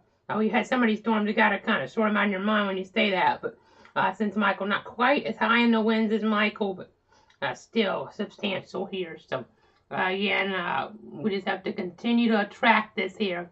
Higher winds than Irma in terms of that landfall in the Florida Peninsula. We go back on over, getting a report now of a tropical storm gust all the way out toward where we launched those rockets from there. I used to would say shuttles, but now rockets at Space Coast Airport. They're 2 miles east northeast. Gust to, it looks like, 59 miles an hour. We just got another landfall, it looks like. So, okay, because remember we have this really kind of odd shape here to the coast. We're talking about this with Isaac. And it had made mainland Florida landfall now just south of Punta Gorda near Pirate Harbor. So we've now had a second landfall. That's kind of an interesting storyline. But we said this could happen earlier when we were talking about Isaac. That happened, the topography of the coast there in Louisiana back in 2012, setting that up, the overall shape there in the direction of the storm. And here, I mean, you kind of have a little water body here. So now another landfall, but now near Punta Gorda, just south of Punta Gorda here. I mean, that tells the story, and that probably won't have any more of those landfalls here in the state of Florida. I mean, I don't want to say that with 100% certainty in case something happens up there close to the first coast, things change around with track or something. But and now that it's on land, I mean, let's see what the winds are with this now, because we'll have another wind benchmark here to talk about. So let's see what the update is. So now 145 miles an hour, still with those winds, 942 millibars. The imagery saying it's made the landfall in the mainland, southwest Florida Peninsula, south of Punta Gorda, near the Pirate Harbor area. Weather Stem Station, we're getting tornado watches in play here, Melbourne office. We'll talk about that here. But a Weather Stem Station at the Cape Coral Fire Department indicating a gust to 110 miles an hour. A weather flow station in Grove City on the western side of Charlotte Harbor reporting a gust to 128 miles an hour. And then I know we don't have the videos. We've shown you the camera shots, but we don't really necessarily have anything that shows the storm surge. I mean, there may be something out there that we could sell off the cameras, but we can't actually, like, there's videos on social media. We can't sell those to you on the air. I mean, I can't get the clearance. It's just a one-man band here, but there's videos on social media and other national media outlets here that show just the storm surge that's really wreaking havoc. I mean, we're talking about cars pretty much underwater here into some of these communities, and we can't always just look on a map. It's hard to emphasize that sometimes, but that's how high these values were getting. We're talking about maybe up to 12 to 18 feet. Some of these videos were showing high numbers. I mean, not quite that high in some of the spots I saw, but up to the top of the cars. I mean, that's just how serious this surge is with that push of water coming in to the picture here. So as we look here now, I have a couple of things to show you on this map. So it's all about wind direction with that surge, and we'll go ahead and show that to you here now. Let me go ahead and break on over to this. You can see it's all about direction. So key takeaway, the surge didn't happen in the north necessarily because we have this wind direction pushing things out so far. Eventually when it gets north, we'll have some of that, but not to the extent we thought we could, but still could be serious. But down toward the south here, you see this this wind direction, how it pushes the surge on in. That's the problem here, folks, when the wind pushes the water in, but when it pushes it out, like we've seen toward Tampa Bay, it's a whole different story altogether. Now, the second thing I wanted to say on here, you see in the yellow box, that's a new tornado watch there that's been issued for areas of east central Florida until 1 a.m. A few tornadoes possible. It does not include Flagler County in our area, and it does not include Lake County in the Orlando area, but it does include Volusia County here in the tornado watch. Daytona Beach, areas around there like DeLand, you're now under this, Deltona under this as well. You see some of these communities here under this new tornado watch just south of our official coverage area here. They're talking about maybe Lake won't have to get in a tornado watch because they're not in the worst of this here, the overall sector of things. But may end up getting some up the coast eventually based on the track. May not end up needing them toward Flagler, but we'll see. But the heavy rain's going to be there regardless, and it's not a good thing at all that we're dealing with. So let's see, where else do we want to go now? Let's see if we got some new model guidance. Well, that's going to be the old guidance. I don't know if I want to use HRRR for this, but I mean, instead of a better handle in theory on this, this is generally you shouldn't use this for tropical systems, but now that's in radar range enough, we're going to try to use this. Take it with a grain of salt, but this is generally my go-to model, but it's something that's, I mean, it sees a hurricane. I wasn't seeing it earlier, and it was off with the calculations, but once you see the radar images coming on in, it's able to simulate that at least a little bit better. I'm seeing this for the first time, so we'll see if it does a good job or not together, but let's go ahead and pop this on up here. Let's go ahead and pop this on up, our forecast model. Let me go ahead and put our tab up for that, because when people are tuning in, they might get kind of confused here. So let me go ahead. We have our super for that. So, and it's a one-man band, so we don't have anybody in the control room I can just like tell to get this up. But again, just continuing to watch things. Gonna take a note here on something real quick that I'm seeing with this setup. But again, check something out here a little bit later on. But this is HRRR from 12Z. Let's roll the image up. So this is going to be 18Z here, and this will be the longer run. So let's zoom out. Now this, again, this is not a model you're supposed to use for hurricanes, but we don't have access to all the updated stuff like RPM or the Barron model stuff on that line there. I can't pull up here. I can go up GFS, but we already said that to you earlier. It's not as high to find. So let's just watch this together. I mean, it's over doing some of this stuff to the north with this, but you kind of see the storm here. It pushes it up there in toward areas there eventually in central Florida. That's 2 a.m. You see the heavy rain around Orlando, and then 6-hour numbers really start to get up there, even in Flagler County, according to this. It seems like it's overdoing that up there. We back it up a little and watch again. I mean, it seems like more the eye wall part, though, seems more accurate. So that's something to watch here.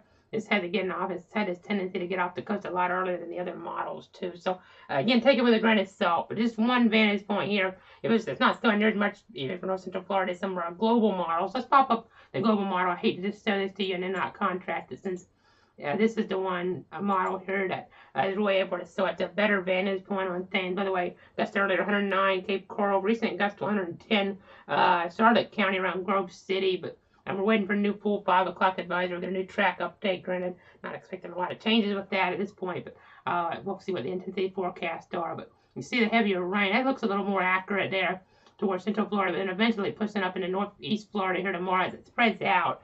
But even some of that overnight could be a possibility. Again, it's not still in a whole bunch toward Bradford County here. You see 6-hour rate so 8-9 inches so Central Florida, which is a big problem. But you see the first coast eventually riding the coast, even maybe in a little one more into Friday on this. So that's something we have to just kind of watch for there. Different models, different storyline things. They're not going to set up exactly like either one of these, but just trying to give you a couple perspectives on what could happen here in this type of scenario. So let's go ahead and this is again the Friday view of what could be happening. Let's go ahead. I think we want to, let's see if we can look outside real quick maybe.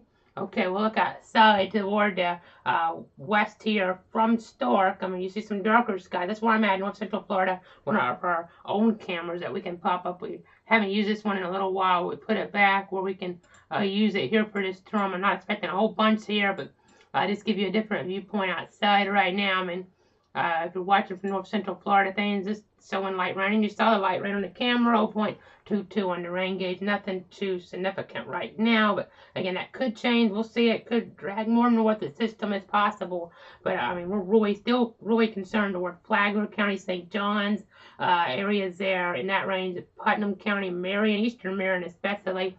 Those areas there could really get a higher concentration, much higher. It could be a really, really sharp cutoff. So even though we're talking about Stark in a lot different way, we have other areas that really have to pay attention here for this flooding, rainfall, and much stronger winds. There's a hurricane watch in play to the east, only a tropical storm watch towards Stark, tropical storm warning to the east as well. So a big difference here in the type of impacts that we're expecting from Central Florida, many of the zones, except in maybe Marion versus Northeast Florida there. So, just kind of all that local variability. It's 4:44 right now. We're waiting for the new update from the Hurricane Center.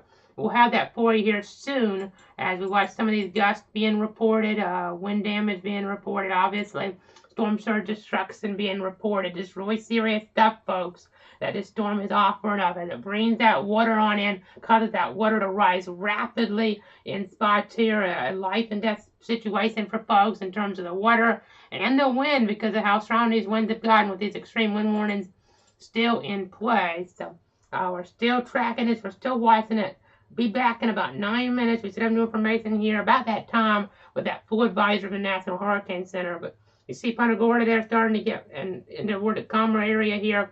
South Punta Gorda Heights, it looks like getting into some of the calmer area with this as well. So getting more information here, and we'll be back in about 9 minutes. There's even a hurricane gust up toward St. Petersburg. We're talking about some of that area there and the aspects that this storm has with the higher area there of winds.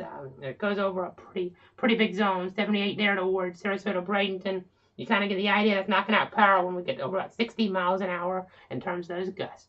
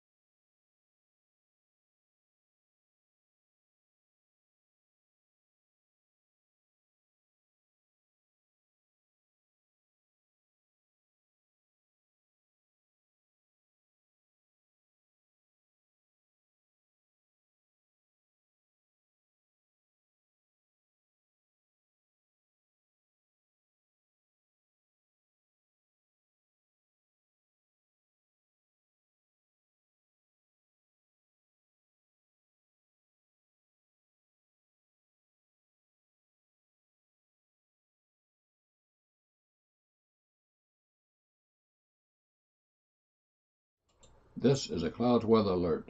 Tracking Ian. Back here at 4:55 on this Wednesday afternoon, getting into Wednesday evening. We're checking this storm here, just seeing exactly what type of fury it's bringing right now toward areas towards southwest Florida, west central Florida. Just a nasty storm. And I've been with you here all afternoon pretty much. We're trying to stay with you as long as we can here to keep you guys up to date here on what's going on. And I know we've been focusing a lot on where the landfalls occur on, but we want to give a quick local update here on some things. So let's go up to North Florida. Starting to get a little bit heavier rain here up in this direction. So let's go ahead and go up here. Bear with me. We'll go ahead and see what's happening here. And you can see some moderate rain right now toward Palm Coast and Flagler County, that general vicinity. St. Augustine, a little bit more concentration there. But the worst is yet to come here. That wind direction will be something to watch as this storm here comes up toward the north here, because you kind of see it here. I mean, because of where it's aiming and tracking here, we have the easterly wind coming on into the picture, and that's going to be something that helps to drive some surge up here into northeast Florida and parts of southeastern Georgia based on this track here. Just going to have to kind of watch here with things. I know just going to have to continue to watch. I mean, I'll back out real quick here. Just want to give you the latest look at things. Just kind of interesting to watch here. The overall scenario as we've been with you for a while, so trying to do meteorological analysis live on the air here with you folks. Again, just trying to keep you guys up to date on what's going on. So again, you can kind of see here some of this wind direction. It's just going to be interesting to watch, because first off, we have that wind that we're down with right now helping to kind of push some things. It's more like a nor'easter, so let's kind of track this out a little bit, because I don't want to get you guys confused too much, because eventually when this tracks on in, we're going to have the wind direction shift on us, and that's going to have an effect here on that storm surge. So again, we just have to kind of be prepared for that here and how that impacts folks as we look ahead in toward the timeline. So again, just continuing to watch here, continuing to monitor things. We're going to go ahead and see here. I know we haven't got a new 5 o'clock update, but we had that official mainland Florida landfall this side of the Punta Gorda near Pirate Harbor around 4:35. 142 mile an hour, or 145 mile an hour winds, 942 millibars. That pressure. So still a very dangerous major hurricane. We still have these extreme wind warnings here that are still being issued. Tampa office continuing one till 6 o'clock here. Let's go ahead and show you this again. You can see Sarasota County, DeSoto County, Manatee County here, Charlotte County, Lee County. You kind of get the idea. So again, just continuing to watch all this with these just extreme winds in the picture here. Some disruptive type of winds, folks. We just have to continue to monitor them, as these conditions are still very nasty. You see the Iowa, I mean, the northern Iowa is really vivid, but there's a lot of wind on the eastern and southern and western parts of this Iowa. You see a little more in the western, but that's the way the radar's hitting things to some extent at least. But just some really nasty weather, really nasty conditions here. Again, just continuing to watch. We've been in this wall-to-wall coverage for the better part of 5 hours. If you're still with me, thanks so much for tuning in and trusting me to protect you, your friends, and your family with the latest information from the National Weather Service, the National Hurricane Center, from our Doppler radar technology. My interpretation of things here. It's going to be a long period yet to come, though, as we look to the north. Again, I'm talking about the different wind directions here.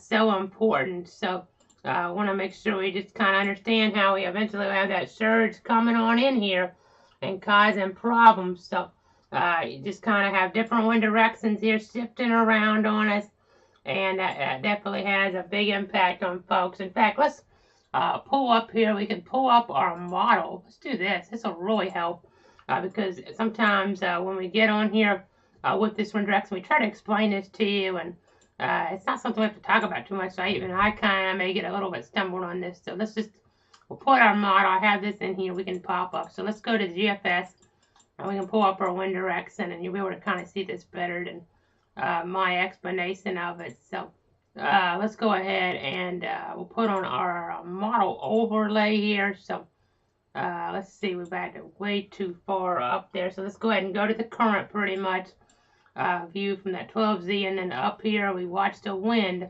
So let's focus on North Florida. You see it like a nor'easter right now, but then as we get further on into toward the timeline here, it'll just be kind of interesting to watch the wind directions here. So you see the storm down toward the south. You see that water still coming on in from the northeastern direction here. I know, seeing some of that here with some of the past storms, and then you see it getting off the coast, and then you kind of see it going, switching more from north to south, and then eventually, though, the winds are going to be pushing the water kind of away from things here as the storm moves on off toward the north. So that's kind of as we get into toward the first of the month, which is that Saturday. So just kind of interesting to watch the progress of the wind direction here as we continue to monitor things, just kind of trying to see how that goes. But let's go ahead and pop up the radar. We still have a new update from the Hurricane Center. We had an issue with the chat room, so I'll try to fix that here in the next little bit. Sometimes it'll come and go, but we'll go ahead and see it. Update now is 140-mile-per-hour winds there. Max sustained located about 5 miles east of Punta Gorda, or about 120 miles south-southwest of Orlando, with a max sustained winds at 140 miles an hour, moving off toward the north-northeast at 8 miles an hour. That barometric pressure, minimum central pressure, 945 millibars, and we just got some changes with the advisory now. Storm surge watch issued north of South Santee River to Little River Inlet. Tropical storm warning extended northward to Surf City, North Carolina. Wow. Tropical storm watch now issued from north of Surf City to Cape Lookout, North Carolina, and then storm surge warning is continued down toward the Keys and that vicinity. But a lot of the other alerts still stay in effect for our area. That's that hurricane watch from Flagler, Volusia County line to the South Santee River. Not a warning like what we saw in some of these other storms here at the coast. I mean, we had hurricane warnings with Matthew and Irma, but not a hurricane warning here, but the surge still. I mean, we've had even nor'easters last year. That was a really strong nor'easter. We had surge values pretty high as well. So just put that in perspective here. Definitely got to kind of just keep that perspective a little bit. We're not talking about extraordinary surge, but let's go ahead and see what they have in a statement here. So they're saying from the Flagler, Volusia County line to the Altamaha Sound, 4 to 6 feet of storm surge, and some evacuation toward Nassau County ongoing there. So this is something to kind of keep in mind. We've had issues there during Matthew. Again, this I know we've heard a comparison to Irma, but it seems more just based on some of the different things we're seeing, more like a lighter version of Matthew toward the First Coast beaches here. Granted, it could still maintain its strength more than we're expecting. You never know as it crosses the state, but we'll just continue to watch here with this scenario that's ongoing here. So again, I know Matthew didn't see too much toward inland areas of Central Florida. Granted, I mean, still, it's a little bit worse than we'll probably see this time around. We had quite a bit of rain this time around, unless the gradient goes west. That sharp cutoff that we talked about with the models. So, again, just checking some different things here. The deepest water occurring along the immediate coast, down to the right of the center, and the surge will be accompanied by large waves, and the surge-related flooding depends on the relative timing of the surge, and we have to talk about a tidal cycle as well. That's very important here. And the Weather Service is now talking about maybe up to 30 inches in their official Hurricane Center statement. Now, they're the guys down and the women down there in Miami giving us the latest on that. But again, seeing life-threatening, catastrophic flash and urban flooding with major to record flooding possible along rivers across Central Florida. That's really expected to continue down there because of this copious amount of rain in the picture here. I know, I just really have to be watching. There's so many different hazards. It's an all-hazard type of threat. Wind gusts to 128 miles an hour to Grove City. University of Florida Coastal Monitoring Program wind tower gusts to 114 miles an hour. That was there. I didn't say where it was, but a general vicinity. These gusts still way too high here, causing more and more power outages. So not what we want to see, of course. So definite nasty situation. Let's give you that track now. We'll go ahead and see here a Cat 4 storm. You can see it going to Polk County, the Cat 1, 2 a.m. And the center is right there, closer toward Frostproof and Lake Wells there. And then getting up toward Orlando. And you see maybe a little east turn adjustment still with this, possibly here as we look at this live with you guys on the air here. We'll just kind of look at this here. I mean, not maybe too much of one. We've been looking at these all day, so I'll check a different source. It'll kind of show me a little bit here exactly what our last track was. We've seen so many tracks here lately.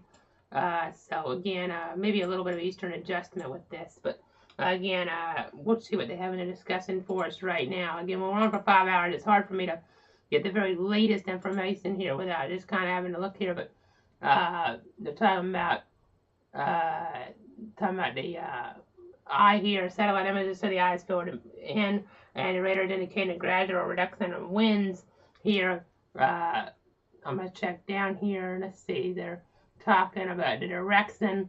It's nudged there a bit faster toward areas here as we get further off in the timeline. So I think we've seen a little bit of a change here in that track, just barely. It's not going to be a huge difference, but miles count here in this type of scenario. So that's something to bear in mind for sure. But again, we'll just continue to watch here as this does track on off here. This storm, this dangerous storm. So definitely can affect the rainfall amounts here with this as we track on off. You see up here, we're not getting too much toward Bradford County right now, but we'll continue to look outside. It's just a gloomy day up here in north central Florida, but a different story in other parts of the state as we continue to watch here some other modes of that other tracking mode. The timing a little bit off, but it shows at about 2 a.m. or so down there in Polk County, and then at the center, and then 2 p.m. tomorrow approaching Volusia County. They're moving just into Volusia at that point before it gets off the coast. So a long duration event here. This is not a one and done situation. I know as bad as Michael was, at least it was moving somewhat. He was out of the viewing area per se in the day, but this storm just lingering around, dumping that moisture here, pumping that in. Irma was pretty slow moving, not quite this slow, I would say, but we also had going back Charlie. That was a very fast mover. So unfortunately, this one's a lot slower, a lot bigger overall, and had stronger winds here when it made landfall. So again, it's not what you want to see, obviously. Let's watch this storm down south of Titusville. Oh yeah, there's some rotation here. Let's go back south of Titusville right now. You see some stronger rotation in our shear rate product here. I just saw a little kidney bean shape, and that kind of caught my attention. I wanted to check that. Let's see what we have. Not as much on storm relative as some interference with the radar, but still got to watch these storms. There's a tornado watch in play till 1 a.m., and you could have some spin-up action here as the storm gets further in, so we could have some wind shear evolving here and cause some tornadoes to spin on up on us. That's something we definitely have to keep in mind here, something we definitely have to look out for here in the Weather Center. So we're at 5 away right now. We're still going here. We're going to end the stream after probably about 8 hours or so and then reevaluate. We'll have more streams. Don't worry. We'll be here for you. I might take a little break in there. We'll just kind of play a beta to see what the winds are at that point. But just for we stream on multiple platforms: Facebook, Twitter, YouTube, and Twitch. I know Facebook has an 8-hour limit, so we have to cut off for a little bit at 8 hours. But we still have a few more hours to go before that benchmark arrives, and we'll see how the storm looks and the impacts. Then we have to be ready to cover things up north, though, in our viewing circle for those direct impacts as well. That's something I have to take into consideration, because even a tropical storm might not be as big of a national story. We have to be here for the local viewers of Northeast Florida, because it's still going to be a pretty big deal here as we get into word that Thursday with the flash flood warnings probably in play, the storm surge warning in play, the hurricane watch in play. So this is not a easy type scenario where you just have, as bad as it is, a hurricane just come across. I mean, you have a long duration event that we're dealing with, and we're going to be here for you. Take a quick break. Be back here in about, let's say, 5 minutes with more information. So stay tuned, and let's go ahead and see this other radar view here. We'll switch back because make sure we leave you with that Tampa radar, so you have the better view of the hurricane right now. It's still a Category 4 hurricane. At the last check, all that rain, all that wind, all that surge still coming into the picture.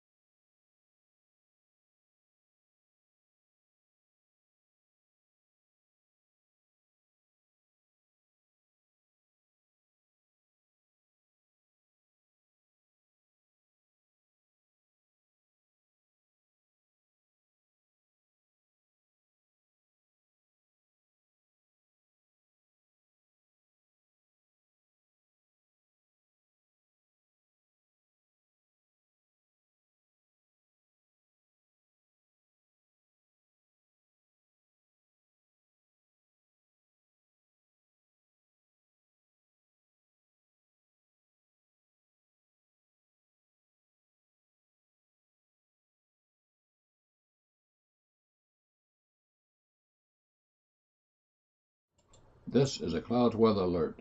Tracking Ian. Back here with another Ian update. Still a major hurricane, folks, that we're dealing with as we track this here inward parts of west central and southwest Florida. That flash flood warning still going for parts of Charlotte, Manatee, and Sarasota counties until 7:15 here, folks. And then we also have that extreme wind warning here in play, and this pinkish purplish polygon until about I believe it's 6 o'clock here. That's the expiration, I believe, but we could still have more of these issues later on in the timeline. But that's the purple areas where we're most concerned about this extreme wind damage here in spots. I mean, a lot of spots going to have issues that last for a while, though, in terms of power outages, things of that sort here. So, again, I just got to continue to watch things here as they progress in this weather situation. And we haven't checked the traffic cameras in a while, so let me go ahead and punch some of those up here.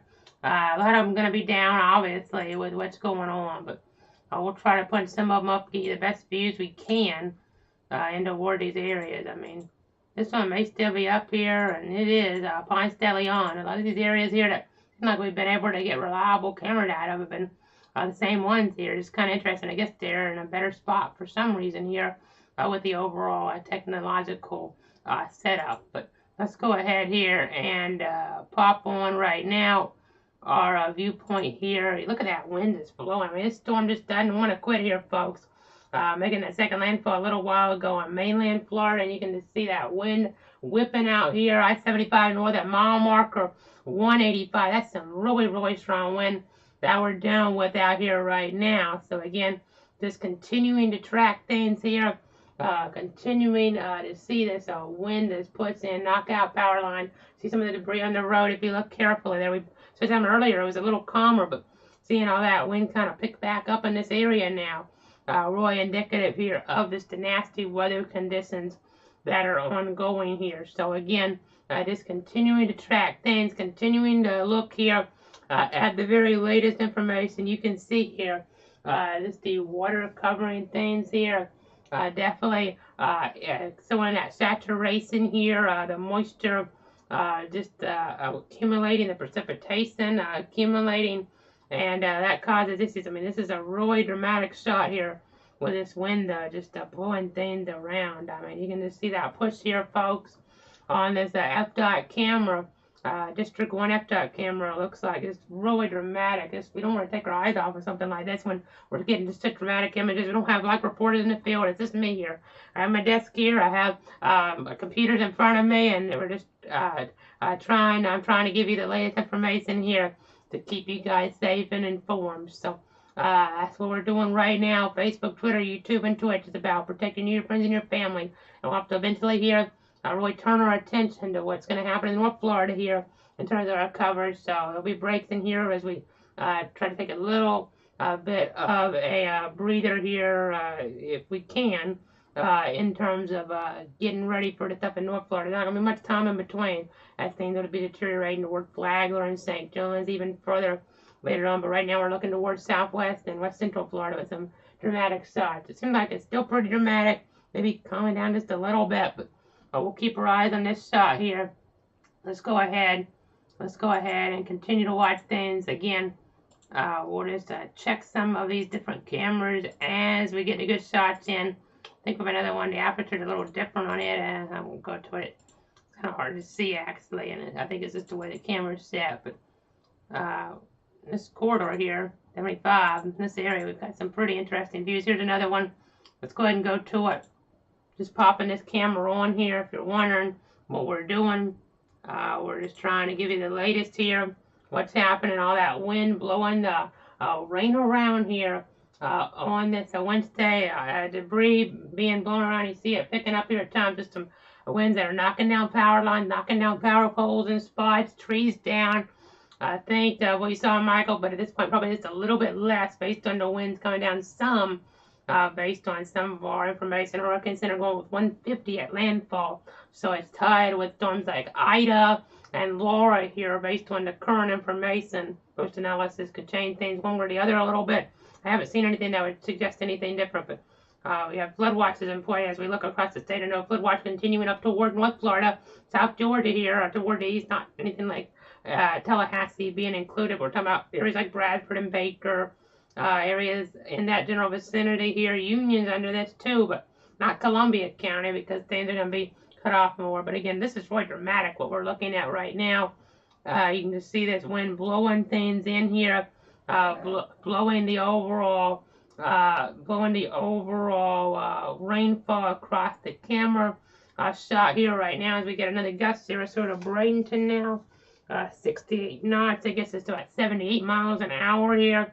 You can continue to watch things as we continue here with this. We just want to give you these visuals because you don't want to be out looking out that window right now or outside. Obviously, we want to be giving you these shots to you. We're not putting anybody in harm's way doing this, though. We're just showing a Florida 511, the FDOT cameras here. So that's what the view looks like right now. You can just see all the wind blowing around, some of the more dramatic shots you ever expect to see here. But this is hurricane conditions that we're doing with a long duration hurricane at that. So again, just continuing to track this. Let's go back on off here.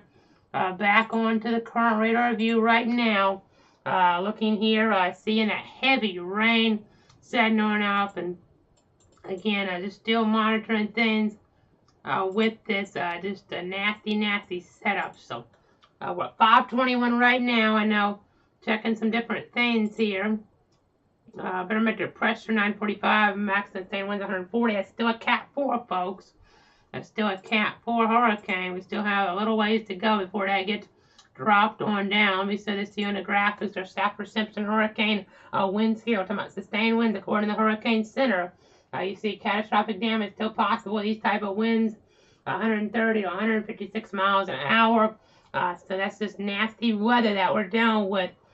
Overall here, very dangerous, very torrential downpours, but torrential downpours are helping to bring down that extreme wind. Don't have to have them in a situation like this, but I mean the winds definitely can get brought down more in some of the downpours, and that affects some more outlying areas too. Not to this level, obviously, but when you get downpours in the outer bands, that is a scenario where you have more tropical rains, and you have just the wind really picking up as well.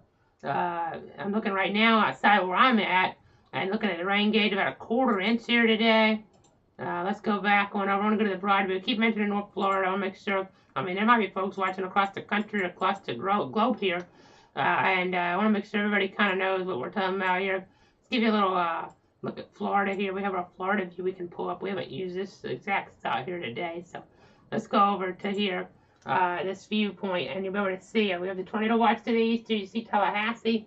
It's staying dry out there. I mean, no classes there, but honestly, not too much of an impact at all toward Tallahassee, which is great news. So, but you see here our storm tracking on off here through parts of Central Florida later on, East Central Florida, that general vicinity. So we'll have to continue to monitor this here to see how things are shaping up towards some of these different communities here, because they're going to be impacted pretty substantially here. So we just have to continue to keep everybody on our mind here.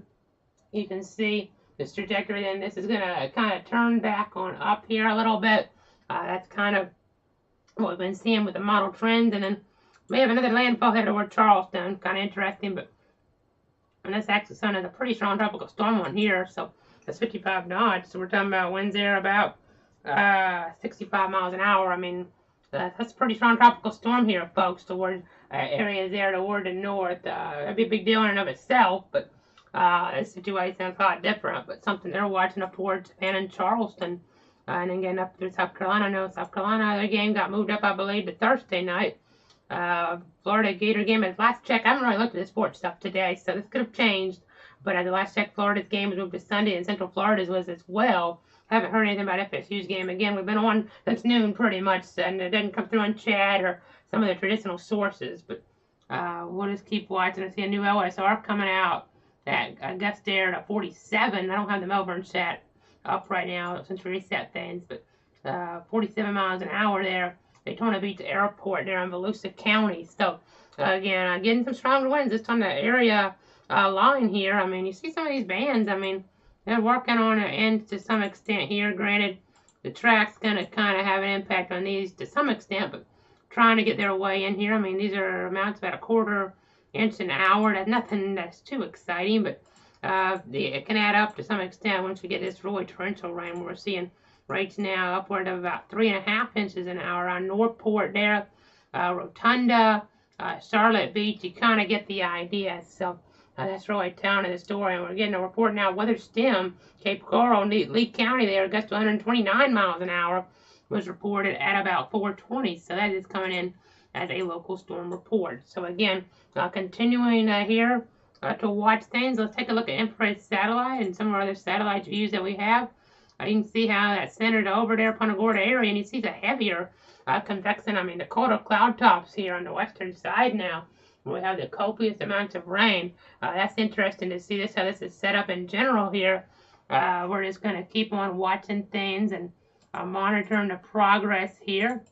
We're going to go ahead and pop back up the other Doppler view now. Again, these winds still trying to reach on down to the surface here. So serious.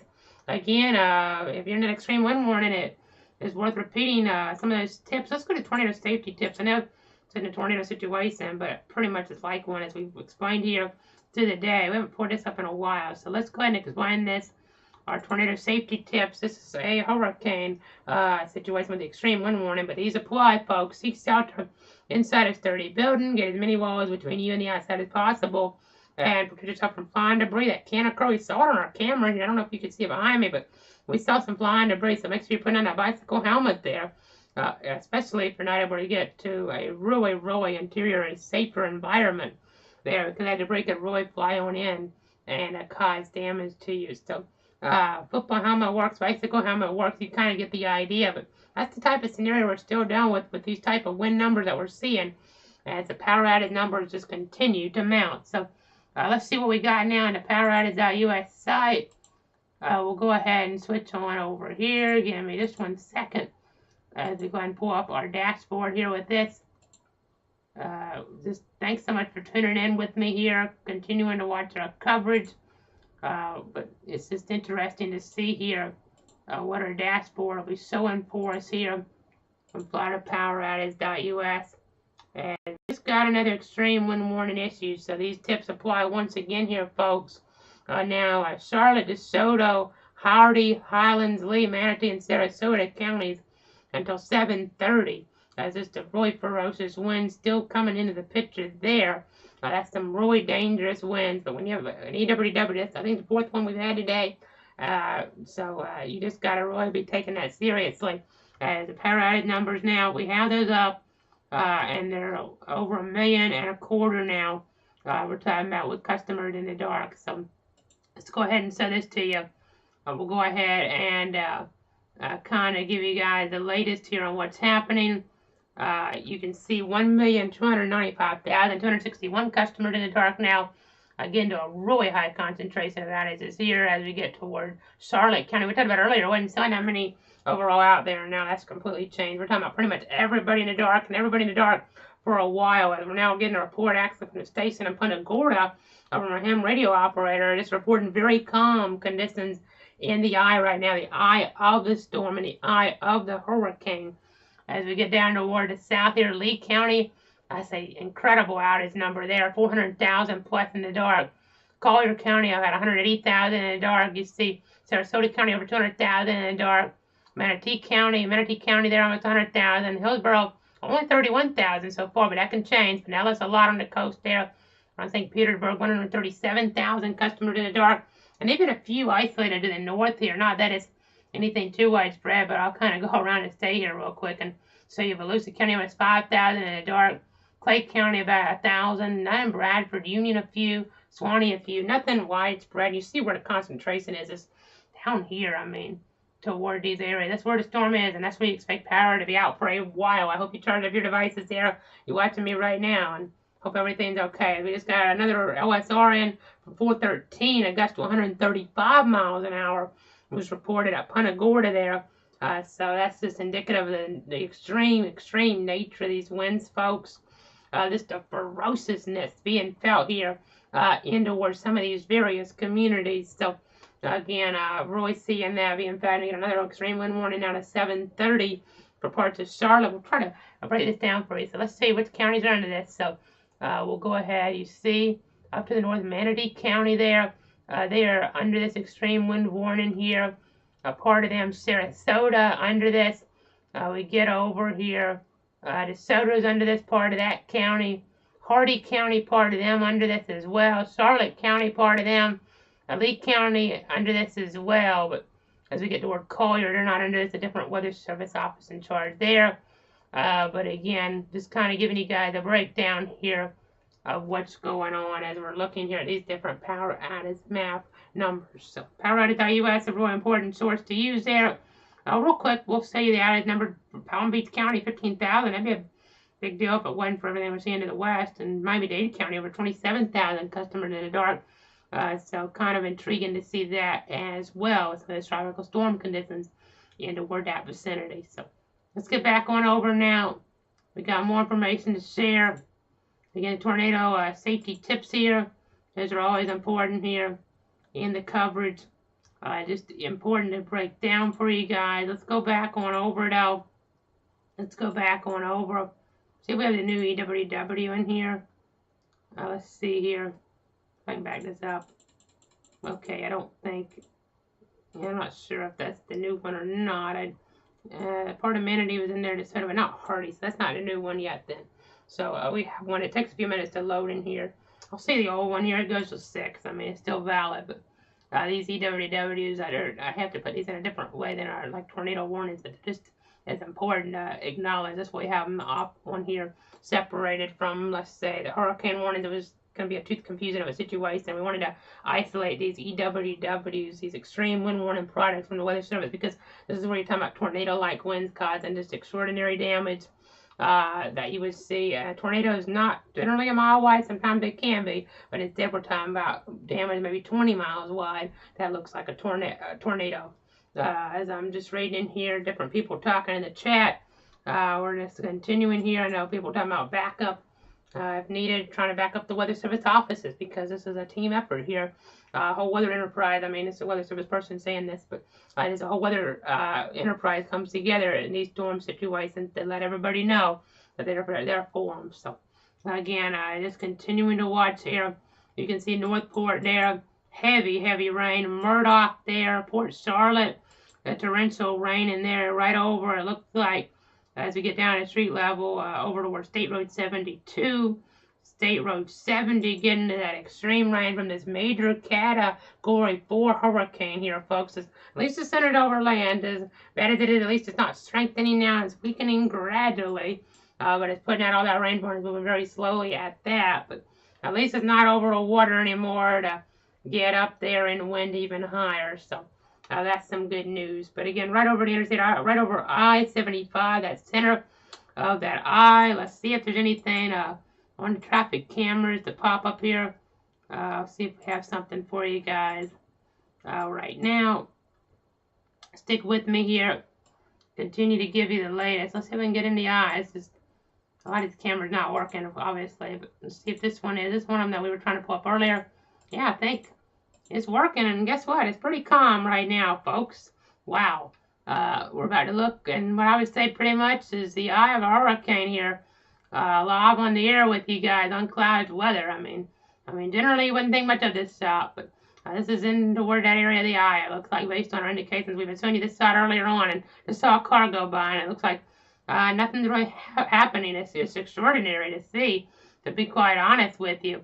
Just extraordinary to see a shot like this here as we're live with you on the air. Again, I mean, we're seeing gusts to 129 miles an hour. Cape Coral at 420, but this is there around the Harborview area. Punta Gorda, been getting these cameras up pretty good, and you see a little bit of rain bouncing off. So maybe not completely there, but it's kind of caving in some. So that's the issue with the eye. It's not completely calm, but I mean, you look at the trees here, folks, and you're not seeing any movement in them. I mean, that's and we're in a hurricane. That tells you we're just based on the proximity, but looking at the radar co-location, we're seeing these dead calm conditions that you would see in an eye of a hurricane here, live on the air, folks. I mean, normally you wouldn't think much of this as you start to see the camera shake a little here, but I mean, I'm looking real close. I don't see much movement. Maybe a little bit, maybe just a little bit over here. No, look, that I didn't do that. I didn't turn the camera. You can kind of see maybe a little bit of movement there on these trees. So maybe not quite there, but it's caving in some too. So They're kind of pinning this around. I don't control this here, but you kind of look to see. Still pretty calm conditions are kind of in that eye area for sure.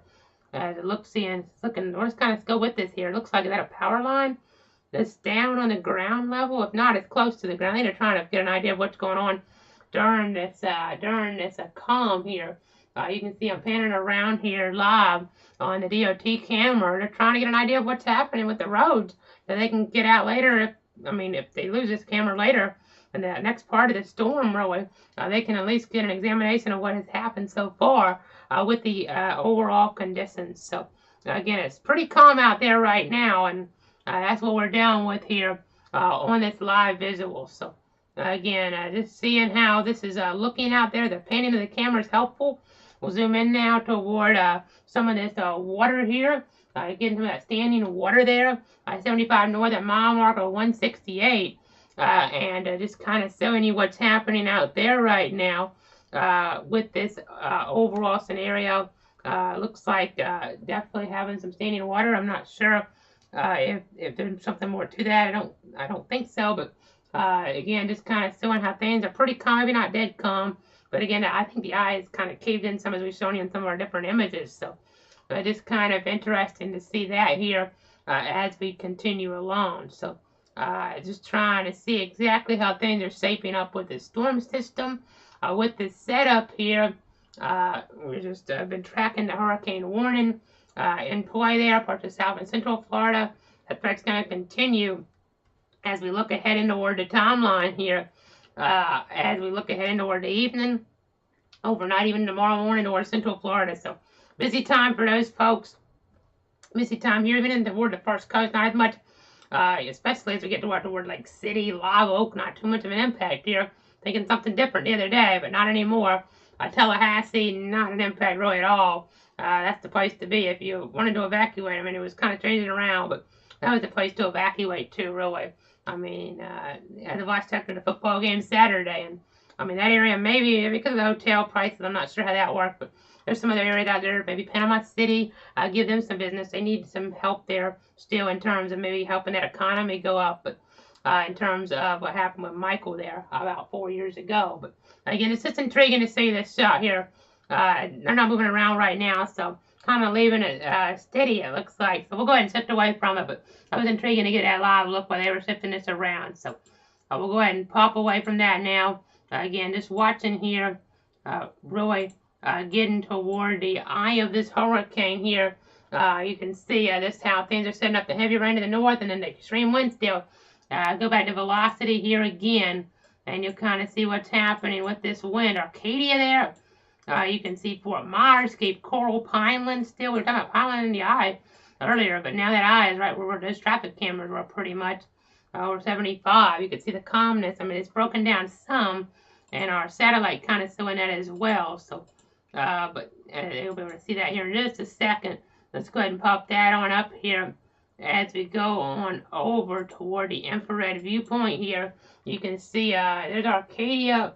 You can see Punta Gorda there, and then you see that just the really cold cloud tops here, indicative of this nasty weather. I don't see as much lightning. This one of them was just on here and just went away. So they go back there toward Arcadia, but we were seeing more lightning, just showing how vivid things were here with development, how much upscale growth we're seeing here overall. But again, just kind of telling that weather story here with the colder cloud tops in play. But again, you don't see as much to the north, obviously. This is breaking down some, but it kind of spreads out a little bit as it does so, and that can be problematic in terms of flooding, because at night, tropical cyclones generally have a tendency to really produce more rainfall, and with the lower pressure still around, this is a very strong low pressure system. When you have severe weather and tornadoes, you have low pressure. This is much lower than what you see in one of those type of setups. We still have just that water pushing in. The low pressure here, you can kind of see in different directions here. North, you're not going to worry as much. Granted, you can kind of get the winds to put back around a little. As this moves north, that can cause some surge up to the north here. But you can see here the surge coming in here, Cape Coral southward, with these wind arrows, a wind direction here. So again, We'll go ahead and look at some of our tornado parameters. Haven't had any tornado warnings in a little while, but we'll continue to watch. Most of that stands south of the viewing area here in our 62 counties we cover here, but we could always get that to kind of crop up in a few of our eastern zones, southern zones. We'll see, but again, there's our storm. Let's take a look at some of our models. I haven't really done this today because it's all about real-time tracking, but let's just use some of these to see if there's any differences, and there's not a huge difference here, but it is kind of Cat 1 up here. I will say that's kind of concerning. Let's see. What is this? So it actually it's not close to the coast here on the TVCN, so that's kind of interesting.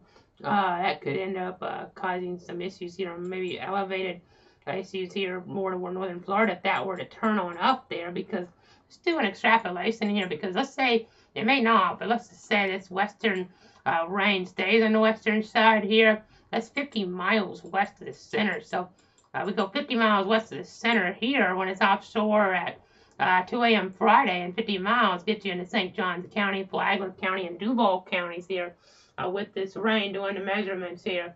So that's something to watch, and then that's dragging up the moisture here. So just kind of tracking this in real time. We'll kind of, I mean, we can't draw a line on this one, unfortunately, but I can kind of just do it with my hand a little bit. So you see this moisture and this take it to the west of the track here, and that's where our models have been the really dangerous flash flooding situation. So just kind of take it to the west of the track here, right over Orlando, maybe Volusia County, some into Flagler, and as it turns up into where Flagler, St. John's, and Duval, some of those eastern zones here, could really have some big time flooding issues here because of that rain that's thawing out for a while. So that's a serious concern here that we'll have to watch. As much as we're focused down to the south right now because the winds got so high, the surge won't be as bad up here. The winds won't be near as bad, but the rainfall could be pretty similar toward the eastern counties. Again, let's talk about where I'm talking. So I don't want you guys, let's see, I mean out toward Union County, let's say, we look better in terms of that gradient and being on the good side of things. Bradford, right on the gradient, I'm still thinking, I mean, the amounts could get pretty high, don't get me wrong. This is not an all clear by any means. We've got to still watch, but really out toward Clay, Putnam, Duval, St. John's, Flagler, Nassau, and even in the Marion because of that trajectory. You got to really watch because those rainfall rates are really going to tally on up here, it looks like. I mean, we're talking about maybe feet of rain still. We haven't updated local impacts today because we're in real time, and you can't really do that necessarily when you're in real time like this, but we got to watch these numbers as they kind of change on up on us, and these numbers are very important here as we kind of watch the progress of Ian. So, again, Cat 4 Ian, the name's going to be retired. We've talked about that all afternoon here. But that's definitely a historic storm as we continue to monitor the progress of it here in this vessel weather coverage. One of the strongest hurricanes to ever hit the state of Florida here, folks. So, again, let's go ahead and move away from that shot where the models are on there. We'll go ahead and take a quick break here in the coverage. We'll go ahead and take a quick break here right now. Let's go back here to a 9-minute break. We'll be back here in about 9 minutes with more information here on this storm. So about 5:52, give or take here, when we get out of that 9-minute break, we'll have more weather information. So stay tuned.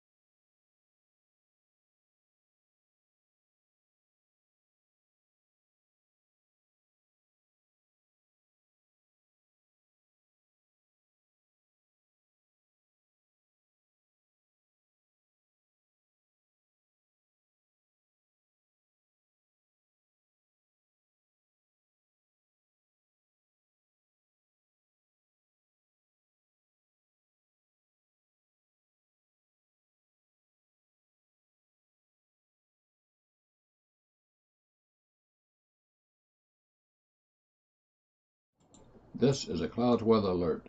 Tracking Ian. Back here at 5:52 on this Wednesday. It's been a very long day, and this is far from over. Really, the flood threat still just beginning in a lot of ways here because, I mean, you can have the destructive wind impact kind of weaken off some, but we're still going to have the threat here for that surge still coming in, even though it's made landfall. The wind direction still pushing that in, and we still have, again, that flooding threat, a new flash-flood warning just coming down now for DeSoto, Charlotte, Hardy, Highlands, Lee, Manatee, and Sarasota counties now. You'll see it pop up in a second. That's still 9 o'clock here. I'm seeing that come in from the office in Tampa. Again, they're giving us the latest information here on this storm. Very dangerous one.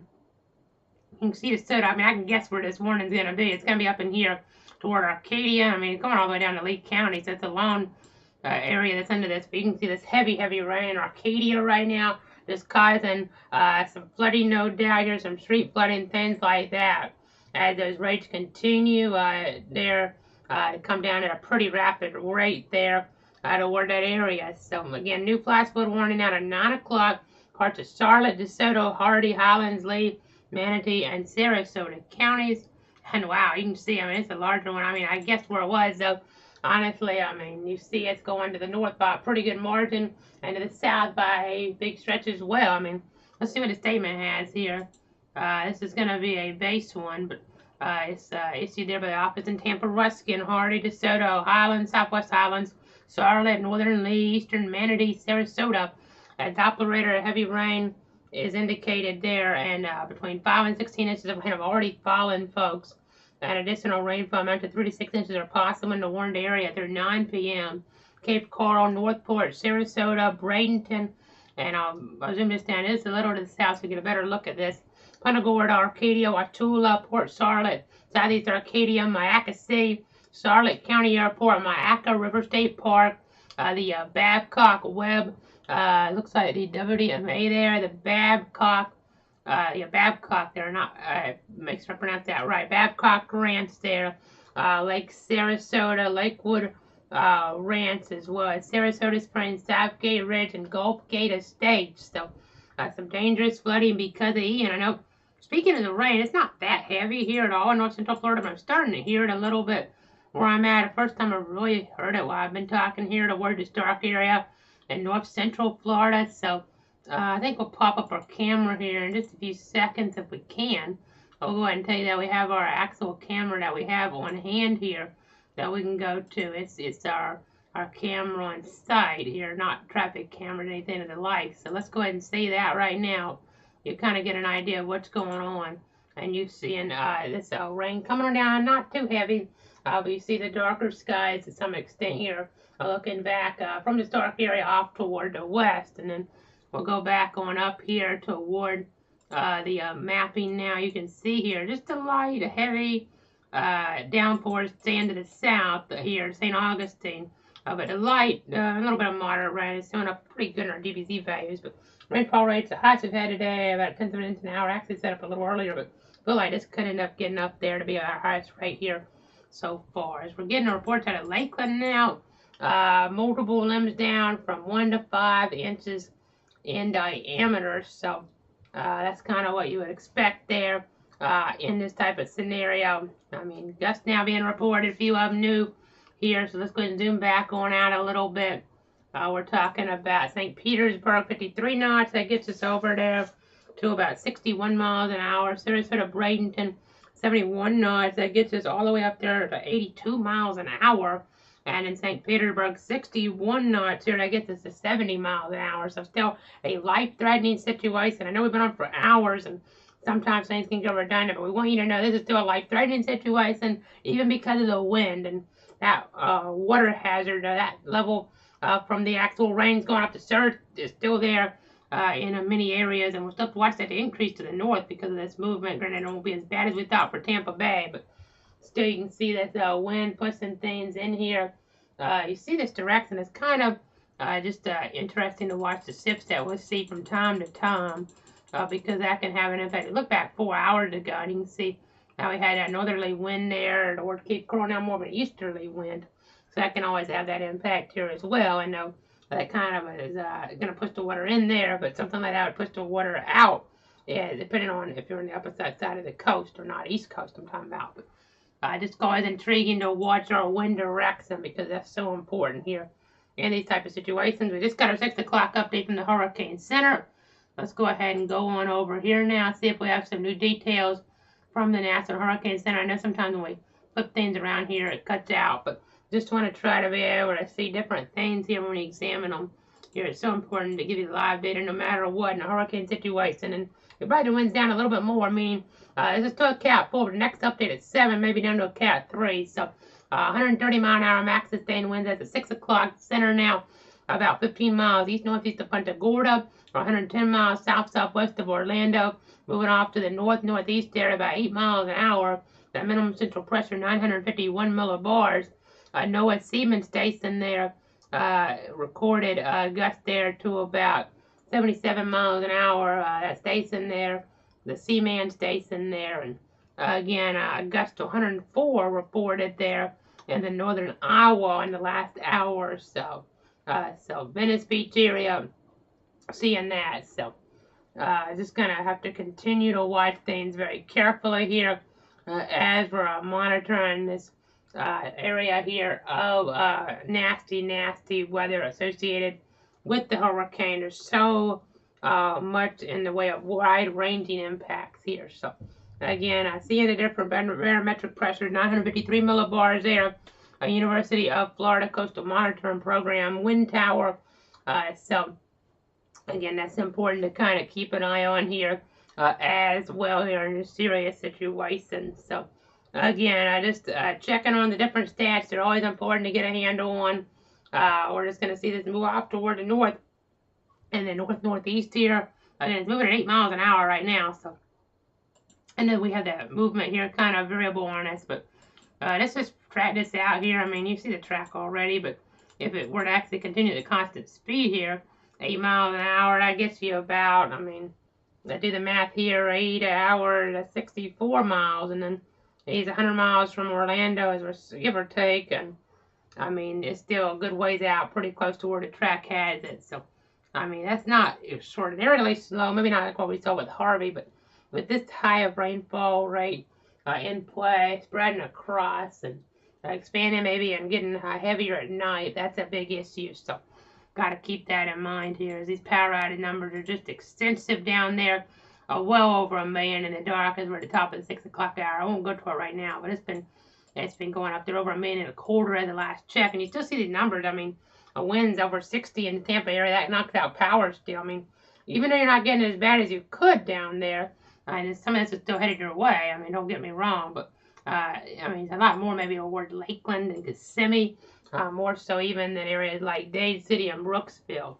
So it's kind of giving you guys an idea of the overall trajectory here, more this way, not these areas. I mean, some of this is going to move in, and it still could get some pretty nasty gusts, don't get me wrong, but we're talking more areas more towards central Florida here instead. As this track's on off, you have our eye here that's going to go across here, and they're going to put the track back on. I know the times can mess up sometimes here, don't just ignore those, but let's see if we can cover those up. Well, and we'll cover it up, I guess, here real quick, but you kind of see our track here underneath. So again, just kind of watching that overall trajectory here, overall track. You have a little bit of that still with the rain there, not falling right now to where Osceola County. Always good not to have as much antecedent rainfall right now, but more's coming, so that's unfortunate. But we're going to keep tracking it. I know Storm Spider amended a report now on down branches, the entire tree being uprooted. That's in the Tampa area. I mean, there's plenty of trees that are going to be impacted, though. I mean, we saw with Michael, not quite to that level maybe, but the population density is a lot higher down here than it was toward Michael's area, or even right at the coast in Laura, Ida. That's something to take into consideration here as well. So, I mean, this is some really highly populated areas we're talking about. These are some really highly populated areas. You see Augusta 81 there, Sarasota, Bradenton International. We'll just kind of go over some of these here. Toward the north, these gusts here, no on the Tampa radar. We'll take this off for a minute, but you see these gusts here in the 20s and maybe the 30s, 33 St. Augustine. Higher to the south, you see gusts over 40 Kissimmee, but there's a new extreme wind warning. We touched on this a little while ago. Let me see the polygon here. You see Further on up, you see Arcadia there, in this, but also getting toward Limestone there in Hardy County, over toward Highlands County here, Lake Placid, right on the edge of this, where we could have just a destructive type of wind. But one polygon, I believe it's supposed to go away at 6. These times are definitely unique, so I could be mistaken on that here, but let me double check here with the weather service. Yeah, there's just one now, so the other one's probably going to fade away. Unless this is just one together. Let's see. Back this up here, folks. Maybe, it may not. Okay, I guess it's probably just the one then. Okay, so we don't deal with these. We haven't had any of these in this area of the country since Irma in the Tampa jurisdiction and Michael last time in the Tallahassee area or in our covered area. This isn't our covered area, but we're covering this because it's such a big deal toward Florida. You see Sebring just on the edge, and we just got a gust higher than the one you see on the screen. It's 56 knots now, which gets us all the way up there to about 64 miles an hour. So that's really telling the weather story here. Again, I'm going to make some more notes about things. We're making notes on things once in a while here. Just want to make sure we kind of have an idea of what's going on here. Different things to talk about because we're in live coverage, folks, for hours. Probably really haven't done the coverage quite this level before. It's just the situation requires it, and we're not anywhere near finished because we have the impacts in North Florida. At some point we'll take a break probably for a while just because we can't talk forever, especially since it's in a one and done type of situation, and we'll just have radar and satellite streaming maybe for a little bit in there. Before we really have to start focusing on our North Florida impacts here, our first coast really impacts here as we look into the worm tomorrow and maybe somewhat lingering into Friday here in that timeline. So let's see if we have some new model data from the GFS. It may not be in our other system yet. I know I'm getting some stuff, but okay, but it's kind of coming in. So this is coming in live. We'll just go ahead and go over to this here. It'll probably update on us a little bit. So let's see some new information here on the fly. Our GFS model run now. So let's go over to the forecast model. We'll go ahead and go on over toward the forecast model here right now and give you the latest information on what's happening. I want to make sure people, when they tune in, they know it's the forecast model. So we're going to go ahead and pull up our forecast model super here right now as we're going to our 6th hour, really, if you want to call it that, of coverage. I mean, we were on in the 12 o'clock hour, the 1 o'clock hour, the 2 o'clock, 3 o'clock, 4 o'clock, 5 o'clock hour here. So just kind of the way you want to do the math here, I guess.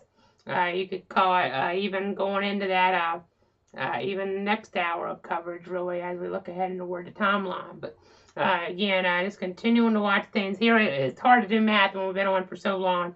You kind of get the idea here on what's going on. So I guess it'd be our 7th hour of coverage because the way you do the math there would say that. But anyway, we're continuing to watch here. You can see our 21Z model run kind of telling the weather story here. Telling the weather story here, as you can see, to about 8 o'clock, 11 o'clock here as we push this on off. You see that lingering across Central Florida, Orlando getting it, even some of the Flagler.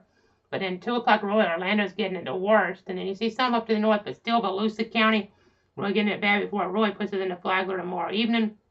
Before it kind of pushes on off. We'll just have to watch the wind direction because that's going to be so important as well here with this. By the way, a gust earlier, Lee County there, a gust to 110 miles an hour, 445 just coming in. So we'll keep watching our model. Let's go back away from that though for now. We're going to go ahead and switch on over here to the very latest on the radar imagery. That's going to be our GR level 3 computer here. We're going to see that. So again, gust 68 knots just reported Sarasota Bradenton as a hurricane gust. So that gets us over to 78 miles an hour there with our numbers. So that's another mini hurricane gust we've seen today. I mean, a storm like Hermine, let's say, in 2016, only a few hurricane gusts, and still a really big deal knocking down trees toward Tallahassee. This is a different part of the state, the peninsula. But we've had just many gusts of hurricane force. I can't count how many we've had. We still have some of them on the board now showing up. We again still have this copious amount of moisture here in the picture. 1 hour rainfall, so about 3 inches northboard there from Murdoch. You see Sarasota County, some of these areas around. It looks like State Road 72 getting to this. So getting into that rain, so that really tells a story. Still some pretty nasty weather in spots here. Sarasota, Bradenton, kind of get the idea here, folks. I mean, eventually, some areas things will be getting better. I mean, let's say Bonita Springs, Naples, really getting better in terms of the actual rain and the wind. Granted, could still have some surge in here. Let's check our wind direction. That's always important here in this type of scenario. We'll go ahead and go on over to see. I mean, still some of that wind coming in. It depends on where you are, but some of this wind still causing issues here. It's all about direction and the topography. Not Cape Coral, I mean, this area you're not seeing the wind coming up, which is good, but then you have the wind coming in here, and that can cause issues here still. So even though the low pressures to the north now are still some issues toward the south, still that tornado threat, tornado watch till 1 a.m. We got more of these issues. Haven't had as many tornado warnings as we could have had here today since we've been on, but we've had some, and we've covered them for you here in our live coverage as necessary. So again, we've been with you since about 12 o'clock. We're still with you right now. We'll kind of reevaluate here once we get about 8 hours with the coverage, because we're on Facebook, Twitter, YouTube, and Twitch, and we'll be streaming something. It may just be radar for a while. We'll see. I want to see how this storm kind of reduces in intensity here, because that's important. It's going to probably be under Cat 4 at the 7 o'clock update, 130 now, which is just at the cusp of Cat 4. Just when I say cusp, it's actually just over the benchmark. Right at it. We'll go ahead and pop this up. But the last time I already used this, highlighted like this. So, category 4 here, but it's probably going to be down to it's just a devastating storm, which is, that's to tell you how bad things are, folks, when we go from catastrophic dust to a devastating storm. That's terrible, folks, what we're talking about with these type of winds here. Just destruction in many spots here because of the wind damage. Again, it's not just the wind, it's the surge and the rainfall. The surge and wind threats are going to gradually, depending on where you are, it's in total. Some areas will still go up, obviously, we know, across the state. But in terms of the overall, the worst, the winds will be brought down some, and the surge will be brought down some. But that rain threat is still going to continue. And tomorrow and Friday, obviously, it depends where you're at for these worst of the threats. But again, still watching this here. If you're just getting home from work here or something, or if you did have school today and you're just tuning in, something like that. I'm meteorologist Casey Cloud. I've been on here for a while. If you're watching on one of our platforms here, then just letting you know we have multiple platforms for you. We have Facebook, Casey Cloud WX. You have Facebook at Cloud Weather. You have YouTube there. Search for meteorologist Casey Cloud. You can subscribe there. Get the alerts of when I'm on for that. And then you can watch that on your Roku device. You can even watch that on things like your Amazon Fire device, I believe. I know I've tested it with Roku. And then we have Twitter at Cloud Casey. We have Twitch as well. So many outlets for you guys to watch the special coverage to keep you, your friends, and your family safe here with on this. So Wednesday, cloudweather.com. You can get the latest track updates. I don't show the track cone as much at this point just because we're in the live action really. But again, you can get that there. The storm surge map is there as well. In fact, we'll go ahead and go over there real quick. Let's do this. So we'll go over to the website real quick and see that updated storm surge map. Just take it from there, actually. It's on the Hurricane Center site as well. You can go to it either way, but we'll go ahead and go over there real quick, get the latest. Have some different things here. This might cut out just for a second as we update things here in the Weather Center, because we're using a bunch of energy to get a good stream out to you, but in the computer. But again, let's go ahead and see the surge map. We'll pop up our, let's see, so we want to go ahead and go over to our power outage. I'll just take it from power outage. This is share the screen pretty good, and it does. So again, this is our peak storm surge forecast. A little harder to read here, but you can kind of see it here. I haven't had a chance to update this yet. You see 12 to 18 feet still in Charlotte Harbor. You can see here, we're going from about Inglewood down to about, it looks like, areas around Bonita Beach. It's hard to read it sometimes, so trying to make sure I'm reading this pretty clearly here for you. You see Tampa Bay a lot less than what we're thinking because of that wind direction, and pressure in the pool won't be as much on them. You have to see our automated Twitter account on the side, by the way, updating that flood watch there. Just go through some of these storm surge warnings still in play. The hurricane watch still in play for the coastal areas, as well as so many things coming across there. So Just check that out. We don't have time to go over all of them here, but that's the automated account at cloudweather.com/tropics. We have the track update here. You see some of our coverage there to the side. Temperature down to 69 on here, but guess what it is here where I'm at, East of Stark. We're down to 62 degrees. That's the coolest we've been at this time of day in a while, folks. 62 degrees, folks. East of Stark on my weather station. This right here is just a broad sense of the area with that temperature reading on there. But again, and then the names, of course, we won't have another Ian, that's for sure, with this setup. And tropical climatology here.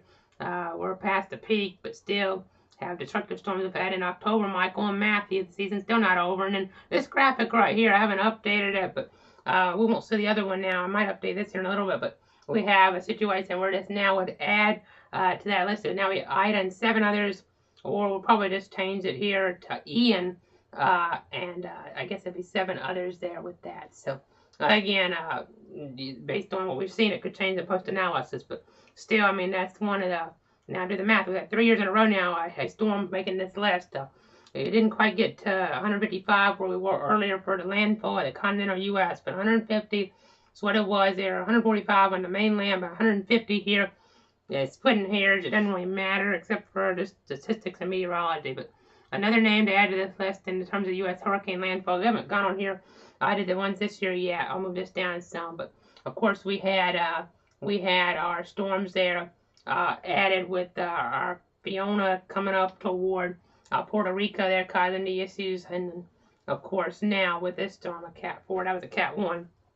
Unfortunately, another one of those yellow highlighted blocks has to go on this graphic when I get around to updating it for the website. But we'll just continue to watch things there. So that's at cloudweather.com/tropics. We'll go ahead and come back on camera now as we continue along here with this coverage.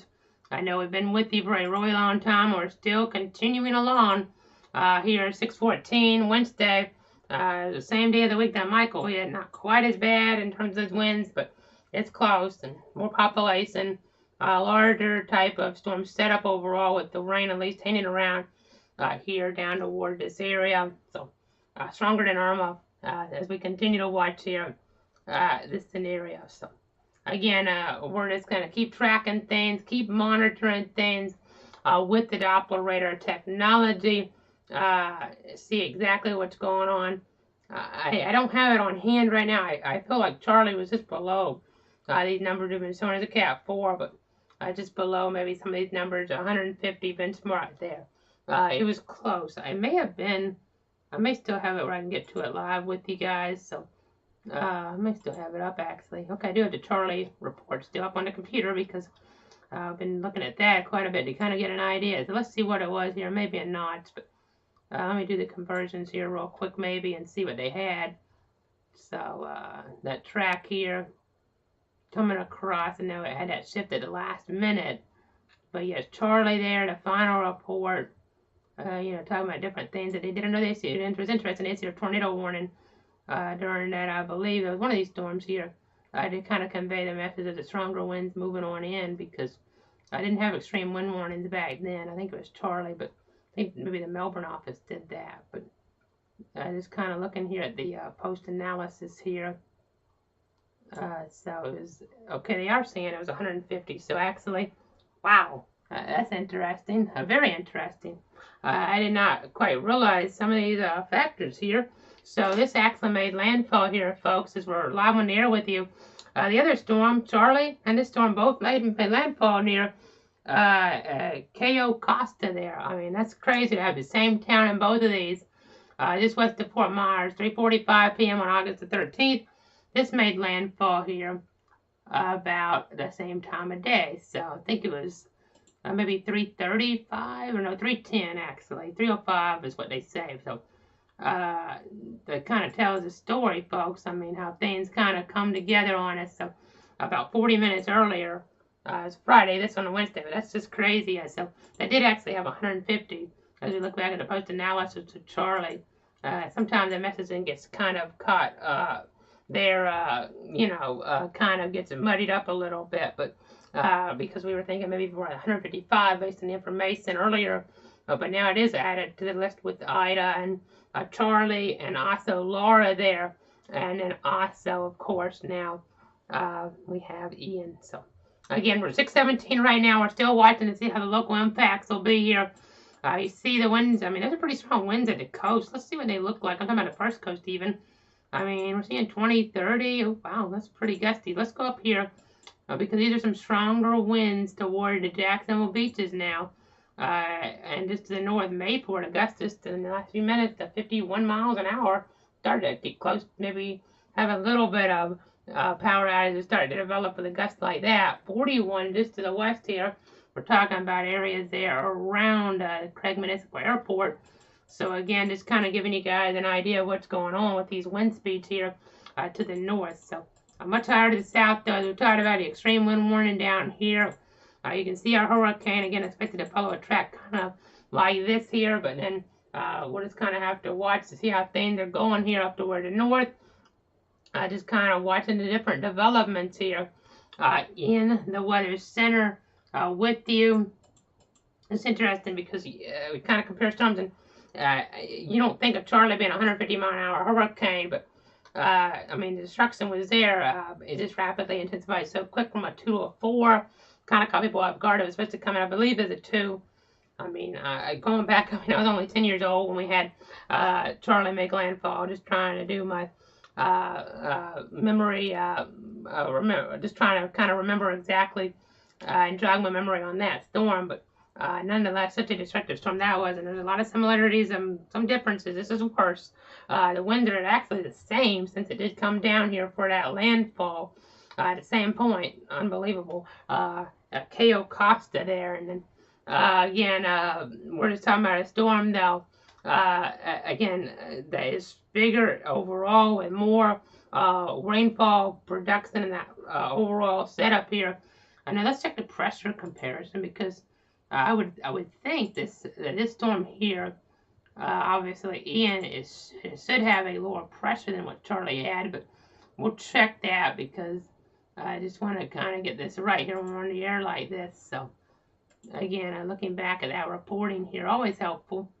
Always good to kind of get a handle on here what happened in history. I mean, Charlie was such a big story 18 years ago here. Let me go ahead and get that report back up. Bear with me here. We have quite a few things open here in the Weather Center.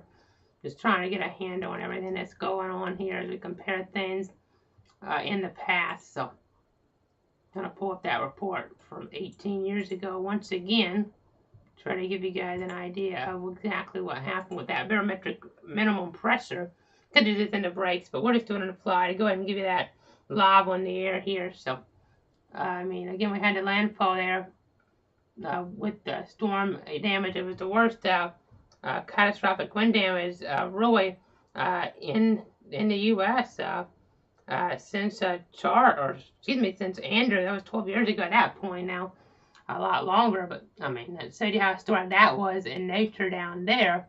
And looking at the barometric pressure, landfall was, so it had a 941 minimum pressure, and this one today had a 940 minimum pressure. So very, very similar in that regard. It's interesting to see here for sure. They were a bigger storm in size than Charlie and a slower moving storm than Charlie in size, so or in scope. So again, we're just gonna, and that's gonna add to the rainfall totals, obviously. So really interesting. That's just such a unique comparison.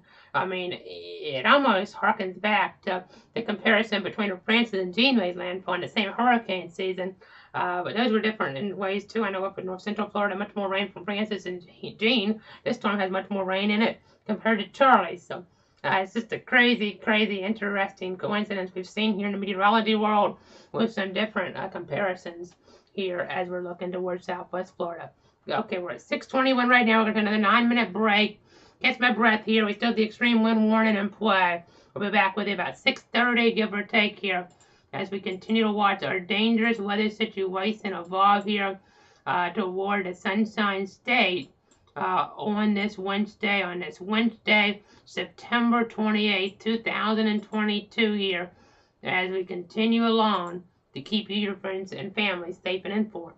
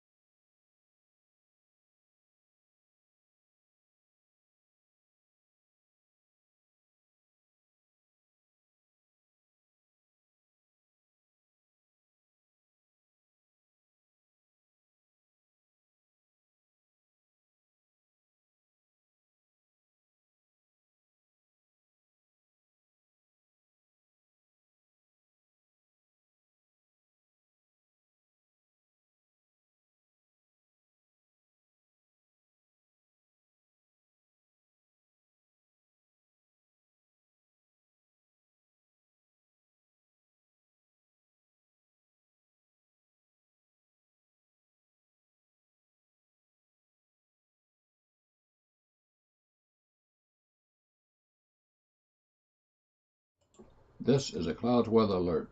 Tracking Ian. Meteorologist Casey Cloud back here, 6:31 on this Wednesday, gathering some new information here. I know Weather Service here talking about the Black Creek here in the Sesson and Clay County. I know there's some issues down there, and they're saying they don't have official forecast points for the St. Johns River like they actually do on the Black Creek, but it's really challenging to understand how the river responds to situations like this one because it just losses in a bathtub, or just losses like a bathtub, I should say. So again, just some information there in terms of some local impacts here as we're getting in right now, as we're getting some new reporting in now. Excuse me, from the Tampa Bay site here, 65 knots. So we're talking about winds there up to about 75 miles an hour there. And Weather Service in Tampa saying Southwest Florida generally having the issues in general, mainly with some of their sites now reporting some broken, some are just having communications issues. And they still have access to the real-time data for the ones with the comms issues, so they've continued to send LSRs, local storm reports for these sites. But we're not getting all the wind reports in like what we've been seeing here. Some of the reporting is showing some of those higher winds here. More than likely coming down toward the surface, whether we're getting them through the storm reports or just seeing on the cameras, or we don't have cameras. I mean, obviously, you're not going to be seeing that, but you kind of get what I mean by that here generally. I mean, you know, you can kind of extrapolate out a little bit with the velocity on the Doppler radar. So, again, let's go back on over here. We've been with you for a while now, and we're going to go ahead and go to the graphics full here to 6 o'clock update from the Hurricane Center. To that north-northeast 8 mile an hour movement, and then that barometric pressure to 951 millibars. Hurricane warning continuing here for many central and south Florida locations. Again, one of those reports from earlier, just coming in now 77 miles an hour on St. Petersburg. That kind of tells the story with some of these stronger winds impacting some of these different communities. The hurricane warning continues for many central and south Florida areas here right now because of these nasty conditions still in the picture. So let's go ahead, get on down here to some of these traffic cameras that we still have up. I mean, it's not going to be daylight for too much longer, so let's go ahead and kind of continue to watch. I mean, it looks like the one that we've been going to all day, it's down now. I mean, I'm not surprised, don't get me wrong, but looks like we're having some issues in some of these areas now. So let's see, I might have one of them. This is current, it looks like here. Ponce de Leon still up. The others are down. But let's go ahead and go over to traffic full. We do have this one at least, and it's really dramatic, as you would anticipate here. I mean, as we continue along. So let's go ahead and show you this. You can see the wind is kind of sweeping. I mean, normally this would just be extraordinary to see, but we've seen it so many times today here in these dots, and we're seeing it yet again. Another camera saw here. Everything is really nasty here. I-75 north, the mile marker 183. So the winds is kind of sweeping this rain around here, causing big time problems in toward parts of this area, Southwest Florida, West Central Florida in general. You see the issues here going on right now, these deteriorated conditions here, and we're still seeing these as we continue along. I mean, eventually at dark, we'll be able to see as well, especially if the lights are like out down here. You wouldn't be able to see much, but you see these right now. These are some very nasty conditions here, for sure. I mean, we're not talking about the catastrophic maybe winds, but we're just seeing all the trees ripped out. You see them, many of them at least still standing, or maybe some down in there. Can't tell, but still some really nasty weather, for sure, causing these power outage numbers to continue to accelerate. So, again, just continuing to watch here. I know.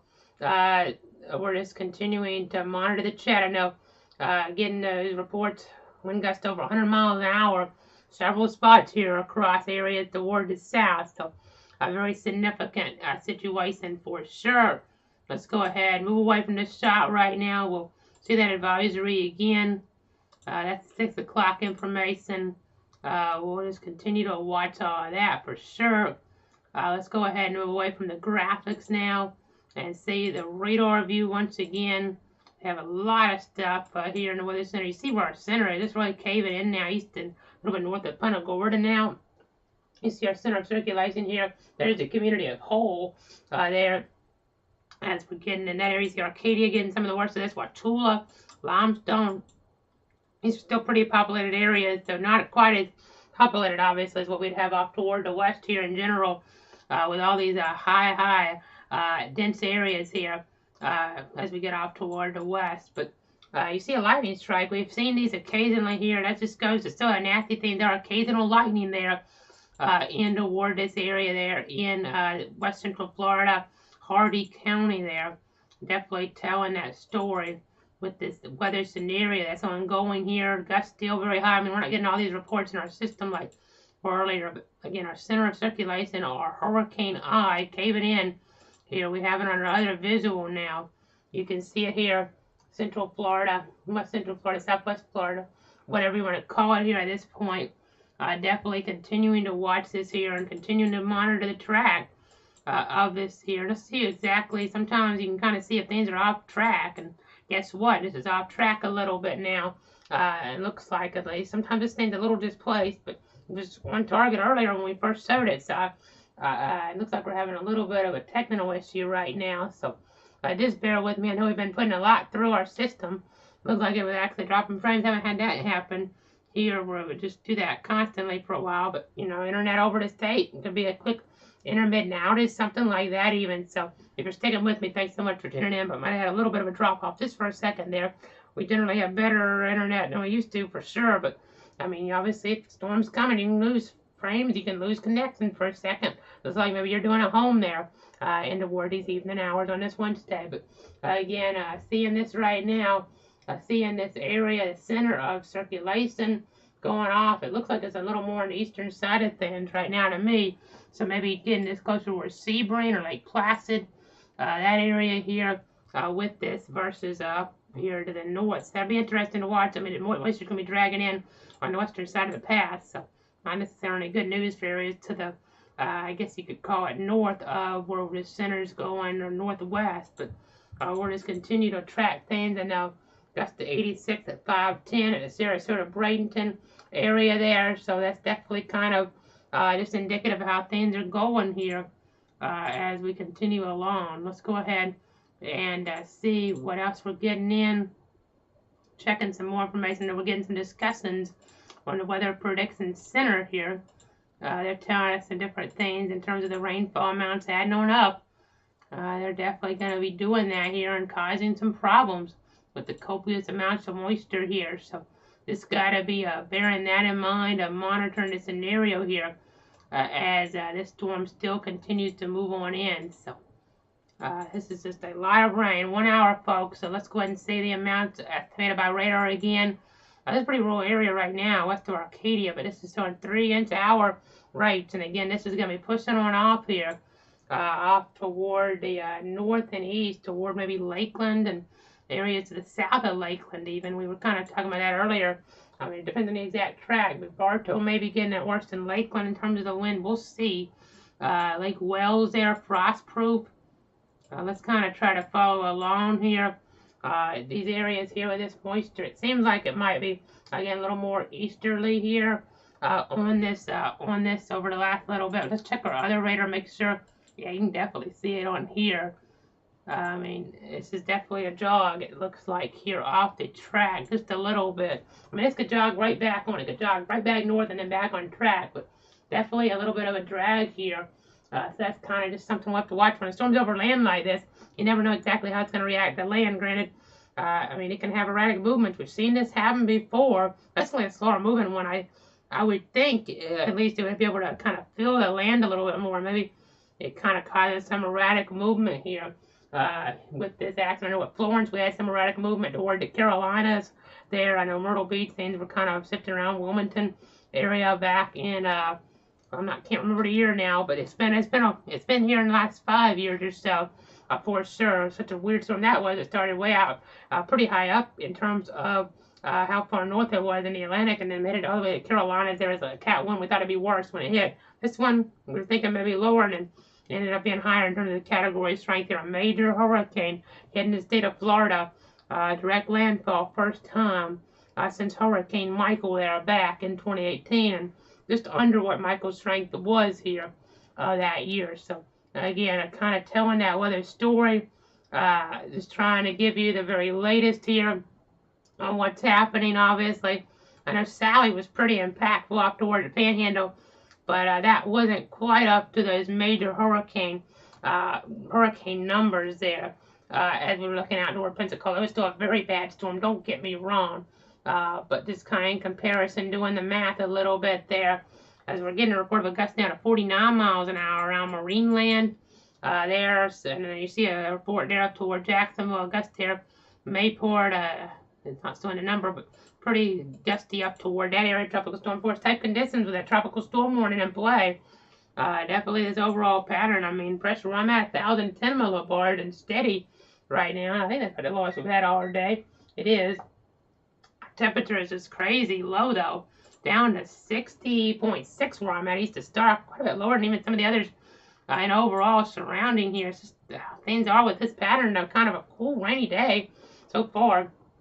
Weather Service at Jackson will just give us an update here. There's so many things across, I better go ahead and read this before it fades away here because I might get new information out of other areas. But they're saying over the next few hours, expect a continuation of the bands of mostly light rain to spread across northeast Florida in a pretty stable environment. So no rain, or no thunder, just rain, but more substantial convergence of wind.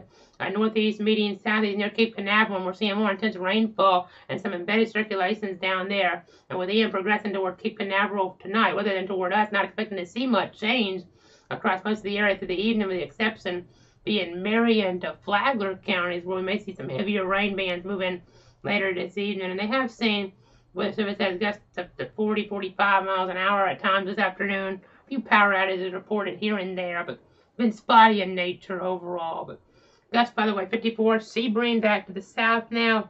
That's 62 miles an hour, 54 knots as we do that conversion here live on the air with you. But let's go ahead and switch on over to the power numbers again, because these are always helpful to kind of get a gauge on the scope of a storm's impact. Gust to 49, we're talking about in Marineland there just a little while ago. As we continue along here, let's pop on up our details. Pop on up our power outage map again. Over 1.5 million customers now in the dark in the state of Florida. And you see not too much to the north here, percentage-wise, but to the south. I mean, these are some really highly populated counties that have most of their customers in the dark. Lee County, 447,000 and 471,000 customers in the dark. Collier County, 184,000 or so customers in the dark at 262,000. Hendry County, almost 7,000 in the dark. Glades County, over 3,000. Sarasota County, over 200,000. Manatee County, they're about half or so in the dark. Western Hillsborough, but still over 30,000. And Pinellas, over 140,000 in the dark. Pasco, lesser there.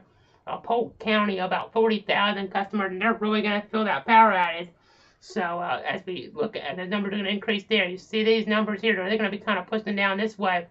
And maybe up into this area as well, depending on the exact trajectory here of this storm. So we're going to see these counties really start to go up across the state here, across the peninsula, but not as much in North Florida, depending on their movement toward the first coast. And then we have to watch these changes kind of on air live with you to see how things go, because things can change around a whole lot here on us in a short period of time. You just never know here. We have to be kind of on guard for that, on guard with that. So, again, just continuing here to track things as we look at these numbers here. I mean, that's amazing in a bad way, number of power outages. I know I'm thinking about back to Irma, about 4 million. I think it's probably more than that because I think the state has grown since then. But, I mean, we were talking about half the state in the dark at one point. I remember power outages up here, North Florida, about 5.5 million maybe. Could have been without power at one point. Probably won't get quite that much because of the way the population density works, but Orlando being out of power here and some of these areas toward Tampa out of power can be a problem. I got an update from the Jacksonville chat. They're saying the continued threat for these stronger gusts are along the immediate coast due to less friction over the water on the immediate coast. And they're also watching Flagler County for any rotating storms coming from the southeast, but the cool conditions there are generally not favorable. Tornadoes and we're compared to an 80-degree environment there over Cape Canaveral. And we just got some really bad storm reporting in now from the ham ready operator here. One of these counties looks like Sarasota County. Numerous trees down, roofs damaged or lost, and pool cages lost in the Mayaca Valley section of Sarasota County. I mean, you hate to hear all this stuff, but this is just widespread damage that we're going to see with the rain coming as well. toward areas we're going to have water damage, not just the wind damage in the areas across Florida, but the water damage, and we'll have more water damage here in areas with storm surge still being a factor in spots. So such a multi-hazard type of situation. There's been tornadoes as well from time to time, as we were just alluding to. So just not a great situation to have to be in here. But again, we're going to go back on over now. I'm going to pop back up the radar map here at 6:46. Again, we set up a new update from the National Hurricane Center in the next 15 minutes or so. That'll be kind of important to kind of get a handle on how things are going here with this setup. You can see the lightning here. You see northwest of Arcadia there. You see toward Titusville. You see a little bit of rotation with some of this axe, and we'll watch to see if Flagler gets impacted. But again, they're talking about the cooler temperature to the north. Let's put on our mesofill.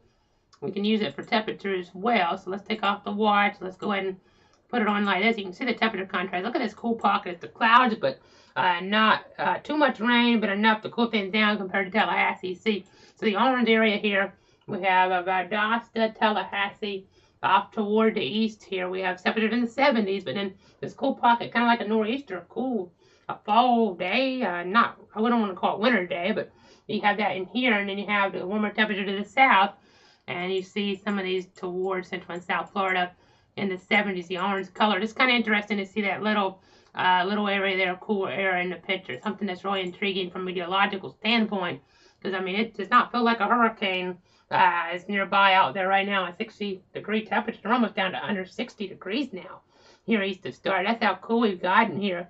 I mean, core and all these sites here on the board. I mean, we may be about the first spot here to 59. We actually, our gauge is showing a wind chill, believe it or not, a 59, but it's just crazy. But anyway, about a third of an inch of rain now here east of Stark on the rain gauge. Nothing to write home about, but the numbers will be going up for sure. Now, granted, we're on the gradient here, and we'll see how bad things get. Let's see. I might want to check our camera outside, but first I want to check our model. That's what I thought was going to happen. It's really showing us on the edge here in Bradford County. Let me go ahead and pop this up. I really don't think things are going to be terribly substantial here in Bradford, but a lot different story toward the East Coast here. It's such a contrast in our viewing area from just a couple counties over, really. This is going to be a rainfall model here, 6-hour rainfall forecast. Just kind of watch along when you get the oranges and yellows and the reds. Red's a little less than the oranges and yellows, but we're talking about really significant amount of rain here with this. So let's go ahead and kind of show this to you. You can see here of Hope County and Osceola and Orlando, and then you kind of see it slack off a little, but then pick back up really bad. Volusia, Flagler, we're talking about 9 inches in only a 6-hour period here. That's tomorrow evening, it looks like, on the GFS model. But you look at Bradford County, we're talking about a third of an inch. I mean, so far, I mean, you see maybe a little bit tomorrow afternoon. You get a 6 hour, maybe an inch in 6 hours, something like that. But you really see this heavier rain kind of staying off toward the south and then toward the east. I mean, it's going to be bad in Flagler County. It looks like Camden and Glen might start to kind of move back in on. So could have some flooding issues there. We'll see based on the track. It's going to make landfall again, believe it or not, up toward the Carolinas. So there's a lot of different things going on here. Closer maybe to Savannah even based on some of our tracking. So as it gets back into toward the water there. So that's interesting.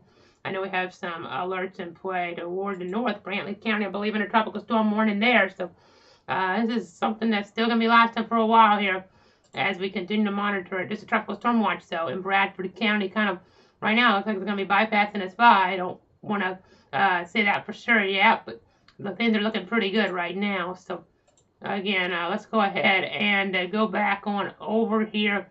We're going to check some different things here with our graphics and see if we can go to our camera outside again. Looking back to the west, some of this lighter rain here in the picture. You can kind of just see that coming on down here. It's just a rainy Wednesday right now, dreary Wednesday, not even rainy toward Bradford County. But again, we're so thankful we're not getting that weather up here, but we're keeping everybody in our thoughts and prayers down toward southwest and west central and central Florida, and then part of our first coast toward Flagler County especially. Where it sticks out there, definitely could be a hazard in our viewing circle. Could be a problem for them in those areas there, those different communities. So Let's get back real quickly. Just at points we don't have a lot to talk about. I mean, there's a lot to talk about, but we've already talked about it so many times. I want to kind of just say different things on here without repeating myself at times. So let's go ahead and see. This is our rainfall forecast here tomorrow. Again, this is the 3Z view here of the 6 hours. So that's rain from 5 to 11 p.m. Really adding up tomorrow. We'll loosen the Flagler. Again, this is like 9 inches here in a 6-hour period on the forecast model. Add that up, you see, I mean, these are pretty broad periods too. So, I mean, these are 3 hours at a time. I can go to 3 hour. I'll load that in real quick and kind of go across here. You see, I mean, even 3 hour. The Tornado will be talking about 6-7 inches here between 2 and 5 tomorrow. So, Flagler may end up getting it worst for a whole area here in terms of rain. The surge here, we could have to watch the East Coast beaches because I feel like it's going to be more like a Matthew for some folks, but other folks, really, I mean, probably with the exception of maybe Flagler, be a light version of Matthew here in some cases. I mean, if you flooded during Matthew or Irma, and you're told to evacuate, you should evacuate for sure. I mean, if you're told to evacuate, yeah, you know, no matter what, but you should evacuate. But I'm just looking at things here and the meteorology of it here, obviously. It's something that's a little more variable because we didn't have Matthew going over land necessarily before these values were produced. So you just never know what's going to happen here exactly with a surge. But we're going to be here watching things tomorrow as well, watching things still, at least for the next hour or so, live with you on the air. Again, I'm just trying to give you the very latest here on what's happening. Again, we've been with you for a while. Let's say, I don't think this is the, do I have the color table in here for this? Okay, let's pull up. We can put this in our model. I have it in our system. We have so many things set, but we don't generally use them because they're kind of raw here on the air. They don't look the best, but we're on for this long. We want to see different things so you guys get an understanding of what's going on without being repetitive here at times when just we know you guys have some different interests here and what's going on. So let's go ahead and I'll pull up our wind mode on our other source here. So we're going to really progress this along. I mean, it may be underdoing things some here, but there's going to be sustained wind. It's just tomorrow here. I might only say this just to one time, but you can see here the orange. I mean, we're seeing some of these tropical sustained winds at the coast. You don't see them much inland here. You have gusts though. This is a sustained, so keep that in mind. But that's at 5 o'clock tomorrow here. With these winds, I'll back this up a little bit though. We want to see how this goes across central Florida. Someone as well as I like though, so we won't use that too much. But the orange, more concerning there. It's underdoing it though for sure. But, again, we'll just keep on tracking things here. The gust wind definitely PSUs can knock out power, things like that. So again, you can see here a few lightning strikes popping up here. Limestone down to Arcadia here. These are heavy rainfall rates. I mean, we're getting closer to now 4+ inches an hour. This is what we're concerned about. This is 4 inches of rain in an hour here, closer to Arcadia, as we're getting a report now of a 75 knot gust here towards Sarasota, Bradenton. So let's go ahead and look at that again. That's going to get us to about 86 miles an hour there. That's from about 610. So a little while ago in that vicinity. It's a very high gust here, the storyline for sure. So still tracking all of that here. We're at 654 right now. We're just going to keep watching things here in the weather center. Let's go ahead and take another break with that extreme wind warning continuing to 7:30 though for parts of these areas to the south in this pinkish area. Maybe want to wait for the new update. Let's see if that comes in here next few seconds from the Hurricane Center. I expect this to drop from 4 to a 3. So I know we kind of just talk here and then want to make sure we have the right kind of thinking here that would maybe stick on this for just a few more minutes here to see if we get a new 7 o'clock update to drop us from a 4 to a 3. I mean, I would suspect that would happen, but see the extreme wind warning, Cape Coral, Punta Gorda, Arcadia, some areas closer to Lake Placid in there as well. So definitely watching that. You see Northport in there, Limestone in there. I mean, there's the south here. Look at the radar now. And we're starting to improve toward the south here with the wind. I mean, still, depending on the overall direction of that wind, you could still have some surge issues here toward the south. But we'll keep on watching. We'll keep on tracking, obviously. Just continuing here Alright, if we for that update now at this point, because it could come in any second and drop us from a 4 to a 3, I would think, and then under 115 would be below a major hurricane. As we just got another gust there, 64 knots, it's going to get us there to about 74 miles an hour. So hurricane force gust towards St. Petersburg a little while ago. That just goes to show how strong the winds are up there. Haven't popped up too many cameras up in that direction today, so let's go up there with some of our traffic cameras, just see how things are looking up there towards St. Pete. In that general area, I will go ahead and kind of see how things are looking here. We have a pretty elevated position. The cameras should be doing a little bit better in terms of outages, maybe. I mean, since doing all, that strong here. Let's see if we can find another one. See if we can get to this one here, maybe. A little bit better view, but it's not necessarily anything too dangerous right at this very moment. Though, as I say that, the wind kind of picks up a little. Pull this up closer to ward areas there around Pinellas County, and you'll be able to see right now what's going on. Looking north of 50th Avenue South, you can see some car accident there on the road. Another one about to come into view as well. You can just see the trees going on some. Seems like there's a little debris around. As we look real close here, I'll step over actually. As you see another car go behind me there, you can see some debris maybe, and nothing really too dangerous looking, but never know. Looks like maybe some flowing water, maybe. I can't really tell, but it might have been something that looks more toward just maybe something that's normal there on the median. Looks like maybe the windows could be boarded up there, or maybe shuttered on them, something like that. But anyway, just continuing to watch the view here right now from this hurricane situation here, a little bit further up toward the north. I mean, winds have been stronger than what we're seeing here. Don't get me wrong, but into this area as well. So again, just seeing here, looks like a new update. This came in at 6:58 or 7 o'clock update. This coming in from the Hurricane Center, by the way. That's 53 knots, but still Air Force Base. I don't think I've seen that one come across too much. 53 knots, so that's going to get us to 63 miles an hour. So let's see here. 7 o'clock update now. We've been waiting for this. Hopefully that dropped us to a Cat 3. We really hope it did. It did drop us down to a Cat 3. So now 175 maximum sustained winds. Gusto reported there earlier, private weather station Port Charlotte. 132 miles an hour. Storm made landfall on the mainland of Florida a little over 2 hours ago now. And then a wind gust of 104 miles an hour at a coastal monitoring program wind tower. University of Florida coastal monitoring program wind tower there. So some stronger gusts. A storm surge also reported at a level greater than 7 feet recently near Fort Myers. So obviously still getting that push of water in like what we were seeing within our radar wind arrows. So I'm still watching that. We got a Cat 3 now, not a Cat 4, but it's still really dangerous. Still a major hurricane until it gets under 115 miles an hour. So we're still tracking this for you. We're still monitoring it. But right now we're going to take a break in the coverage here. Still knocking out more power. Still causing those flooding rains. That's right, just starting to escalate. And then, of course, we still have to deal with that threat here of that surge damage as well. So stick with me here. I'll be back in about 9 minutes or so with more weather information to keep you, your friends, and your family safe and informed.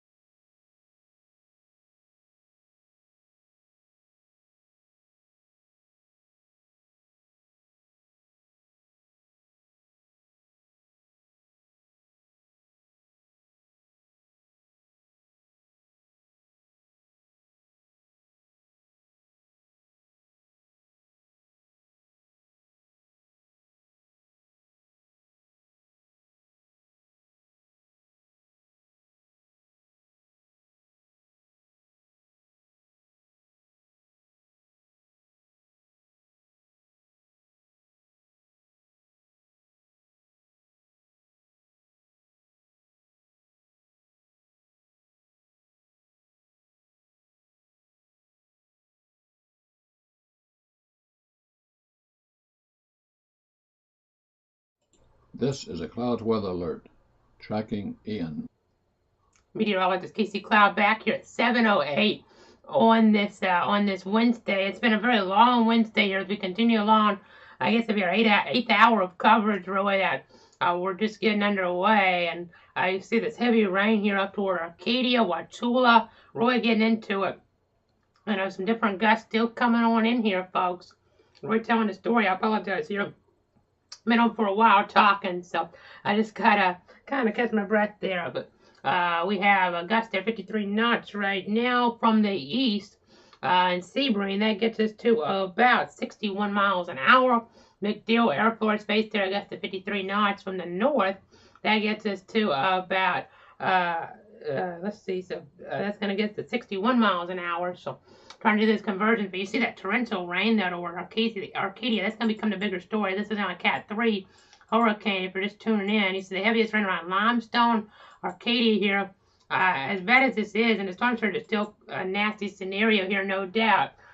These are where the heaviest rain's falling right now are a little bit less for populated areas. Still bad though for folks being impacted, no doubt. It's still a dangerous scenario. We want folks to be paying attention. I know these areas, we're in North Central Florida sometimes, don't get talked about as much, and I want to stay on at least for a little longer here for areas like DeSoto and Hardy County, because they're going to be really hard hit and need help here from a national standpoint. With this heavy rain and these strong winds in there knocking out power, really nasty there. DeSoto, Hardy County is going to be getting toward Highlands County here over the next little bit. Again, we've seen this trajectory here kind of change a little bit here. I mean, it could wobble back, but we're already kind of a little bit off target, it seems, with the overall trajectory. Again, we're showing you our cone of concern here, and let's go more like this, and instead we've kind of seen it kind of wobble, maybe more towards Sebring there with the eye. I mean, that's in the cone, but then you follow the eastern cone, ignore the times. I know it says 12 if you can tell, but maybe more of a track toward Brevard County here. But then the heaviest rain still comes in toward Orlando and Kissimmee. That's still a big deal for those folks. So it doesn't change things too much, but it's always interesting to watch the wobbles here. Those are always important. I mean, from that local standpoint here, folks, and the impact. So let's take off some different things. We haven't ran a loop in a long time, so let's loop this around. You can kind of see what's happening here with our dangerous storm, and you can kind of watch here how things are going. So just kind of watch with me here, and we'll zoom on in. You kind of see how things wobble around. It almost looks like the latest scan there, and we started to wobble back to the north. So that's why I say things can always change on us. But I mean, it's deceiving at times. It's really hard. Sometimes it looks like, so we have this here, and it kind of just watch the center of the eye here.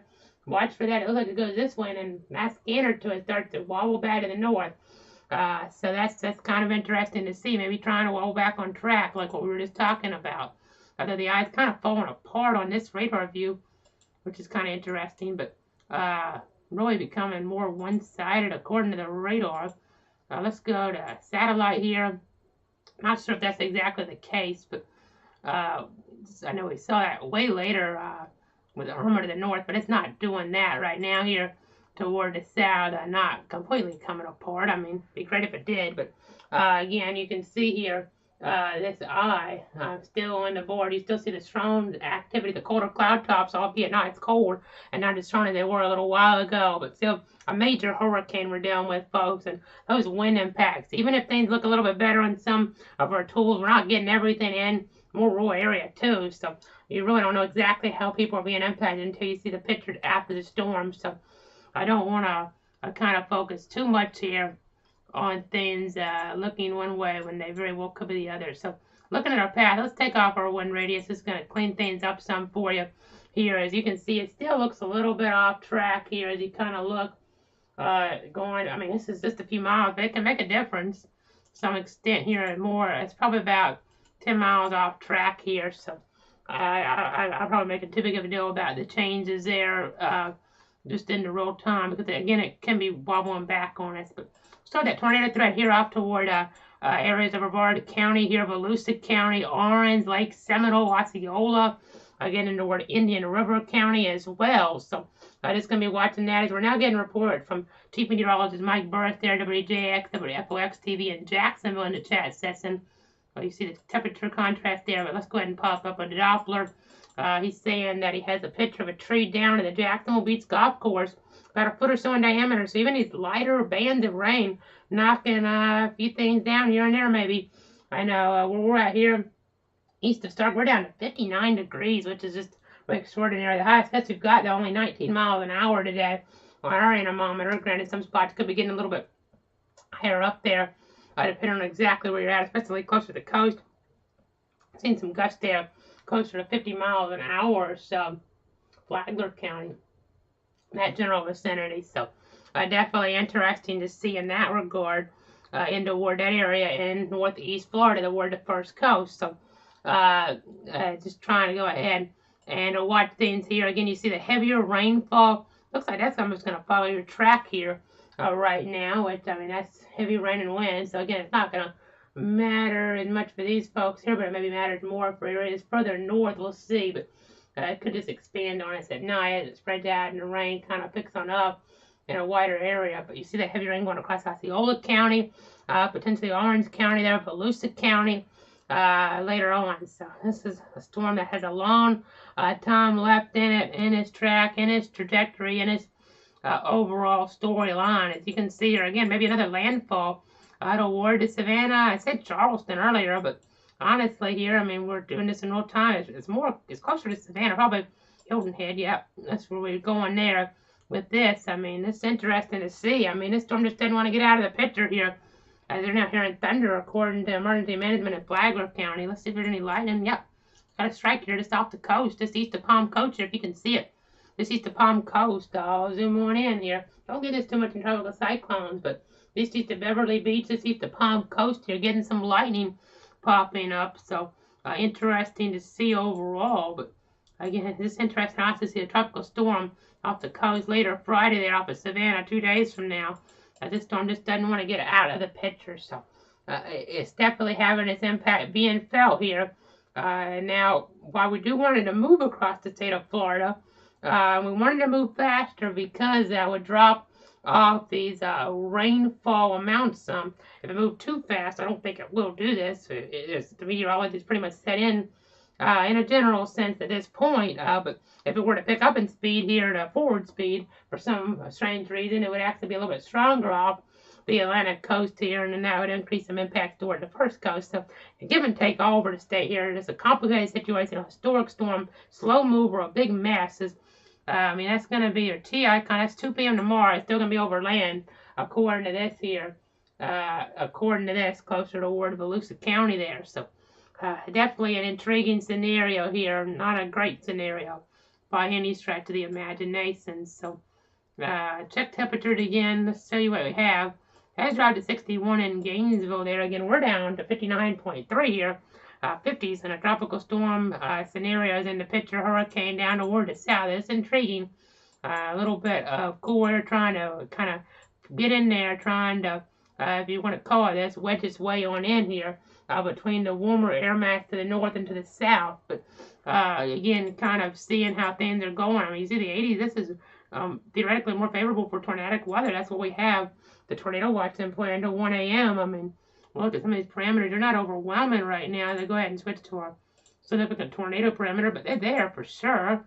And we have some instability here that can mix in. So that's something to watch. Your supercell composites up for sure. So could have some nighttime tornadoes here in Central Florida. Got to watch. Got to pay attention. Got to have multiple ways to get alerts, even out ahead here. If we could get some storms to develop in this drier slot, that could be an issue. Have some initiation there. We'll see. You know, that was something we were concerned about earlier on in the week up toward our area because of the track to the west, but ended up seeing that ship, thankfully. Their visible satellite's pretty much gone now, but this is what it looked like 4 hours ago, and now you see it's kind of gone. We had a stadium effect earlier. It was just crazy to see as we go between some of our different radar images here, satellite images, or different images that we have at our disposal here at Clouds Weather. And then see something else. I'm going to turn this to you, but spotters are all down here, of course, close to where all this is, reported on in. And you can see to the north, and not as much as in North Florida, but there's some on the first coast reporting in our system. So kind of intriguing to see the convergence there. Not as much as you would see maybe in a tornadic scenario. Let's go back 4 hours. It just shows up for that. You know, more toward the coast, it looks like then.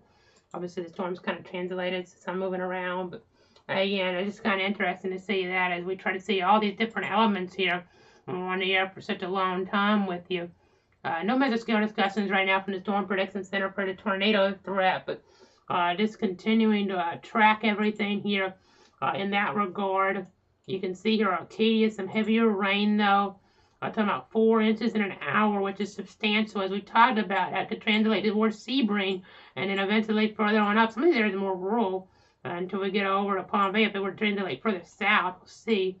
We'll just have to wait, because obviously if it kind of Osceola areas like the semi there, that'd be a bigger deal. Think cloud in there as well. We don't want that rain to translate up toward that area, the heavier downpour, but it definitely could. The models have started even further north than that yesterday, so it could work its way back up there, kind of fill back in. We don't want to see that, obviously. So we got quite a bit going on here. Let's see. I haven't seen any new gusts that are too noteworthy, like 1 to 52 knots at Lakeland. That's still noteworthy for them. That's 60-mile-an-hour wind that we're talking about toward Polk County. So again, just kind of giving you guys an idea of what's going on there toward that area. Just kind of look here. I mean, coolest temperatures in the state definitely belong to areas around Stark and Gainesville and Keystone right now. Again, we're recording the official readings. We're at 59, wind down to 10 miles an hour, by the way. But I mean, look at these numbers. I mean, we're recording areas in North Georgia right now, or we're at even South Carolina. You have to get up to the areas there around, Western North Carolina to get this cool.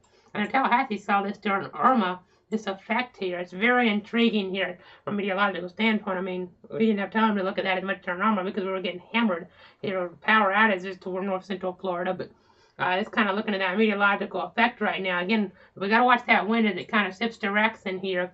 We're going to be tracking things, just seeing how things ultimately set on up here and really force that water on into some different areas potentially. So again, we'll just have to kind of watch, see how things evolve here across the Sunshine State, because, Tampa Bay, we talked about, the water been going out, but when it kind of moves up to the north some, it could kind of bring the water back in a little. That can be problematic, so we'll just have to kind of wait and see there, but just checking on that's our model overlay. Let's take that off, because that's going to get confusing and really cluttered, but in a hurry there. But let's get back on over. See if we have some cameras here to Soto or Hardy. There may not be much out there. I don't think there are many cameras out there, if any, but if we have something out there, let's pop it up. Yeah, there's not too many out there. It's very, very free of interstates, we'll say there. But let's see if we got anything in Lakeland to pop up here in Polk County. Getting close to sunset. Sunset's about now 7:17, so again, getting gonna be hard to see things, but you can see some of the nastier wind in Polk County right now before the sun goes down. So again, we're gonna go ahead and watch things there. Let me go ahead and say here, Polk County. We'll pop this up right now. We'll go ahead and see this viewpoint there toward that area on the FDOT/Florida 511 camera network. And you can kind of see here some of the shaking above me here. Looks like some of the lighting maybe on the interstate. So as we get a gust down to 60 knots in the Sebring area, that gets us to about, it looks like 69 miles an hour in Sarasota, 63 knots there. That gets us to about, it looks like 72 miles an hour. But again, this is up toward Lakeland and Polk County, deteriorating conditions there. Not extreme conditions there, but still nasty. We'll be waiting to see if we get a new extreme wind warning. At this point, we may, it depends on the criteria. I know in Irma, it's going to wait later on in the storyline with that. I don't know if we'll get another one with this situation, though, another EWW or not. But you see a car going by there right behind me. I step out real quick, but step back in now as you watch this here. Not many on the road at this point, though, as we get up that way. Let's go ahead. We're getting word now out of Putnam County. This is interesting, and we have to watch this because all storms are different. And again, I'm not as concerned about Stark, but there's other areas that have to be more on the guard here for this accident. Jacksonville area telling us now the latest high tide cycle, telling us that St. John's River Basin already peaking there, close to 2 feet. That's in Putnam County, so along the Dunn's Creek near Satsuma, so that's already getting up there a little. Got to watch that. And we haven't seen any cameras in North Florida. It's not that bad up here, but we covered that area primarily. So while we're on, I think it's not a guarantee, but we're probably going to wrap this covered up here at the end of this hour, and we'll probably stream the radar satellite for a while, and then we'll be on for any tornado warnings local, and we'll be on tomorrow, obviously, to cover the event up here. But in toward our area, and we may break in between with the situation we have to play by ear. Just kind of use discretion here how we're going to handle it, because the lone event and it's not a huge impact in our area right now, but I wanted to be here for this landfall coverage here and give you the latest on what's happening up to the north with that wind threat as well. But let's see, what do we have here? So let's go ahead and pop up the Palm Coast cameras before it gets completely dark out there. I mean, it's getting already some of them night vision now. I might kind of all be switching on over, but we'll kind of pop up some of these here. This one's still in a pretty good view, so let me go ahead and kind of show you what's happening here. You're not seeing the trees moving too much here, but the Design 95 mile marker 280, see a car passing by. There's still some vehicles on the road up here, obviously. I mean, you know, you're still seeing some on that road as we're looking out there live. This Florida 511 perspective. So again, you see some cars in the distance. I don't see much on this for some reason, but see some of the winds shaking the trees. Nothing to write home about, but as we talked about, less friction there for the wind to cross over. Now in Irma, of course, we had a different type of scenario. The wind was quite a bit stronger overall here with this pattern, but we still got to watch for Flagler. That's the most concerned spot here. It should be in our viewing circle here, but we have to watch for St. John's, Duval, Nassau, Clay, and Putnam here, and some of Marion as well for some potentially bigger impacts. So we'll just be paying attention to that here in the Weather Center as we get into toward that Thursday. I mean, the worst is going to be tomorrow here, really, further on up the coast and toward our viewing circle that we cover. But just look outside. You don't see the trees moving too much right now, but I just wanted to give you this view here up in the northern Florida. So again, we'll go ahead and pop away from this right now. We'll go ahead and jump on back to that radar view at 7:25 here. Been with you since about the lunch hour here, just right after noon. We started stream right at noon, and I started talking just after that, and we've been here for the better part of 7.5 hours now. So let's go ahead and go back to our GR level 3 computer. You see Arcadia, some rotation, but that's just the storm, really. The circulation, the center of circulation here. Down here southeast of Arcadia right now. Some of the worst of the weather there. Still in Punta Gorda, I mean, Rotunda, they're still getting it pretty badly. Venice and Verna, Duet, we had the tornado there back in 2016 there that killed a couple folks there in the mobile home area there. You see Watula there, Bowling Green, Florida. You see, like, well, the gust of 55, we were showing you Lakeland gust there, almost a severe criteria. You're seeing a severe thunderstorm gust over 60 around Tampa. Pasco County, you see gust weaker 43 in Zephyr Hills.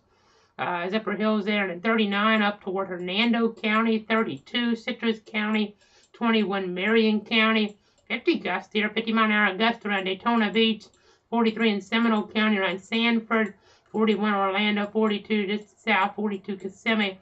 You kind of get the idea here with some of these different gusts. These wind speeds here, just always intriguing to watch. We're not seeing the triple-digit winds necessarily, but some of that's for the lack of reporting sites, I would say, out toward Arcadia. So that's something to kind of keep in mind here as well. So the Weather Service now giving us an update. Jacksonville office, they're telling us some different things now. So let me go ahead and read this. They're watching the Tampa radar, which shows a semicircle of rain around Ian with very little rain on the southeast side. And as the center tracks toward Cape Canaveral, and you see this semicircle here, it tracks toward Cape Canaveral, one can envision a large area of heavy rain northwest of the storm translating northeastward over Flagler County. Again, Flagler is really where the impacts is set up. It potentially could sit over the county. We don't generally, in this type of situation, point out a county like that, but in Charlie, different scenario, but the winds really were wicked there. Family members really went over there because they thought they were going to escape Charlie. It was supposed to come up from Central Florida. It drifted last minute over toward Flagler County and right around the coast and got their windows blown out. So it tells a story here. Not maybe those type of winds, obviously, but we could have Weather Service is saying 20 inches of rain. I mean, that's their meteorologist saying it's Peter Wolf. I mean, the models are showing even higher at times. And we could have major flooding in Flagler County tomorrow. So I want you guys to be really ready for that here. As we go ahead, let's get back on over. We're focusing on the storm, but let's get back to the state view here. We could, again, we've talked about this a bunch here the last couple of days, but I want to reinforce this since we're getting closer to wrapping up this this live coverage for now. More to come here, obviously, as we look toward that Thursday, but Again, and we'll have radar streaming, satellite, things like that that are helpful. But again, as for winds, in addition to major flooding, 25 to 35 miles an hour, gusts in the 40s to continue through the night and tomorrow morning. As Ian gets closer to the first coast, you'll get close to tropical storm force winds with higher gusts that could lead to power outages. Just be prepared for Flagler maybe getting a worse the impacts compared to the west of the area. So again, Flagler County, you need to pay attention there. New extreme wind warning now. This kind of depends on what Weather Service wants to do here with these. And they're going to go with one now down toward Tampa. It's about 7:30, so the one just popping off our board here next few seconds. But we got a new extreme wind warning now to 9:30 down here. So that's serious, obviously. This is the other one down toward Punta Gorda, but there's new ones for parts. And it's not going to be up here quite yet. This one might punch off. But our new ones for 9:30 for areas of Charlotte, DeSoto, Hardy, Highlands, and Polk counties. That's just really dangerous type of winds that we're dealing with here. Just extraordinary conditions when we have an EWW. That's a rare product that hadn't been issued by the Tampa office since Irma. We're getting to full hand, maybe more than 5, but it seems like about 5 or so of them been issued today. We're starting to lose count. But another extreme wind warning till 9:30 now for parts of Charlotte, DeSoto, Hardy, Highlands, and Polk counties for those extreme wind impacts from Ian here, from Hurricane Ian, a very dangerous storm here, folks. We really have to be on guard. You do not get extreme wind warnings very often. Haven't gotten one in Florida here since Michael. We had a bunch of them that day, and we've had a bunch of them today down toward West Central and Southwest Florida. So again, Charlotte, DeSoto, Hardy, Highlands, and Polk, the worst of the weather through 9:30 here. Outside of any tornado warnings that could be issued, obviously. So a dangerous major hurricane here traversing the state. Hopefully it'll drop that major designation here as we look ahead in the timeline. But right now it is a Category 3 hurricane, and it's bringing some pretty nasty impacts here to the state with another extreme wind warning being issued at 9:30. The one just popped up, but a new one will pop up soon. It takes a few minutes to update on us here. I'm going to go ahead and I think I can force this to refresh on us. We have to get these a different way because they're not ones that come up in our system on their own. But I think I can force this maybe to come up for us because I want to go ahead and try to set this to you. Maybe not, but we'll try to do this live here on the air with you guys because we've been with you for so long. There you go. There's your new EWW. You saw that for a second. I'll take this off. And there's our new extreme wind warnings. We're getting a gust of 42, believe it or not. Dixie County there, Horseshoe Beach. I mean, those are not extreme gusts, but they're gusty conditions here, obviously. But our new extreme wind warning, 9:30, parts of Charlotte County there, from just about east side of Punta Gorda, Port Charlotte on over, up here toward DeSoto County, see Hull, Fort Ogden, Nocatee, not our Nocatee, but and that's not the one in North Florida. We see up toward Hardy County. Looks like Zolfo Springs, Wauchula, Lemon Grove, Limestone, Gardner, and then you see over toward Frostproof there in Polk County. You see over toward Highlands County, Sebring, DeSoto City, Lake Placid, Placid Lakes, and Venus. So some areas that are another extreme wind warning now until 9:30. The worst that this storm has to offer in these areas right now. Again, the most populated areas look like Wauchula, Sebring, Arcadia, Lake Placid here. We've got another delayed report of a gust to 104 miles an hour earlier on there, 1 mile south of Venice. So again, another extreme wind warning here being issued by the office in Tampa. These very strong winds, they're not set up perfectly here, but they're being translated down to the surface from the atmosphere. They're being pushed on down here and impacting these areas here in parts of the Sunshine State. So again, checking my notes here, checking some different things. This is just a nasty storm. Let me go ahead and loop this back around again. We'll take off our alerts right now. I'll take off the special weather statements.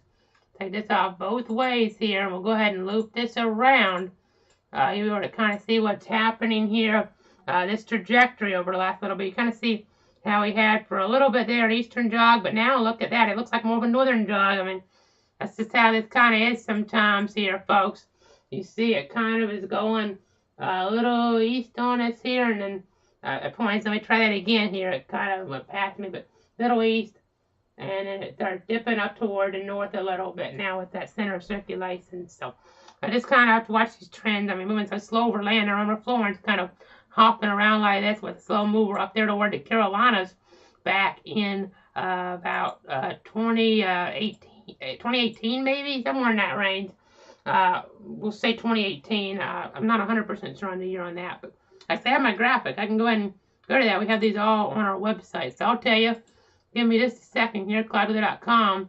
I'll go ahead and pop that up so I get a handle on that. But so the latest on this here, yeah, Florence was 2018. So again, I was up there on Myrtle Beach there, Wilmington, North Carolina. It really hopped around with that center of circulation. So again, you can see here, looking right now, we're tracking some different things. You see the heavier rain here in the northwestern side. Again, this could be, I know it's way down here right now, folks, but this right here, this could be the rain that sets up in Flagler County tomorrow and causes tremendous flooding concerns and tremendous flooding issues here tomorrow. So really worried, and that's in our viewing area. We cover 62 counties. A lot of our counties are going to be okay from this. I mean, the Tallahassee counties, the Albany counties, looking pretty good. We'll pop up our covered area again. Let me go ahead and go over here right now. We're going to go ahead and go on over as we show you know your county graphic as well. You can see we're in Bradford here, but you see these counties, these are going to be good. Over here, I know we have some gusts near the coast, tropical storm warning there, but then as we get further on over, these inland counties here, and we're right on the gradient.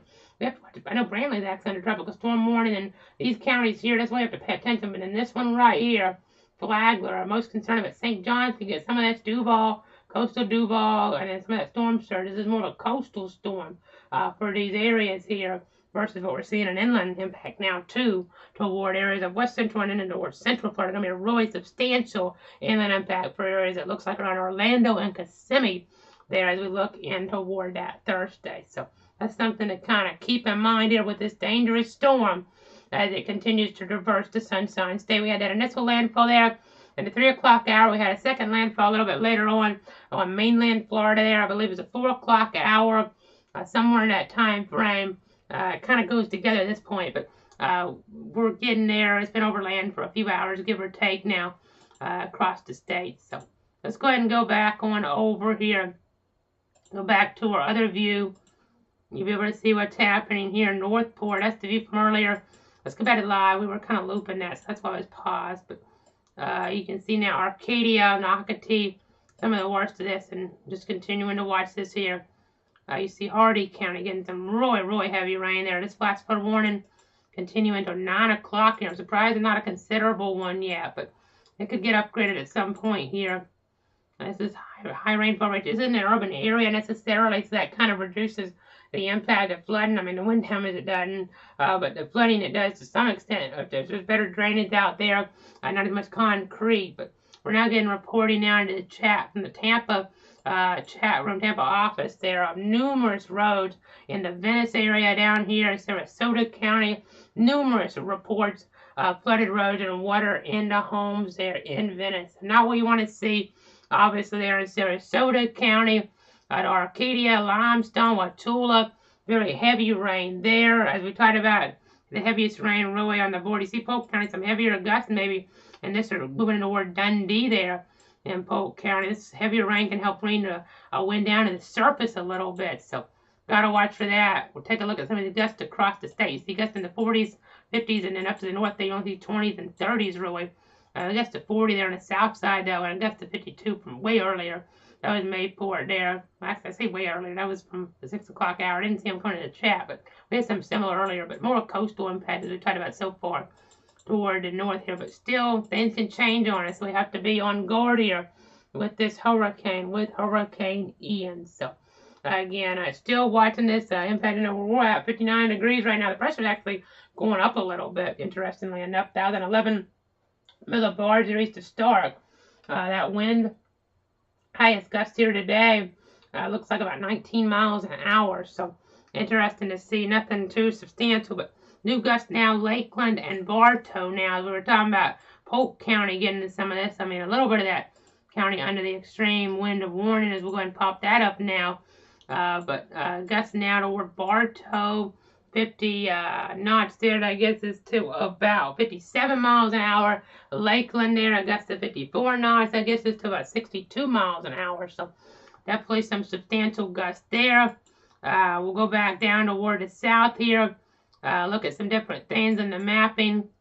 You can see here we have some showered and storm central Florida, but nothing right now that is getting necessarily a severe thunderstorm warning. Obviously, you wouldn't get that in a tropical system. I know we've been talking for a while here. I kind of reverted back to some more severe cover stuff, but obviously we'd be looking for tornado warnings. But there's a hurricane warning in play to cover any type of severe winds. But tornado warning is what I'm looking for here, and we're not seeing that right now at least. But now some of these areas, let's say we had a storm for whatever reason gets drawn further toward Stark or Union, not expecting that, but if we really got some stronger wind set up, they could actually see a severe thunderstorm warning. We've seen that before when they don't have the tropical alerts, but they can't do that when it's down here because technically you're not supposed to do that in a tropical storm hurricane warning because it already supersedes, but tornado warnings don't. But 69 miles an hour gust there. You see Highlands County last little bit, so kind of interesting here with that. So we're at about 7:40. We'll be wrapping this stream up in about 20 minutes or so. And I'm going to be trying to keep it close to 8 here. If we don't get it, we just won't get it. But if we go on over right now, I want to try to get an 8 o'clock update in if we can before I wrap this up. But we can't go past 8 hours because of the way Facebook works here. We want to make sure we're on every source here when we're doing that. So we'll just continue to watch things. We'll be doing another stream later with radar and stuff and back as we need to be here tomorrow as well for our area. Of course, any tornado warnings, big floodings in areas we're on for north central and northeast Florida. 62 counties as I've explained. But again, you see the temperature contrast 59 there. Keystone, we're at 59 where I'm at east of Stark. So again, we've been watching everything here, waiting for that new 8 o'clock advisory to come in. But we'll be back here in about, we're at 7:40 right now. So let's make it here. Let's make it 7:49, 7:50 or so with the latest. Hopefully we'll have some information in soon and we'll be back to wrap this stream up here shortly. So stick with me for another weather update from the Weather Center here in North Central Florida.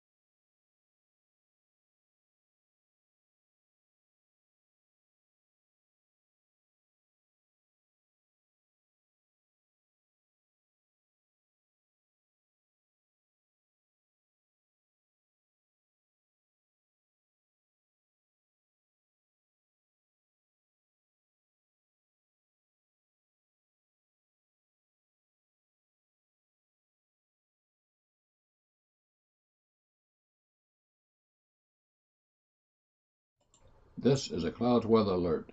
Tracking Ian. Meteorologist Casey Cloud back here at 7:50 on this Wednesday. It's been a long day. Still tracking things here. Still tracking Hurricane Ian, a major hurricane still. We're going to wait for the 8 o'clock intermediate advisory and try to get that to you here live before we wrap this up over the next 10 minutes or so. But just got a new flash flood warning for parts of Charlotte, as well as DeSoto, Hardy, Highlands, Manatee, and Sarasota counties now. So let's go ahead and bring you up to date on that. And then that one, okay, this is what we didn't want to see, folks. And I kind of thought I might get this. They didn't just go to a PDS. We have this in our wind arrow mode, but they went all the way to a flash flood emergency now here, folks. A flash flood emergency for South Central Sarasota County, Southeast Manatee counties, Northwest DeSoto County, Hardy, as well as Northwest Highland counties there. So just kind of seeing how bad things are setting up with the rain. This is a rural area here, granted. So that's the one thing that's saving us some here. Arcadia, you see over 5 inches in an hour. And that's still really, really bad no matter where that happens at. 5 inches in an hour. That's almost 6 inches in an hour. And this is the mode that kind of sometimes even does a better job estimating. That's 6 inches, that little yellow dot there. Just northeast Arcadia. That's 6 inches of rain in 1 hour, folks. That is so serious here, my friends. You got to be really careful here in this area. Again, Arcadia, we're watching things there in DeSoto County. And we're seeing that rain is piling, and this is what we're afraid is going to make its way into more populated areas. This is still really bad, and I don't want to downplay this because we've seen so many folks out with Michael, like Mariana, more outlying areas impacted there, and it's such a big deal, and sometimes it doesn't get the attention it needs. But and we're going to be wrapping things up more just because we have to be ready for our coverage locally tomorrow. As much as I wish we could stay with us throughout the evening, we're going to stream the radar. We'll have that. We'll have the stuff running on all the different sources here after a little break. You can look at cloudweather.com/radar in the interim. But we have this extreme wind warning continuing as well over the next couple of hours. Some really bad weather, wind, and heavy rain hazards coming together here towards Charlotte, DeSoto, Highlands, Manatee, and Sarasota counties here till 10:45. Again, this is a flash flood emergency, folks, a rare one. But it may not be that rare in what we're going to deal with here tonight and tomorrow. I mean, this is going to be pushing its way into really highly populated areas if the track is wrong. Now, if it goes to south of Kissimmee here, we'll see. I mean, Palm Bay and Rockledge, we'll just have to watch. So it's going to have a flash flood emergency for Flagler County tomorrow. That's something you never want to be. It can say ahead of time, generally, but Weather Service thinks 20 inches is a real possibility there toward Palm Coast and Flagler Beach and Beverly Beach. You kind of get the idea. So that's in our local area here, and this is what's going to be headed their way. I mean, it's crazy to be able to forecast something like this, but this heavy area here going to be kind of working its way, maybe not like that, but like this, and then kind of going back along the coast here and pushing that rainfall really in toward that area, really getting those rainfall rates high there. I mean, that's the highest rain we've seen in the rates all day, and it's really set up here. I mean, this is showing on this mode closer to 4 or 5 inches an hour, but still not what you want to see, obviously. We just got the intermediate advisory, and so let's go ahead and give you that here while we're live on the air with you guys here. So down to 115. It's still technically a major hurricane, at least for another hour. They may drop it down to 110 at 9 o'clock, but it's still a major hurricane, at least officially, for another hour here. The 8 o'clock information. It's 30 miles northeast of Punta Gorda, 95 miles south-southwest of Orlando, 115-mile maximum sustained winds, and then moving up toward the north-northeast at 8 miles an hour, and minimum pressure up to 960 millibars. I know we had in the 970s with Irma up here, so it's gone up considerably, but it's still a very impactful storm, and bringing these impacts here. Catastrophic storm surge winds and flooding battering the Florida Peninsula here, folks. So just have to continue to watch this. Some different gusts, believe it or not, out in Tallahassee. The zones are right at the coast, 39, 43, 44 miles an hour, but nothing necessarily just completely overwhelming with those type of numbers here. And nothing like what we're seeing down toward the south. Obviously, there's some tropical storm warnings, coastal areas, things like that. Tropical storm watches, Bradford, Alachua, but nothing like what we're seeing down here with a flash flood emergency, still a major hurricane, still an extreme wind warning. So all that coming together here, I know, not what you want to see, obviously. Let me go ahead and I'm going to switch out of our other mode because I wanted to highlight before we wrap it up here. I'm going to try to do this live on the air with you. We're going to try to get our emergency information up, our flash flood emergency information up here. One or other source. I know my voice drops out from time to time, and that's why I want to be ready for tomorrow because I got to be ready for our local counties here. As much as I really wish we could stay with you for an hour and more, we'll have the radar going. If the local tornado one will be on, maybe breaking in that stream here. Play it by ear with that, but probably breaking in that stream here if we get a local one. I'm not really anticipating that right now to be a big threat. But still have multiple ways to get alerts in our southeastern counties, Flagler, St. John's, even Duval there, Putnam, Marion, even parts of Clay, eastern and southeastern Clay need to be on watch. So we'll just be kind of monitoring that here for you. So again, I'm going to try to pull up other system. It's something I don't never really do on the fly here, but it's just kind of something that we need to pull up. I think it's important to kind of say what we're doing with. So real quick here, let's go ahead and pull up our information here. Which graphic do we want to go to here? I know we'll just go to our based Hurricane Ian graphic real quick because some of these aren't really updated, but the storm surge still effect. They're obviously along the coast there, pouring in that water. But again, I just got to be tracking things here in the Weather Center again with Hurricane Ian. So let's see here. We have our other source. I just want to see our flash flood emergency now. Highlight that so you guys have an understanding of exactly what we're dealing with here with our hurricanes. So again, this is something that rarely happens in the state of Florida, really, with a flash flood emergency. But now the way they issue this little bit different storyline here in some regard, in that I mean this warning here goes for areas here, not necessarily under, maybe, let me count these, 1, 2, 3, 4, 5, and looks like 6 counties maybe under the flash flood warning. I'm just trying to count these on the fly. 2, 3, 4. Yeah, I think we might not have all of them in there, but let's go ahead and set this to you real quick. About to wrap things up. Again, I'm going to have another live stream here in a little bit, but this is a flash, and it's going to be mainly, unless something really, changes here with our plans, they're probably just going to go more to that streaming of the radar for a while, and then maybe come back again for local stuff tomorrow, and then maybe towards Central Florida tomorrow as well, depending on how things set up. Because if we get this type of flooding out here, or emergency-like flooding, I suspect we're going to have emergency-type flooding here toward areas closer toward Orlando, which is a more serious situation because it's so much more urban. Wind, it doesn't matter, or even storm surge about the urbanization as much, but when you have the heavy rainfall, that does mean a lot here. Now, this emergency, they technically have the box out toward Venice, and they've had issues from storm surge and things like that out there. But you see Arcadia there, Limestone, Martula. I mean, these are just extraordinary rates here. 1 hour, 5 inches showing up here, 6 inches showing up just a moment ago. So you see this red box here. This is the flash flood emergency here. As we're getting toward parts of the state of Florida here right now, parts of the state of Florida under this. So flash flood emergency, catastrophic flooding, particularly dangerous, life-threatening situation right now for parts there of Sarasota, Manatee, DeSoto, all party really, and then parts of Highland County as well. So stay tuned. We'll be here for the local stuff. We'll be here as needed here. We'll have the radar up. So just keep it to the different social media channels, Facebook, Twitter, YouTube, and Twitch.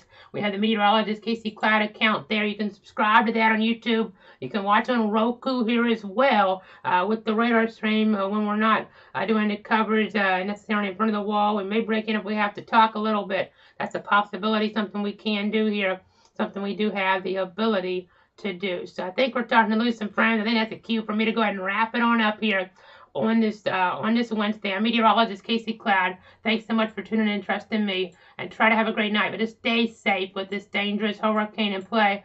Flash flood emergency, extreme wind warning continue down here, and a major hurricane still continuing to plow across the Florida Peninsula.